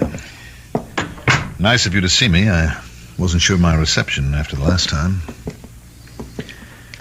See you're using a cane these days, Professor. Yes, a touch of gout. Mark, I hope you weren't expecting to see Lorna. She's not here. No, I didn't expect to see her. Would you care to come to the point of this visit? Yes, Professor. I'll come to the point. I've come to see you about truth. Oh, must we, Mark? Really? I mean, these philosophical discussions are meat and drink to old campus fogies like me, but I'm rather tired of the subject right now, very tired of it. Frankly, I'm a little exhausted by it myself. I've just spent 2 months in search of it, and I didn't even know what I was looking for. You've been digging up things about me, haven't you? I hope you enjoyed yourself. No, I didn't. You see, I made the mistake of talking to your enemies. The publishers you dropped, the friends you no longer see, the scholars you had disputes with. What did you get out of that? Nothing. Your enemies didn't have the truth about you, Professor. Only your friends did. Like Avery Hayes. Avery Hayes? Oh, I'm glad to see you remember the name. Strange how few people do. Even though you dedicated your 4th, or was it your 5th book to him? George Merritt knew him, of course. Mr. Merritt called you Avery's benefactor. Said that Hayes was an alcoholic that you took care of for many years. He was my friend. Yes, he was a good friend, and you were good to him. That was one chapter of your past that you had every reason to be proud of, wasn't it? Avery's been dead for 10 years. What did you want from him? Nothing, Professor.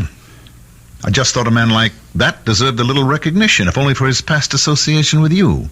So I talked to people who knew him, his old pals, his family. He still has a brother alive, you know, a crotchety old fellow in the terminal ward at the county hospital. His name's Ezra. Perfect name for the old boy. And you know what? He still has the junk Hayes left when he died. That pitiful collection of books and papers. You don't expect me to believe that? About Avery's papers? Avery never kept anything, not a thing. He was a foolish, drunken old... He was also brilliant, wasn't he? Went to the university on a scholarship. You only beat him out for top honors because of his drinking. You're talking about 40 years He ago. was drunk and he was dishonest, too, wasn't he, Professor? That was how he sustained that wild life of his, by selling his scholastic services to anybody who could pay for them. It's not different today. Yes. That's what Avery said in his letter. The one he wrote to a woman named Jean. I didn't know who Jean was or why Avery never mailed the letter, but there it was. Avery said he was cleaning up $100, $200 a month and would surely be able to pay back all he owed before the end of the semester. And then he mentioned the thesis. The big job he was doing, that he expected $300 for that job alone. You know which thesis I mean, Professor? Please go. Get out of here. I've had enough of this lying filth. The 7 Secrets of Shakespeare. Sounds like a mystery story, doesn't it? But it was quite a piece of work. And it became more than just a college thesis. It became a world-famous book. It made your reputation, Professor. You're a liar. A liar. You know nothing about it. You paid Avery for his work and put your name on it. You might have done as well yourself, but you were young and lazy and you had the money to pay for it. Then you discovered how good it really was, and it was too late for both of you to change the course of history. Get out of this house now. Get out! I'm going, Professor. I just wanted you to hear this little story about truth. And also to tell you that I have Avery Hayes' letter. What did you say? I have his letter, Professor. It tells the whole story. Good night. Mark! You told me to go, and I'm going. You filthy animal! Get rich! Kill you, monster! I'll kill you! Kill you, you animal! Daddy! Kill you! Daddy! Like a wild beast! Oh, my God! What have you done? Oh, no. Daddy! No, no. Oh, thank heaven you're here. Oh, thank heaven. Look at his head. Oh, dear Lord. You saw what happened. Oh. What the crazy fool did, he attacked me. You killed him with your cane. He attacked me, Lorna. You know how much he hated me? I had to defend myself. No, I saw what happened. I saw you strike him from behind. No, Kitty, no. He tried to kill me. That's why I hit him. Daddy, I saw everything. You killed Mark. You did it deliberately. And that's the truth. You always taught me to tell the truth. It's the only important thing. The truth.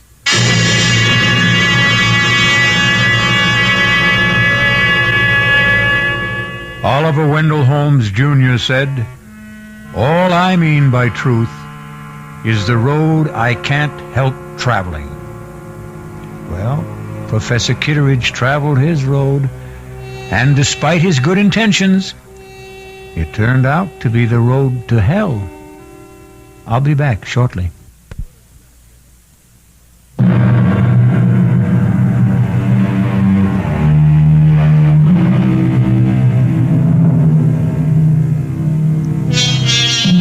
If there is a moral to the story you've just heard, it's not that truth is so bad.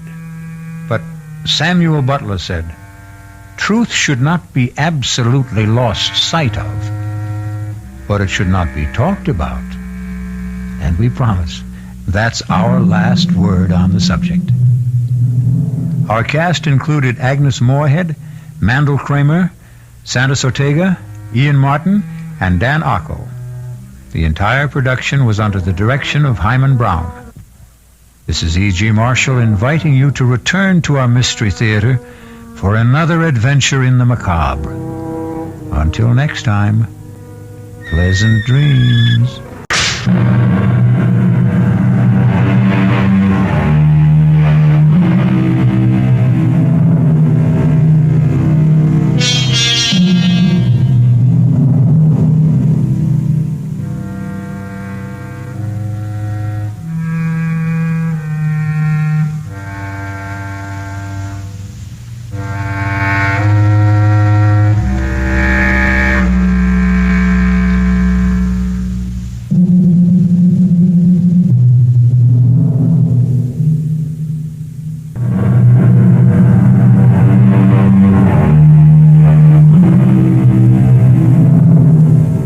Come in. Welcome. I'm E.G. Marshall. Welcome to the fear you can hear. Welcome to the sounds of suspense. It was the ill-fated Prince of Denmark, Hamlet, who lamented, "The time is out of joint.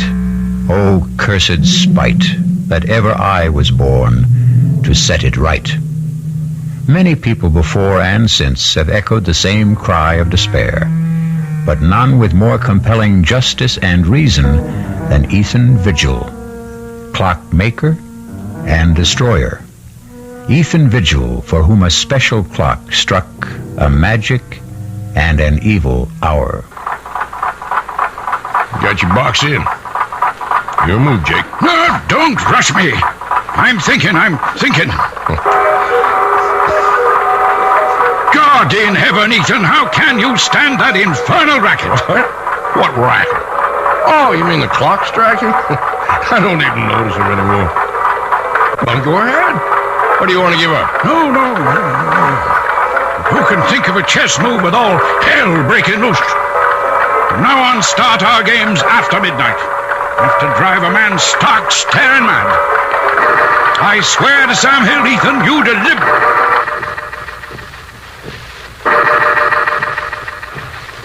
The only two living things left in the room at that terrifying moment, as time stood still, were myself and that damnable machine.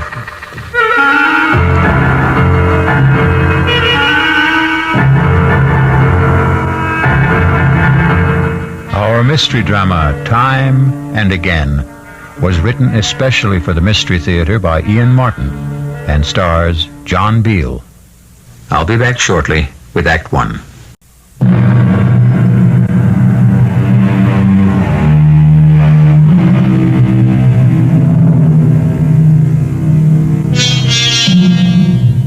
Few of us can resist the fascination of an auction, and I'm no different than most, which is how and why I happen to possess this curious document, which reveals a bone-chilling account of how many lives were lost so uncannily and eerily to the inhuman demands of what Ethan Vigil called that damnable machine.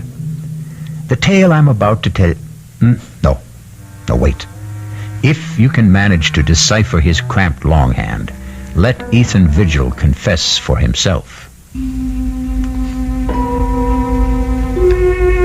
I, Ethan Vigil, clockmaker by trade, am writing this in case, when the moment comes, I fail to destroy the hourglass clock. For if I fail, someone must destroy it, kill it, end its ghastly existence before God knows how many innocent people will die to satisfy its insatiable thirst. The clock itself came into my possession more or less by accident. I was working late at my shop one night about a year ago when I heard a tapping on the closed glass door. Tarnation, some people can't read signs. Darn fools like to break that glass. Stop that! Can't you see I'm closed? Hey, Governor, please, let me in. Oh, get on with you. You won't be sorry. Give me a chance. I'll give you the chance of a lifetime. Look. It was raining heavily, the water streaming down the glass, but the object he had drawn from the cover of his pea jacket drew my eyes like a magnet. It was a clock, the like of which I'd never seen. It was shaped like an hourglass, with a strange appearing pendulum hanging in the lower half and the face in the upper half. And in the place of the figure 12, at the top of the face, was the numeral 13. I had to see that clock more closely. Oh, bless you, Governor. You're a lifesaver, you are. What do you want? Oh, I want you to have a look at this here clock. The clock is the only reason I let you in. I'd like to have a look at it myself. Let's take it over to the bench. You want this clock repaired? I want to sell it to you, is what I want. I hope I don't regret this, but come on to my place in the back. There's a fire in there to dry you up a bit. Where'd you get this clock? Why, it came into my possession when its owner died. Does it run? Well, now, that there clock, it doesn't run. I'd be the first to admit it. I'll give you $20. Oh, now, look here. $20. Take it or leave it. No, I don't intend to be taken advantage of by somebody There else. doesn't seem to be any question of who's being taken advantage of. Harriet. Ethan, who is this person? He's a customer, more or less. This is my sister-in-law. It's near on to midnight, and my poor sick sister is pining upstairs for her husband to bring her a little faith and consolation. Oh, now, Mom, I certainly am sorry to intrude on family problems. Then but- don't. Ethan, get rid of this man. You better go. Yeah, well, but what about our business and the clock? Well, $20 is all I have to my name. I'll take it.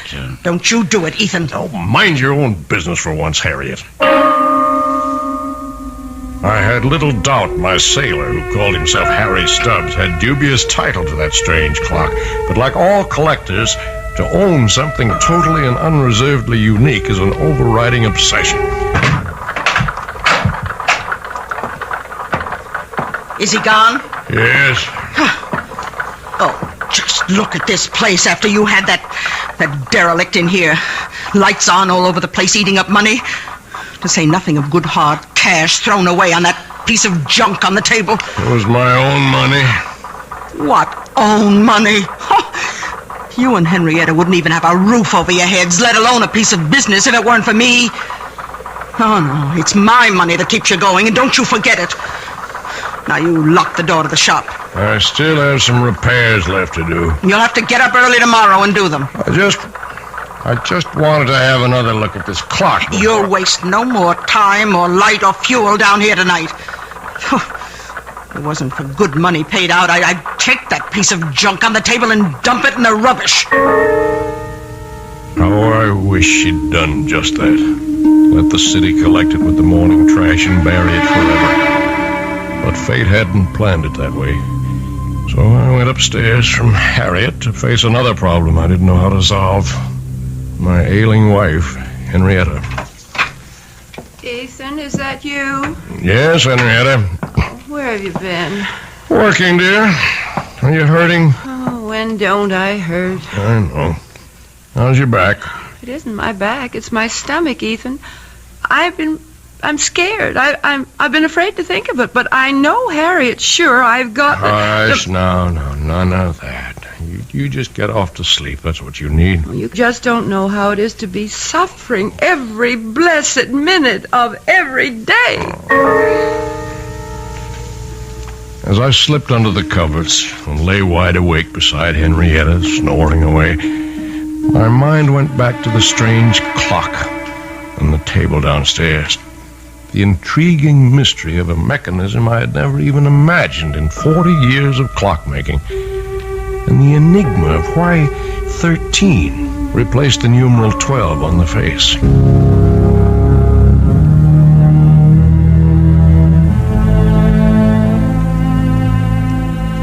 All the next morning, between my infrequent customers, I puzzled and poked and pried to reveal the workings of this bizarre clock. But by 1 o'clock in the afternoon, when I was completely stymied, my wife surprised me by coming out to the bench in her bathrobe. Henrietta, what's wrong? I've been calling for someone. Where's Harriet? Oh, she went to market. Is that the old clock that Harriet told me you threw away hard-earned money on? It's a very valuable antique, an original, and it was my money. Does it run? No. Then what good is it? It's worth $20 as it is, at least. In working condition, it could be priceless. Oh, can you fix it? I don't know. Why not? Well, look at it, Henrietta. Have you ever seen anything like it? First of all, the hourglass shape of the case. What's inside? Well, that's the problem. Except for the 2 round glass windows. And they're not even glass. I don't know what they are. What window? Well, the one for the clock face in the upper cup, if you want to call it that, and the one in the lower inverted cup, where you can see what looks like a pendulum. Well, can't you shake it and get that to swing? That doesn't seem to be the way it's activated. It's quite stationary. Funny lopsided shape. Maybe it melted or something. Can't you get into the works? Only through this lid on the top. Now look, There's all you can see of the works. Very old. Wooden gears, wooden pinions, wooden axles. No way to lift it out. I can't even get my hand in there to try. Let me. It's so silly. There must be some way to... Ow! What is it? Look what your silly old clock has done. What's the matter? My finger, it's bleeding. It felt like something bit me. Oh, come on, let me see. It's just a scratch. Scarcely drew blood. Just the same, I'm not taking any chances with that dirty old clock. I could end up with blood poisoning. I'm going to run this underwater. Now, you get me a bandage and some disinfectant. Right with you. I was suddenly aware that the clock was running, and its beat was the sound of the human heart. But Ethan didn't follow his wife right away, because suddenly he had become conscious that the dead clock had come to life, that it had started to record time again, and that the sound of its beat was very different from all other clocks. It was a sound akin, if not completely similar, to the beat of the human heart. I shall return shortly with Act 2.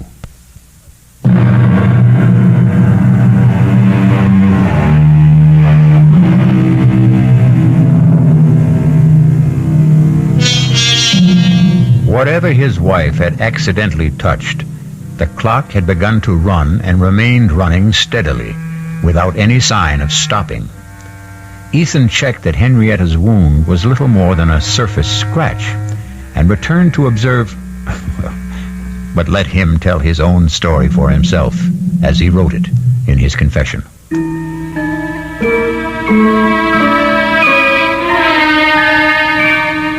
My examination of the clock as it ran made it even more of an enigma. Behind the face, beneath the lid, the gears I saw engage, second by second, operated the hands that told the time. What motivated them was obvious, the strange mass that I had supposed a pendulum weight, but which now, quite clearly, was a diaphragm or pump, opening and closing to create energy, in a motion like a human fist, or... Yes, suddenly I knew why the irregular shape was familiar, like the human heart. But what, in turn, motivated that, or fueled it, was the ultimate mystery. Everything about this clock was different, exotic, strange. Even its chime for the hours, plangent, plaintive, almost the sound of a human voice. I watched it irresistibly all day, all during the night, while I waited for Dr. Jacob Royce to come and examine my wife, even while I waited for the result of that examination. What the devil are you doing out here, Ethan? Oh, I'm sorry, Jake. Just observing this clock. It's got me mesmerized. How's Henrietta? Oh, what am I going to tell you, Ethan? Same thing as usual. Yep. Not a trace of any physiological problem. Never is. Oh, there's a name for it if it's of any help. Chronic inadequate. Someone who just can't handle the simple process of life and has to make excuses for it. I'd better go up to her. Oh, there's no need. I gave her a sedative. Won't hurt her, but it might do you some good. Come on now, let's play chess. If I set us up out here, all right? With all those clocks rattling away? I want to keep my eye on this baby here. If you can't sit up with one sick friend, you gotta sit up with another. And for the next 10 or 15 minutes, I did forget the clock that was to haunt the rest of my days. Inexorably, as we concentrated on the chessboard, all of the clocks ticked on towards 12 o'clock. And the moment when the explanation of that substitute number 13 was about to be made by the clock itself. Don't think much of your king's pawn variation, Jake. Got you boxed in. Your move. Don't rush me, don't rush me. I'm thinking. Good Lord, Ethan. How can you stand that infernal racket? Huh? What racket? Oh, I mean the clock striking. I don't even notice them anymore. Well, go ahead. Or do you want to give up? No. But who can think of a chess move with all hell breaking loose? From now on, we start our games after midnight. Enough to drive a man stark, staring mad. I swear to Sam Hill, Ethan, you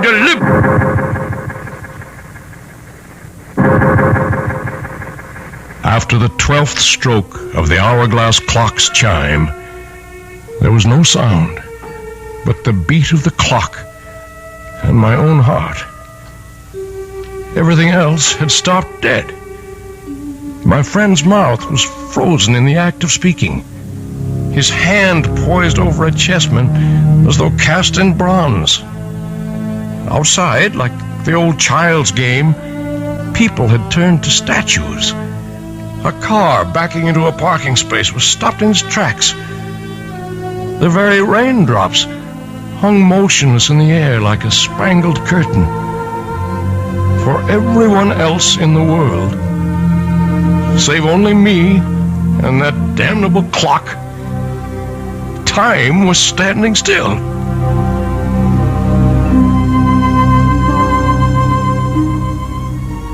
The next hour was a strange delirium. My brain raced with new ideas for achieving my lifelong dream, a perpetual motion timepiece.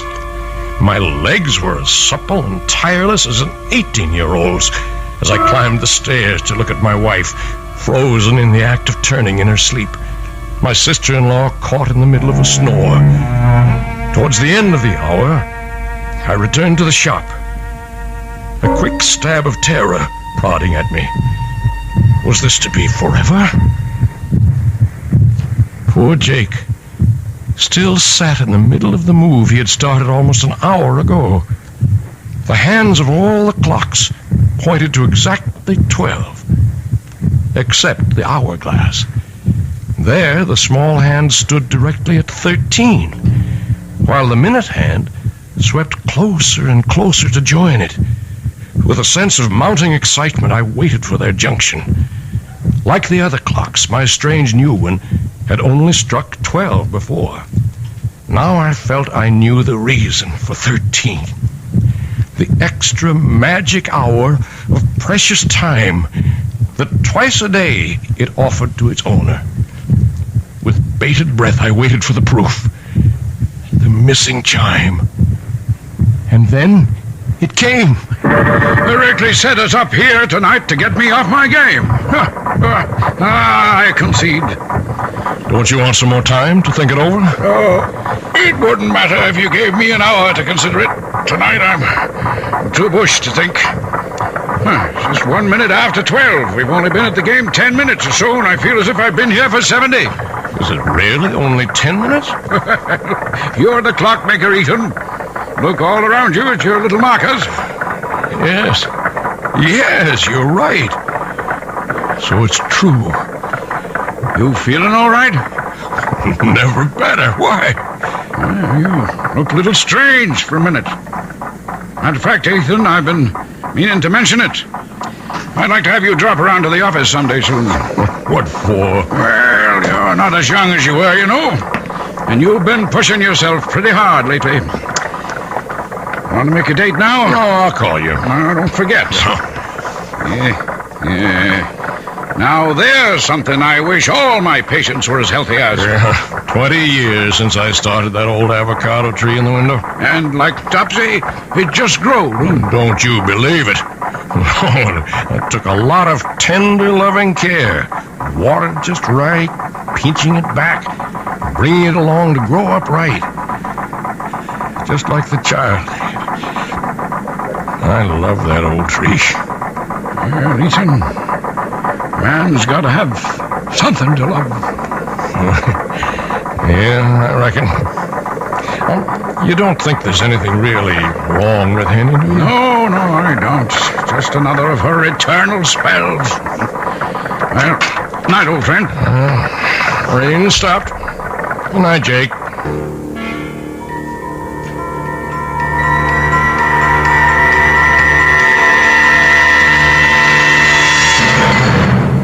long time after my old friend drove away, I stood by the door, gazing into the cool, crisp night. I didn't notice the cold. I was too full of a kind of welling excitement inside me. What a gift that clock had brought me. The dreams were building like castles in my head. Why, I was richer and more powerful than a king. For now I knew, no matter what, that for 2 blessed hours every day, from now on, I was a free man. And the last thing I heard that night, as my head hit the pillow, was the triumphant beat of the clock sounding in my inner ear. Or was it the sound of my own heart?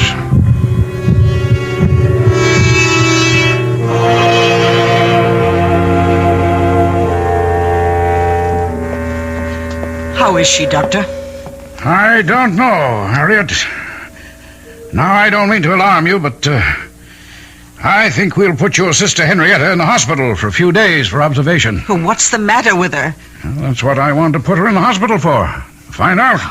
What do you suspect it is? I don't suspect it's anything. I just want to reassure myself. Now, why don't you go up and keep her company while I talk to Ethan? Oh, you won't have any trouble convincing him. I don't see why I can't take care of her. Well, you can't this time, Harriet. If you want to help, go sit with her. I'll make the arrangements with Ethan. How's Henny? I want to put her in the hospital for a few days, Ethan. Oh, she's that sick? I'm not sure. Whatever it is, this is not just one of her spells. I want her under observation for a while. Oh, whatever you say, Jake. Yeah. I wish I knew what to say. I feel a little guilty.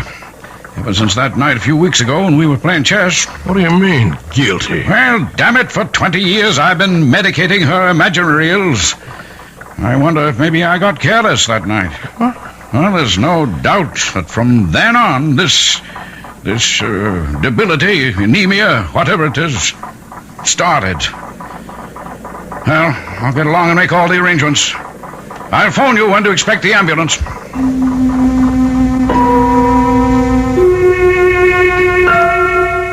I had my own guilt nagging at me.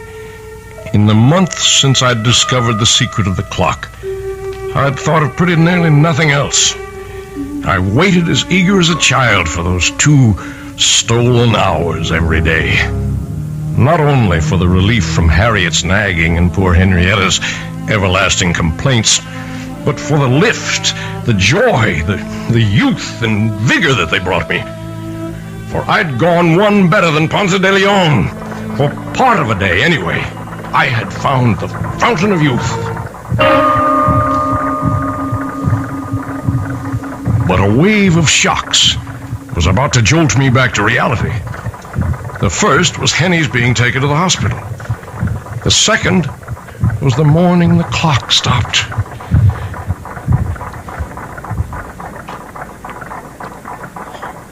Oh, no. No. What is it, No, Ethan? You can't stop. What is it, Ethan? What's wrong? The clock, it stopped. Oh, is that all? I've got to get it started. Oh, you shake it like that, it'll end up in pieces. Good riddance. I told you it was a waste of money. Get out of here. How dare you talk to me like that? Oh, I certainly will. Nobody's going to talk to me like that, particularly not you.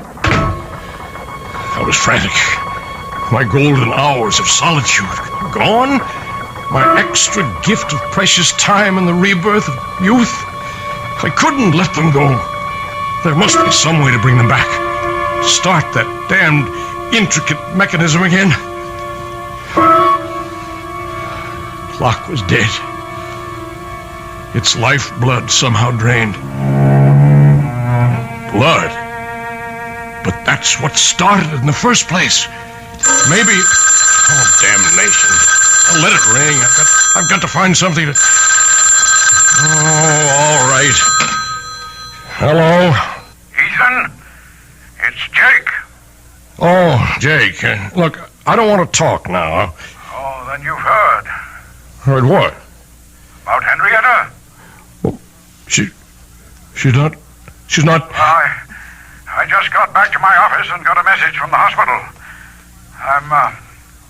I'm afraid she's passed away. Oh, are you sure? Well, I'm on my way to the hospital now, just on the outside chance. Better meet me there. I'm on my way.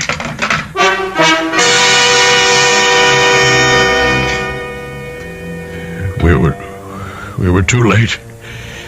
And he was gone. With no goodbyes. I sat by a nurse's desk, waiting for Jake to complete arrangements and drive me home. A young nurse came down the hall with a tray of blood samples, putting them on the desk. She came towards me. Mr. Vigil? Yes, nurse?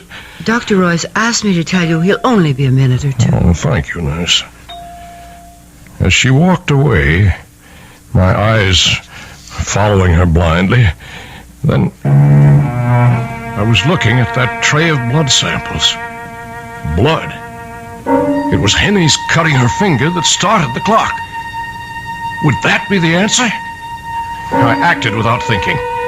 In a moment, I had slipped one of the tubes into my pocket, and I was back in my seat before Jake came striding down the hall.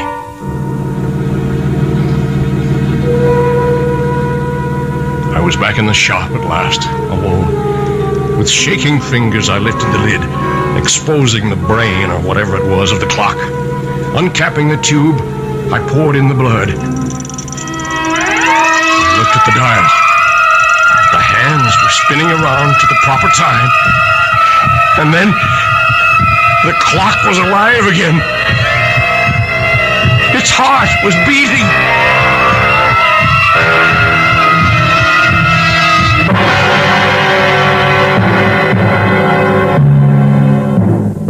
It would have been better, far better, had Ethan left it for dead, as we shall see when we return shortly with Act 3.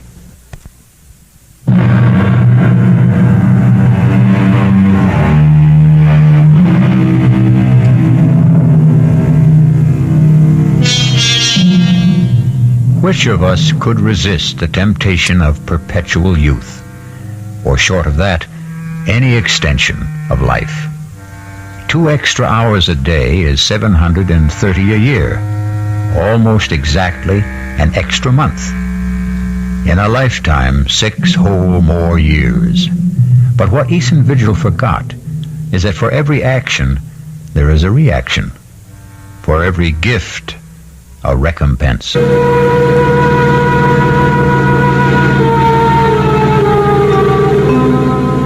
The saddest part of my confession is that after my wife's death, I became completely blind to everything but my 2 periods of escape every day.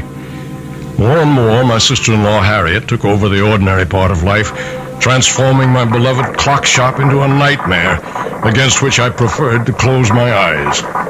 Ethan? Ethan? What, Harriet? Would you mind helping me dress this window, please? Well, what's the matter with it as it is? If you just get away from that bench of yours for a moment and come here, perhaps I can show you. All right, Harriet. You know how I'm branching out now that I'm the active partner in the store. Oh, gewgaws and Jim cracks. Well, you might know you'd lag a mile behind the times. This is novelty jewelry, and to sell it, we must display it. Cheap claptrap. Now, first off, I want you to get this cheap, silly rubber plant out of the window. Rubber plant? That's my avocado tree that I grew with my own hands. Well, whatever it is, it takes up the whole window. I want it out of here. No, sir, not my tree. It needs the sunshine it gets. But what use is it? Starnation. Does everything have to have a function? It's beautiful. It's balm to my soul. That's enough reason for its existence. Besides, it don't cost nothing, so you leave it alone. Oh, very well. But I must have somewhere to display my costume jewelry. Oh, let's move that ugly old hourglass clock somewhere else. Why does it have to be right beside your bench where every customer comes... Harriet, I'm warning you. You leave that clock where it is. Don't you ever dare lay a hand on it, you hear me? Oh, my, aren't we touchy? Well, just let me remind you of something, Ethan. With Henrietta gone, her share goes to me, so I am 2/3 of this store. I can have it any way I want to. Over my dead body. You can do what you want with all your cheap, tinselly stuff, but you keep your hands off that clock. Oh, heaven's sake, all right. Don't you have an appointment with Dr. Royce? Oh, no, I forgot. Better get right over to his office.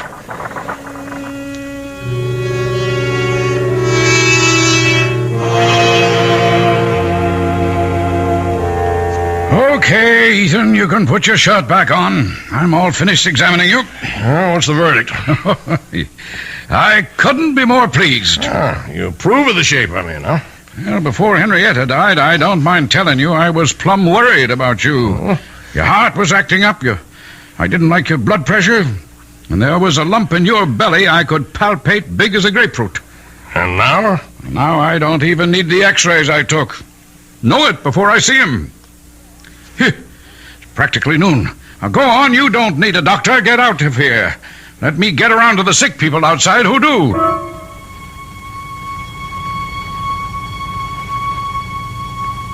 As I went into the outer office, I glanced at the electric clock on the wall. The hands clocked to noon as I did so, and I was looking at a, by now, familiar scene. The nurse who had risen to escort the next patient in was suddenly transfixed, halfway up from her chair. A child about to scream remained with face contorted, the scream not yet uttered. A thought crossed my mind. It was a month since I had fed the clock that first transfusion. I went into Jake's small lab, opened the refrigerator, I helped myself to a blood sample and left.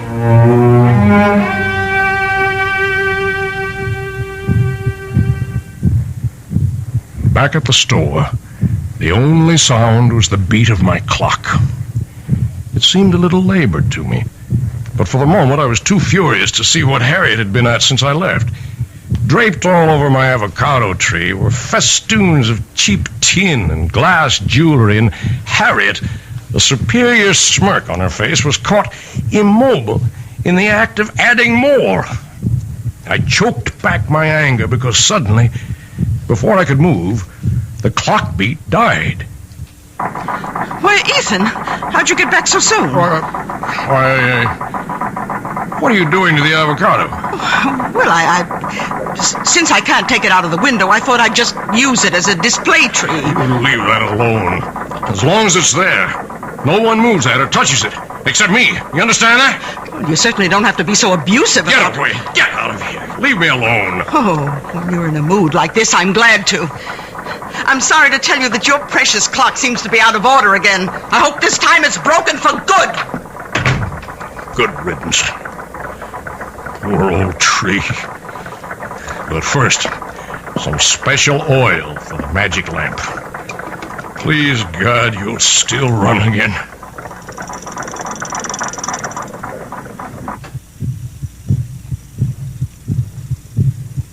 And time stood still again.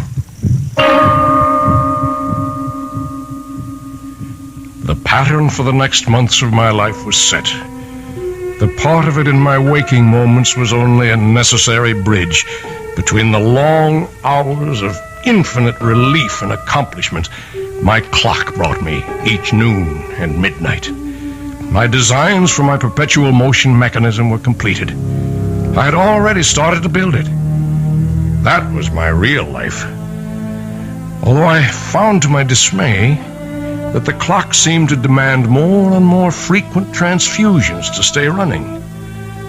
But these were easy to steal from Jake's office in the hours when time stood still. Then once again, events caught up with me. Oh, Jake, just a moment. What are you doing here this time of night? Well, the evening's young. I thought a chess game might get some things off my mind. What were you frowning at in the window when I passed? My plant there. Avocado? Oh, yeah. Looks a mite peaked. I can't understand it.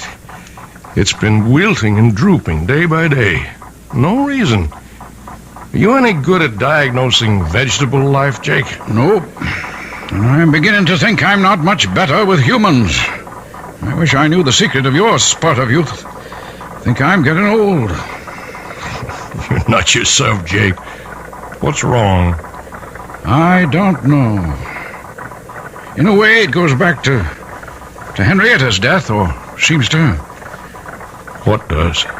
Well, I never said too much about the way she died at the time, Ethan. Congestive heart failure, you said? Oh, that's true enough. That's a condition that produces an end to living. But what caused it? Are you asking me? No, I'm asking myself. And I have no answer. Oh, tests were run and the pathological evidence was clear enough. But in spite of massive transfusions, we couldn't stop Henrietta's blood from simply disintegrating. Quite literally turn into water. And that's unusual. Abnormal. Never seen a case like it before. In the last 3 months, I've lost 3 of my patients to the same sort of, what shall I say, same sort of malady. I might have seen it developing, except for a strange thing. What? Well, all of them had been to my office and had routine blood samples drawn for physical checkups. And the samples didn't warn you? There weren't any samples to examine. Unaccountably, they disappeared from my office. And one other strange coincidence. The night your wife died, a blood sample for a patient in the hospital disappeared. And that patient died later? Yep, about 4 weeks later. But I don't know why I'm worrying you with all this. It's none of your business. Well, it is. Huh?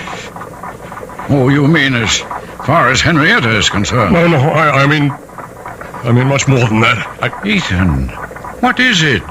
I didn't mean to upset you like this. I'm not upset. I mean, I just want you to understand. Understand what? That I'm sorry. Oh, I'm so sorry. Well, you're a good friend, Ethan. And I guess I don't feel like any chess tonight. I'll run along. Jake. Yeah? I never asked before, but do you remember exactly what time Henny died? Oh, about 25 to 12, I think.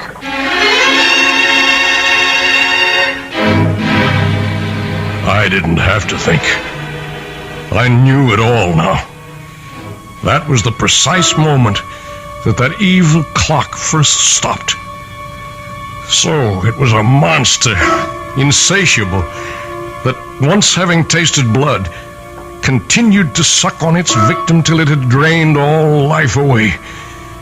And I was no better, no less evil. I had been feeding this mechanical vampire at the cost of other human lives. In a daze, unable to explain to him, I saw my old friend Jake out and turned to face what I had to face.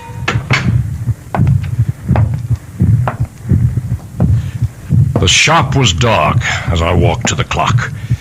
My ears were so attuned to it by now that I'd been aware that it had started to labor and needed a fresh transfusion. I was more than a little mad by now, as in the dark I said to it, "Die! Damn you, you devil!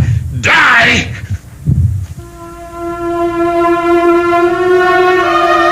My moment of triumph was brief. I still had my own expiation to make. Not only for my wife, but for all those others.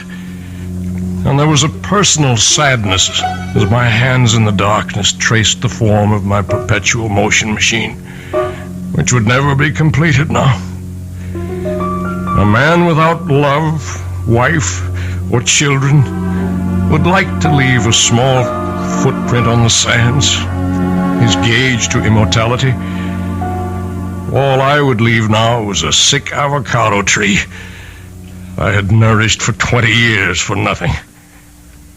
And then suddenly, I heard stealthy footsteps and pulled back into the shadows.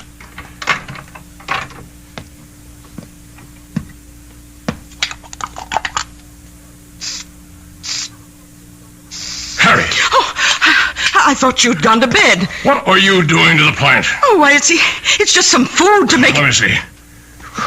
It's a weed killer. You've been poisoning my trees. Why, you... Don't you touch me. Get away from me. Get away. Look what you've done. I've cut my hand. It's your fault. But finally you've smashed up this ugly old clock for good. It's dead.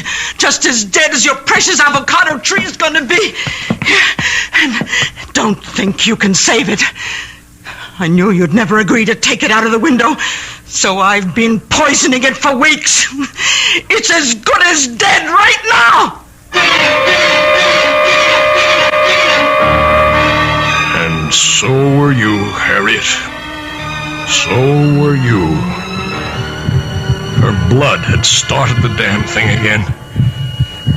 But this was to be the last time. What is there left to say? I have to watch another human being die. Slowly, inexorably, unable to arrest the inevitable. And even though it is someone I despise, my guilt is in no way lessened. The only pleasure I can take is that as Harriet sinks, so does that remorseless, evil, damnable machine. And once its heart is stilled, I shall destroy it forever.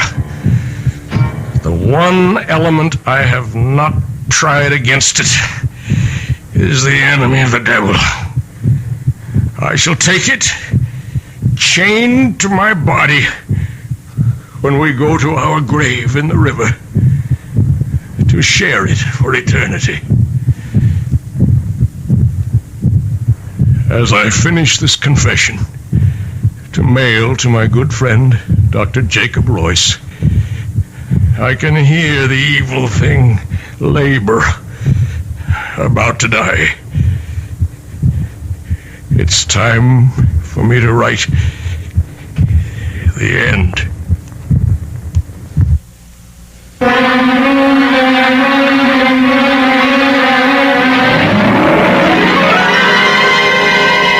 So be warned, if you should by any chance come across a clock in a curio shop shaped like an hourglass with a dial that bears the number 13 instead of 12, shun it like the plague.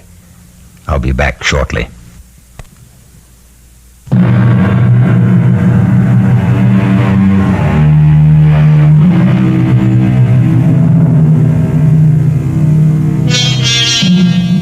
Oh, the fascination of time and man's never-ending quest to hoard it. I, too, have that irrational impulse all of us have felt sometime to hold back the hands and bring time itself to stop. And then I remember Ethan Vigil, and I decide that once around is enough for all of us. Our cast included John Beale, Grace Matthews, Bryna Rayburn, and Ian Martin. The entire production was under the direction of Hyman Brown. This is E.G. Marshall inviting you to return to our Mystery Theater for another adventure in the macabre. Until next time, pleasant dreams.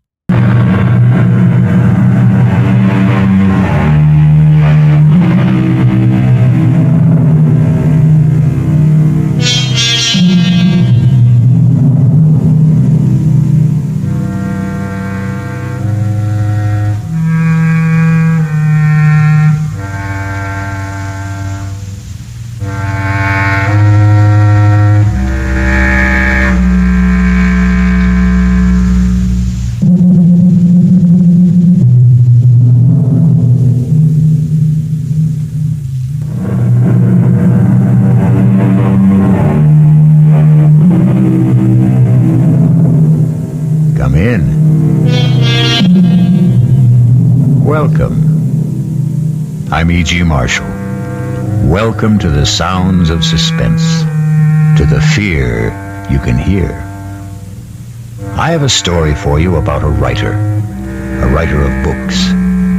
We all know what it is to read a book. We all read, sometimes to learn, sometimes to pass the time. sometimes to experience a life unrelated to our own, and sometimes to surrender ourselves to the fantasies of a person we have never met and will never meet. But what is it to write a book? Ah, that's another thing altogether. But what difference does it make? All the difference in the world. Well, it's not as if it were real. It is real. Don't you see that? Well, I mean, it's not real life. It is real life. It's a life more real than yours or mine or any life that anyone will ever live. But how can you say that? It's just a book.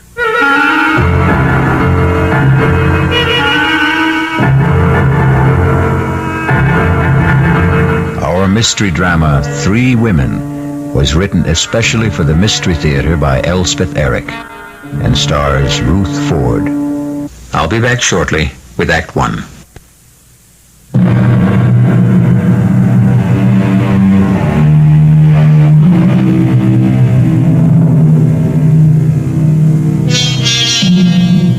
What is a book?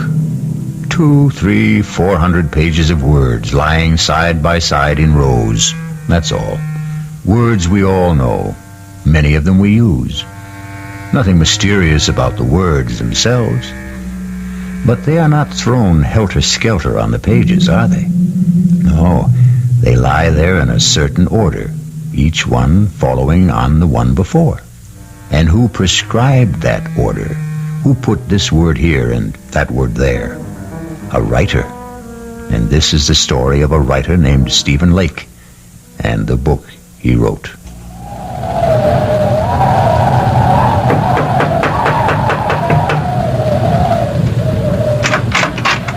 Yes? Does Mr. Lake live here? Yes? Is he home? Yeah, he's home. Could I see him? Well, he's working. Could you tell him, please, it's Mr. Higgins to see him? Higgins? I'm a publisher. Look, could I step inside? It's terribly cold out here. Yeah, I guess so. He really is working, isn't he? I mean, I hear him. His typewriter. You're a publisher, you say? Yes, that's right. If you just tell him... You can go on up. Up? Yeah, up that ladder. That's where he works, up there. Oh, thank you. You get to the top, just bang on the trap door. Where? Yes, thank you. Bang hard so he'll hear you. Yes, all right. He heard you. Mr. Lake, I'm Albert Higgins. Albert Higgins. Not from... Yes, from Higgins and Hart. All right to come up the rest of the way? All right. Well, I should say. Can you make it? Can I help you? I think I can. Yes. Here we are. I can't believe it. Mr. Albert Higgins. Very same. This where you work? Yes, it's the only place I can get away. I live with my wife and my mother-in-law. That was my mother-in-law who let you in. Well, it's nice and secluded up here, anyway. May I take your coat, Mr. Higgins? Oh, thank you. No, actually, I think I'll keep it on. You're cold. Well, it's awfully cold outside. Well, I think it's even colder in here. I get where I don't notice it. You have a stove, I see. Yes, but sometimes I forget to put wood in. Just a second, I'll get it going again. That's a real old Franklin stove, isn't it? Genuine article. I haven't seen a Franklin stove in years. Well, they're great, if you remember to keep them lighted. Please sit down, Mr. Higgins. All right. Well, now, I'd better explain what I'm doing here. I'd sure like to know. My secretary handed me your manuscript just as I was leaving the office for the weekend. We have a little ski lodge up here, my wife and I, right up the road from you, as a matter of fact. Yes, I think maybe I've seen it. Right off Route 7, about a mile north. Yes, that's it. Well, I was coming up by myself, and on the train I read your book. When I got to the lodge, I read it again. I like it a lot, except for one thing. What's that? You've made one grievous error, Mr. Lake. Or may I call you Stephen? Call me anything. What's the mistake? You've killed off the most attractive character in the book. You mean Clarissa? You can't do that, my boy. Why, 9/10 of the book's appeal is the charm of that girl. She's another Scarlett O'Hara. You can't spend 200 pages making us fall in love with this marvelous creature and then, poof, just like that, have her die on us, go out of our lives? Well, you just can't do that. But I have to. Well, you don't have to at all, Stephen. You've written a marvelous book. I want to publish it. All I want from you is 10 new pages, the last 10. Write me 10 new pages at the end and let Clarissa live. I can't. I can't. Now, Stephen, that isn't asking much. It's everything. I can't do it. She has to die. She has to. Why does she have to die? Because if she doesn't die, I don't know what'll happen to me.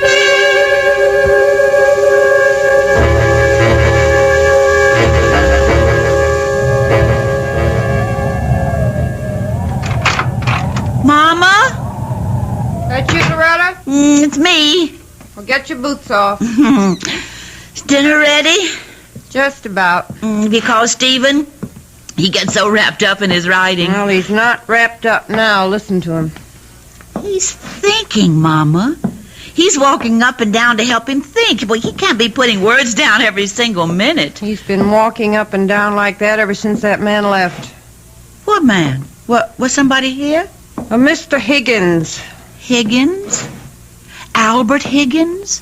From Higgins and Hart? I believe he did say he was a publisher. Oh, Mama, it was our last hope. You know, every other publisher turned down Steve's novel, and he sent it to Higgins and Hart. But Mr. Higgins was here? They were up there together for about 15 minutes, and then the great Mr. Higgins came tumbling down the ladder like the devil himself was after him, very red in the face. Looked at me like everything was my fault and catapulted out of here. Well, you didn't ask Steve what happened? Loretta, when have I ever asked Mr. Genius-type novel writer Stephen Lake anything? If he feels like telling me, he'll tell me, which he never does. I'm going to find out. Good luck is all I can say. Stephen? It's impossible. Absolutely impossible. Stephen! Impossible, Clarissa. I can't... Darling, are you all right? Loretta? Oh, you just get home? Mrs. McGinnis wanted her windows washed. Darling, Mama said... I don't want you washing windows. Stephen, Mama said there was a man here today, a Mr. Higgins? Albert Higgins. He really was here? He has a ski lodge up the road. Well, he didn't just drop in, did he? What did he want? He read my book. He wants to publish it. Oh, Stephen, well, why didn't you say so? He wants me to change it. Well, does he want you to change it a lot? Completely. Oh, well, would that be a lot of work? The last 10 pages. He wants me to let Clarissa live. Is that all? Oh, Stephen. What do you mean, is that all? Clarissa is supposed to die. It's all been decided. She has to die. I can't let her go on living just to please Mr. Higgins. But it's not just Mr. Higgins.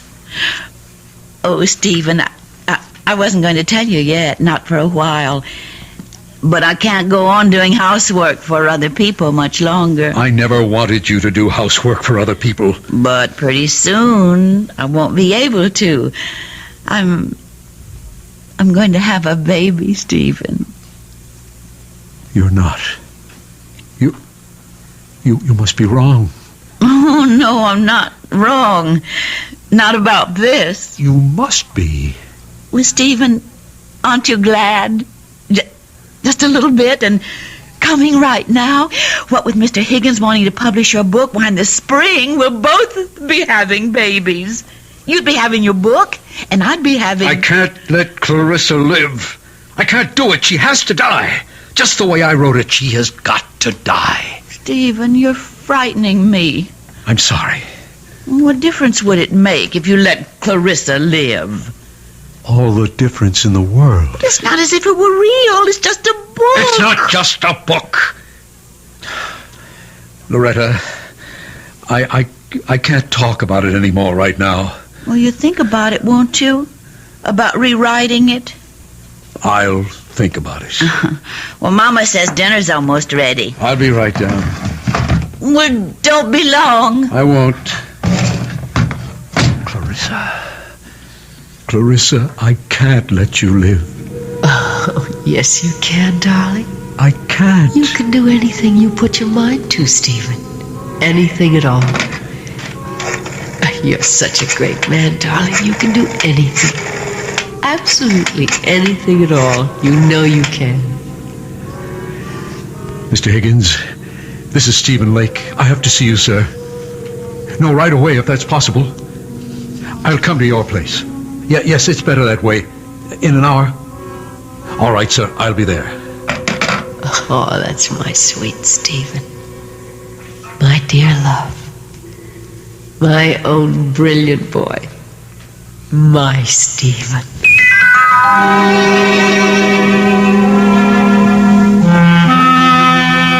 I'm glad you called me, Stephen. I must say I was a trifle perturbed at your outburst this afternoon. It seemed such a little thing I was asking, to kill off a character like Clarissa in the last 10 pages when you've spent the entire book constructing her magnetic personality. It's not right. I have to do it, sir. But it's cheating, leading your readers up the garden path. I'll tell you something which perhaps I shouldn't, but anyway, I discussed with my wife the possibility of a sequel to this book, using the same central character. Clarissa? It's a shame to waste a character like that on one book. There should be another, and perhaps another. How can we do that if you kill her off at the end of your first book? Mr. Higgins, I've been writing for 7 years steadily. I've never sold anything. 6 years ago, I got married. My wife, Loretta, has been working as a domestic all these years, and her mother goes out every day to do other people's laundry. I haven't brought in 1 red cent in all that time. But now you will. Lots of red cent. The house we're living in, that's an abandoned 1-room schoolhouse. We bought it a year ago with every cent we had in the savings bank. $400. At a county auction. The room where I work used to be the place where they stored supplies. We got the Franklin stove from a junkyard. If you want the truth, we stole it. Young writers never have it easy, Stephen. My wife has never complained, never once. She's scrubbed other women's floors. She's washed their dishes and dusted their furniture and scoured their bathtubs and polished their silver. Well, in view of all this, I should think you'd jump at the chance to have your novel published. I do jump at it. I am jumping at it. Only I can't let Clarissa live. She's got to die 10 pages from the end of the book. But that's unreasonable. Don't you think I wanted her to live? Don't you think I kept her alive as long as I could? You think I wanted to kill her? I had to. I can't for the life of me see why. Because I'd fallen in love with her. Oh, come now, Stephen. Deeply, hopelessly, irrevocably in love. Now, my boy, I've been a publisher a long time. I've talked to dozens of authors. They all fall in love with characters they've created. It happens all the time. Clarissa isn't just a character. Well, of course she is. She didn't exist before you created her, did she? She exists now. Good heavens, man, she came out of your mind. She has no life except the one you gave her. Maybe she did come out of my mind, but now she's got a life of her own. Well, in a manner of speaking, of course she has. And I want to prolong that life, Stephen. I predict great success for Clarissa. And for you. You and Clarissa are one, you might say. No, we are not one. We must never be one. I want her dead and out of my life. On my word, I can't follow you. Mr. Higgins, if Clarissa is allowed to live, I shall desert my wife. Desert your wife? My wife is going to have a baby. Well, then, why on earth would you desert her? Because I love Clarissa. I love her with the kind of love I never knew existed. A love that has more power over me than I have over myself. I can't fight it. I can't escape it. It haunts my waking hours and my dreams as well. Those last 10 pages of the book weren't easy to write, Mr. Higgins. But I had to write them.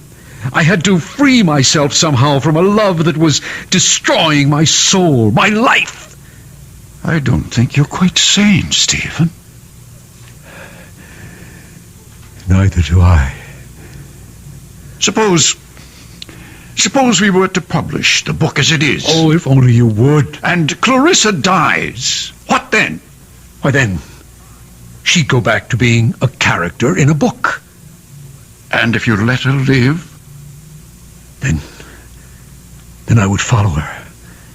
My life, my body, even my talent would belong to her. I myself would belong to Clarissa and to her alone.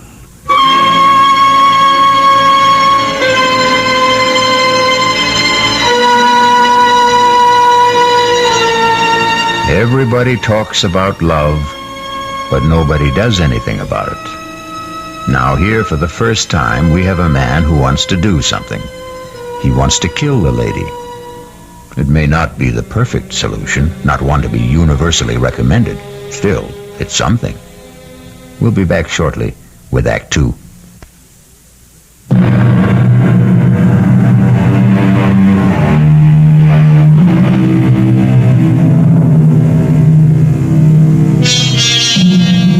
It was an American writer who said it, and not so long ago. Novelists, whatever else they may be, are also children, talking to children, in the dark. Listen with me now to the second act of Three Women. Stephen is talking to Clarissa, a character he created in one of his books, in the dark.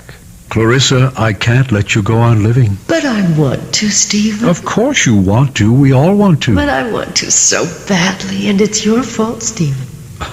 Why is it my fault? Because you gave me such a wonderful life in your book. I enjoy it so much. I can't bear the thought of giving it up. Neither can I. Neither can I. To have had a life like that and then to die 10 pages from the end of the book. I know. When the book is published, you'll be dead.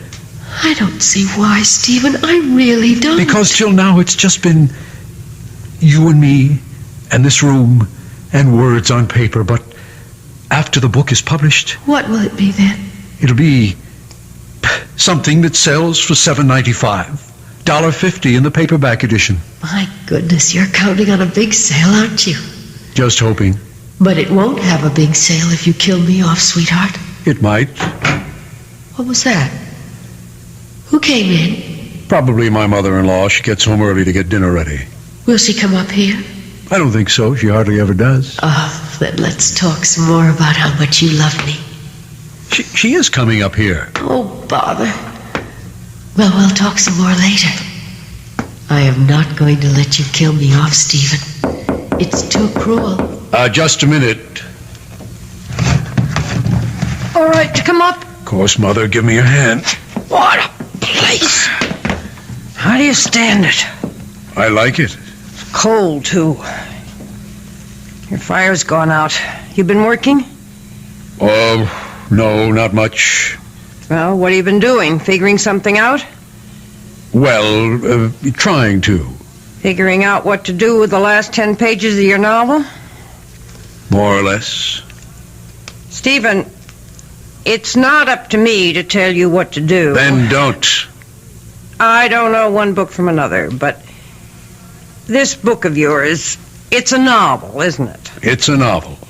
About made-up people, right? Yes. So what's the difference? You can do what you want with made-up people. They can live as long as you're alive to write about them. True? Is that true? Yes, that's true. So, if Mr. Higgins says you should let this character, this Clarissa, go on living, what's the difference? Let the lady live. Who cares? Also, and I don't mean this as a reproach, we can use the money. Believe me, I know that. So, if a little lady is worth more alive than dead, I say let her live. Yeah. Not a lot of work. The way I understand it from Loretta, I mean, you don't have to write the whole book over. Just the last 10 pages. Well, what's that? You can knock that off in no time. Well, I better be getting on down and get dinner started. It'll be ready in about half an hour. I'll be down.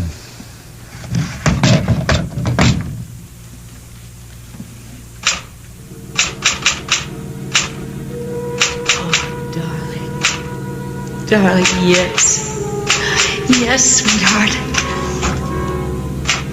The cold hand I held, wet with my tears.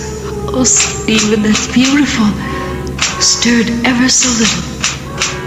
The fingers moved faintly in mine. Oh, Stephen, yes.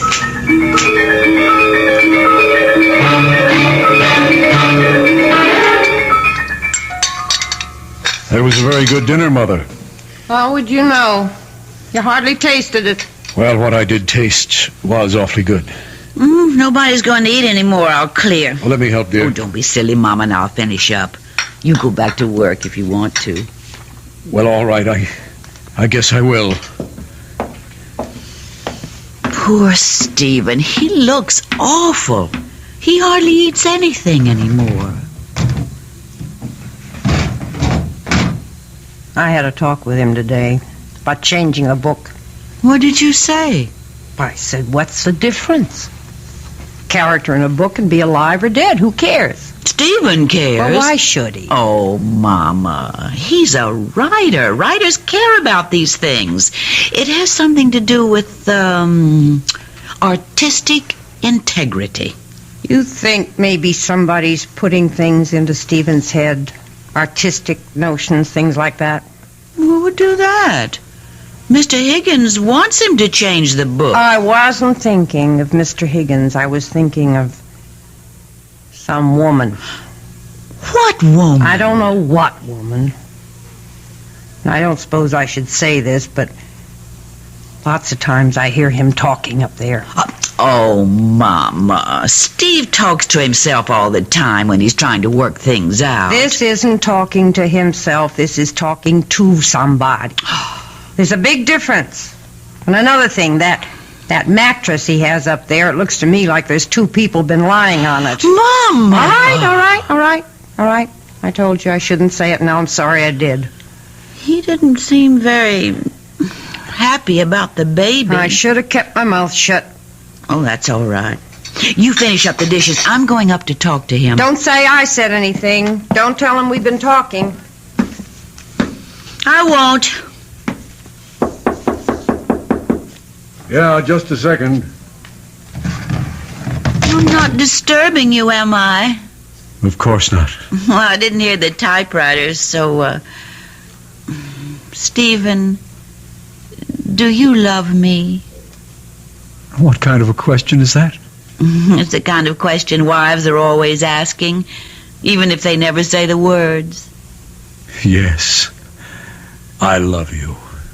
Are you glad we're going to have a child? Yes. Yes, I'm glad we're going to have a child.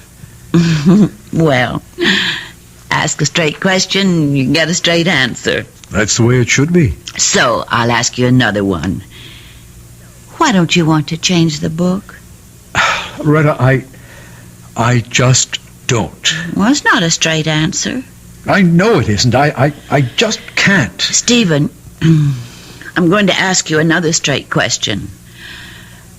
Are you interested in some other woman? Interested? No. Because if you are, I'll go away. No, I don't want you to go away. I'll go away and have the baby someplace else. Till you get over this other woman, then I'll come back. Or if you don't get over her, I'll stay away. Oh, Loretta. Stephen, can you swear to me that there's no other woman in your life except me? Can you promise me that? Loretta, I swear to you, I promise you that I love you. That I love you, that I want you for my wife for always, for as long as we live. I guess I'll have to be satisfied with that. It's the truth. All right. I'll let you work now. Oh, I thought she'd never leave. Please, Clarissa, I don't feel like talking to you right now. Why didn't you tell her about me? How could I tell her about you? She wouldn't believe me. Nobody would. Darling, you know what I was thinking while Loretta was going on and on about herself and you and the baby she's going to have? I was thinking, why don't I have a baby? Oh, not in this book, of course, but later on in some other book. I'll have this perfectly gorgeous child who'll have my sweet disposition and your marvelous brains.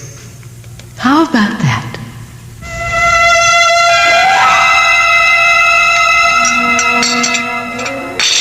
Mama, I asked him if there was somebody else.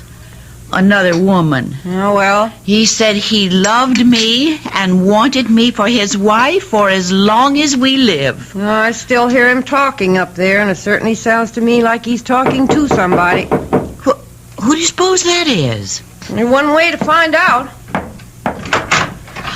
Oh, Mr. Higgins, come in before you freeze to death. Winter's closing in on us. It sure is. How are you, Mr. Higgins? Fine. I thrive on the cold. Mrs. Lake, your husband's in, I hope. He's up there, working, I guess. Has he talked to you about, about Clarissa, keeping her alive? He just says he doesn't want to. All right to go up and see him? Oh, I'm sure it is. Good luck, Mr. Higgins. Thank you.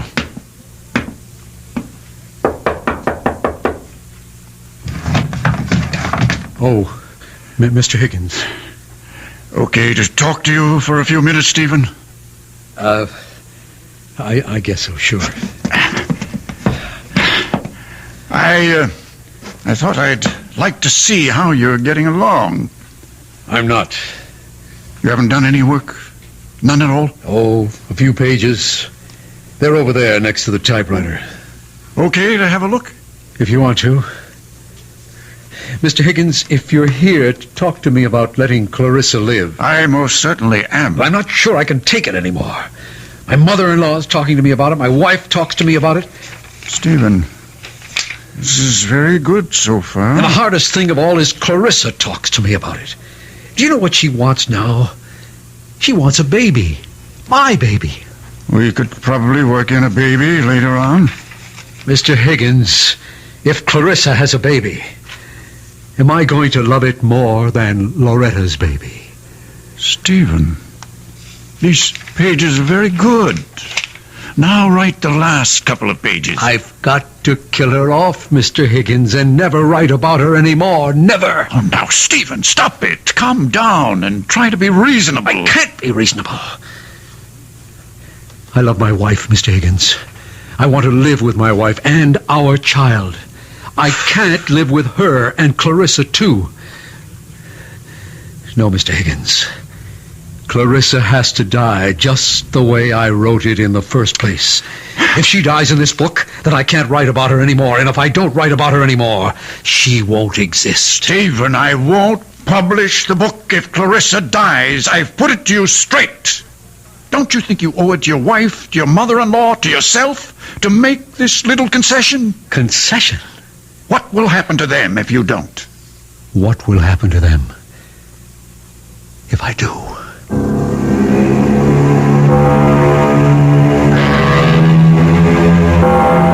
Money is the root of all evil, and killing is certainly evil. Yet, here we have a man who wants to kill and is letting himself be talked out of killing for money. It leaves us with the perplexing question, what is evil? Maybe we'll find out when we return shortly for Act 3.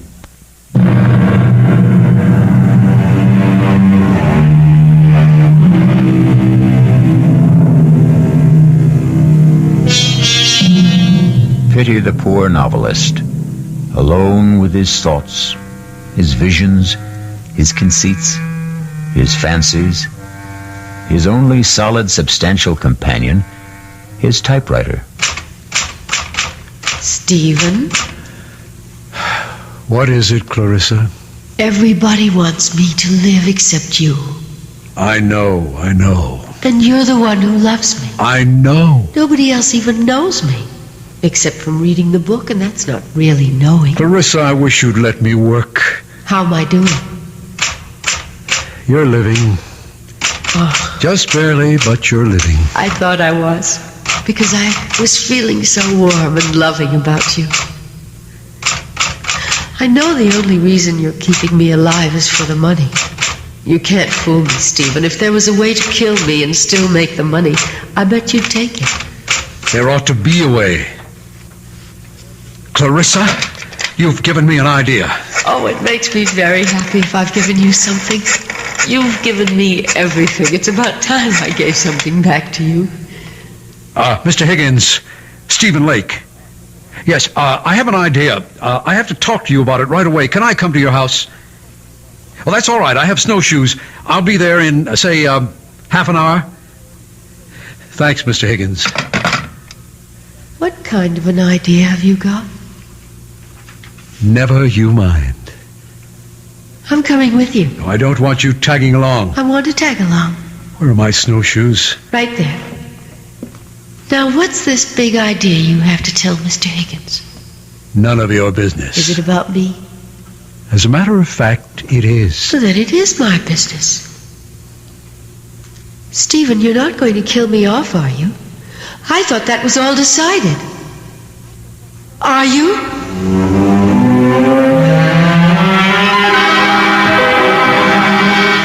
Now, my idea is this, Mr. Higgins. I'll finish up the book just the way you want it. Good. Clarissa stirs and comes to life. Whatever it was she was dying of, she only went into coma, etc., etc. I'll work it out. I'll give you the book in a couple of days, maybe by tomorrow. Good. Then, if you still like it... Oh, I like it.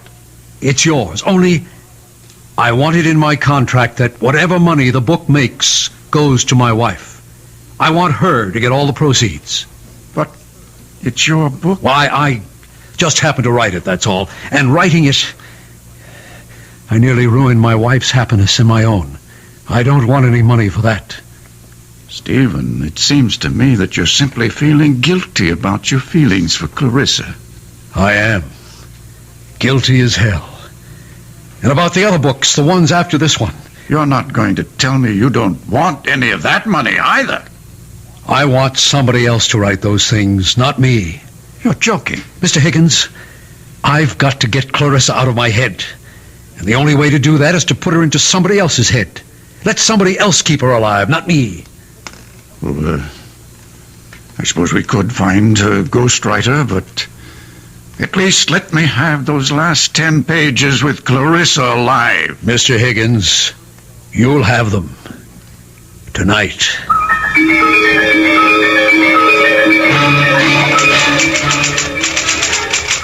My, you are busy, aren't you? Very. You're working on the new ending to the novel, aren't you? That's right. And I get to live and live and live and live. Clarissa, it's cold in here. Why don't you do something useful, like putting some wood in the stove? I don't know how. You don't know much, do you? Enough. Okay, I'll do it. Make a nice big fire, and then we can sit and talk about what's going to happen next. What do you mean by next? In all the other books, the ones you're going to write after this one. Now blow on this fire, will you? Oh. At least you can do that. Okay. Go on, tell me about the other books. I don't know anything about the other books. Would you like to hear some of my ideas? Not really. Well, that's enough. You can stop blowing. It's caught fire. That feels good. I think the next novel ought to be in Venice. Clarissa, I have made a deal with Mr. Higgins. When I finish these 10 pages, thereby keeping you alive, I shall turn them over to him to replace the original 10. And then I shall write no more books. Well, no more books about you, anyway. But Mr. Higgins thinks I'm wonderful. He wants lots of books about me. He's going to get lots of books about you, but they won't be written by me. But who'll write them? A ghost. A ghost? I don't want to be written by a ghost. I'm part ghost myself. Oh, he'll be a real live man. A ghost writer. That's what they are called in the publishing business. But it won't be you. Definitely not me. But it will be a real live man. Yes. And now, if you'll excuse me, I'd like to get back to work. I wonder, will he be as handsome as you? Handsomer, probably. I wonder, will he love me the way you do? For his sake, I hope not. I wonder, will I love him? Why should you love him? Why not? You never loved me. Oh, that's the way you wrote it.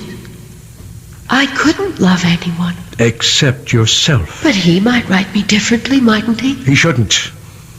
He should follow the character exactly as I've set it down in the first book. But if he falls in love with me, he might want it changed so I could fall in love with him. It would be so much more convenient for everybody. Clarissa, you wouldn't. Wouldn't what? Fall in love with the ghostwriter. Would you?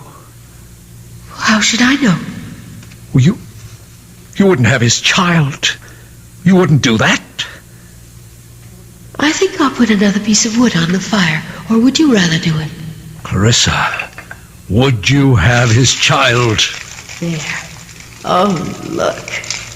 That's a nice fire. Lovely. Answer me. Would you have his child? Well, Stephen, if that's the way he writes it, I guess I'll have to. Stephen, what are you doing? Oh, no, you're not going to have his child, no. Stephen! You're going back to where you were in the original. You're going to die 10 pages from the end of the book. You're not going to burn the new pages, Stephen. You're not.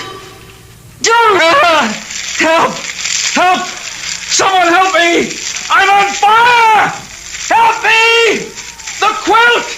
Get me the quilt, please! Help me! Ah!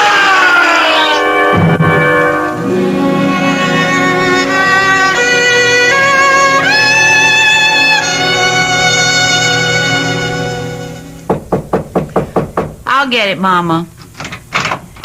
Mrs. Lake? Mr. Higgins. It's Mr. Higgins, Mama. Oh. I haven't seen you since the funeral, Mr. Higgins. Thank you for the beautiful flowers. May I come in for a minute? Why, of course. Come in. Would you, like a cup of tea, Mr. Higgins? I was just about to put the kettle on. Thank you, no, Mrs. Lake. I haven't wanted to intrude before this on your grief. Such a terrible accident. Mama and I can't figure out how it happened. You know, Stephen knew that Franklin stove so well. He'd used it for years. And then... It was like it sort of blew up in his face. Mrs. Lake, he was working on the new ending for the novel when it happened. At least I think he was. Well, I don't know for sure, Mr. Higgins. He promised me I'd have the new pages that same night. He acted as though he couldn't wait to get started. Oh, then I imagine that's what he was doing. Mrs. Lake, would you mind if I'm not intruding? Could I go up and take a look? You see, if I can find them, I can just substitute them for the original last 10 pages, and we can go right to work. I think we might be able to publish the book this spring. Why, that would be wonderful. At least you'd have a little money coming in. Stephen would have liked that. So, is it all right if I take a look? Why, surely. You don't mind if I don't go up there with you? I haven't wanted to somehow since the fire. No, that's quite all right. I'll go up by myself. Trapdoor's not locked, Mr. Higgins. Make it all right? Yes, thank you. Fine. Oh, I suppose I should have cleaned up that place, but I just couldn't. No hurry. When the time comes, I'll do it. Never entered my head to look for those 10 pages. No, they're mine. Mama, if he finds the pages and publishes the book, And if it's a success, that'll be nice, won't it? Mrs. Lake, What is it, Mr. Higgins? You found them? I found something. I found these 10 pages. Oh, thank the good Lord. All neatly stacked beside his typewriter. Oh, I'm so glad, Mr. Higgins. Glad? Have you read them? Why, no. Well, listen. Lovely, gorgeous Clarissa lifted her beautiful head. She wasn't dead after all. Well? But that's not the way Stephen writes. I could hardly believe my eyes. That creamy complexion was beginning to pinken. Pinken? There's no such word as pinken. My adorable sweetheart had only fainted and wasn't dead at all. My goodness, but I was happy. Now I ask you... Stephen didn't write that way at all. Nothing like that. And who did? Who did write this awful trash? Mr. Higgins, you don't think that... Well, somebody wrote it. It's typed on his typewriter. You don't suppose it is possible that Stephen went mad and wrote this awful stuff while he was unbalanced? Mr. Higgins, if Stephen was a certified lunatic, he couldn't write 10 pages like those there. Do you want them to keep for any reason? Oh, I don't think so. Well, I'll take them home with me and burn them. Mr. Higgins, does this mean that there won't be any book at all? Why, I hadn't thought... I would so like to have a book of Stephen's published. Tell you what we'll do, Mrs. Lake. We'll go ahead and publish the original version, the one where Clarissa dies. You say something? No. Sounded like a ghost, kind of.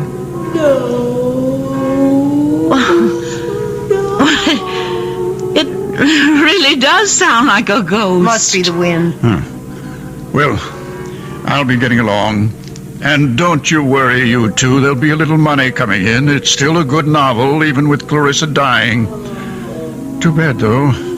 I'd hoped Clarissa would have a long and happy life, but such is fate.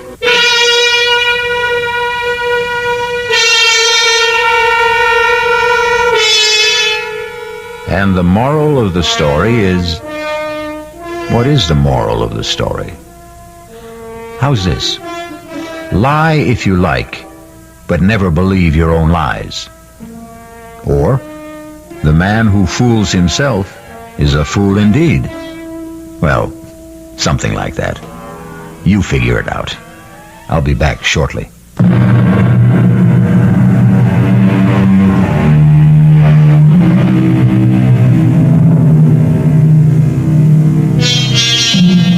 The gift of youth is ours for just a little while. Fame is capricious, and money slips through our fingers. Health is a godsend, subject to recall. Even the benison of love can elude us, or it can wither in our hearts. But the blessings of imagination, they belong to us forever and ever. Our cast included Ruth Ford, George Petrie, Elspeth Eric, Joan Loring, and Roger DeKoven. The entire production was under the direction of Hyman Brown. This is E.G. Marshall inviting you to return to our Mystery Theater for another adventure in the macabre. Until next time, pleasant dreams.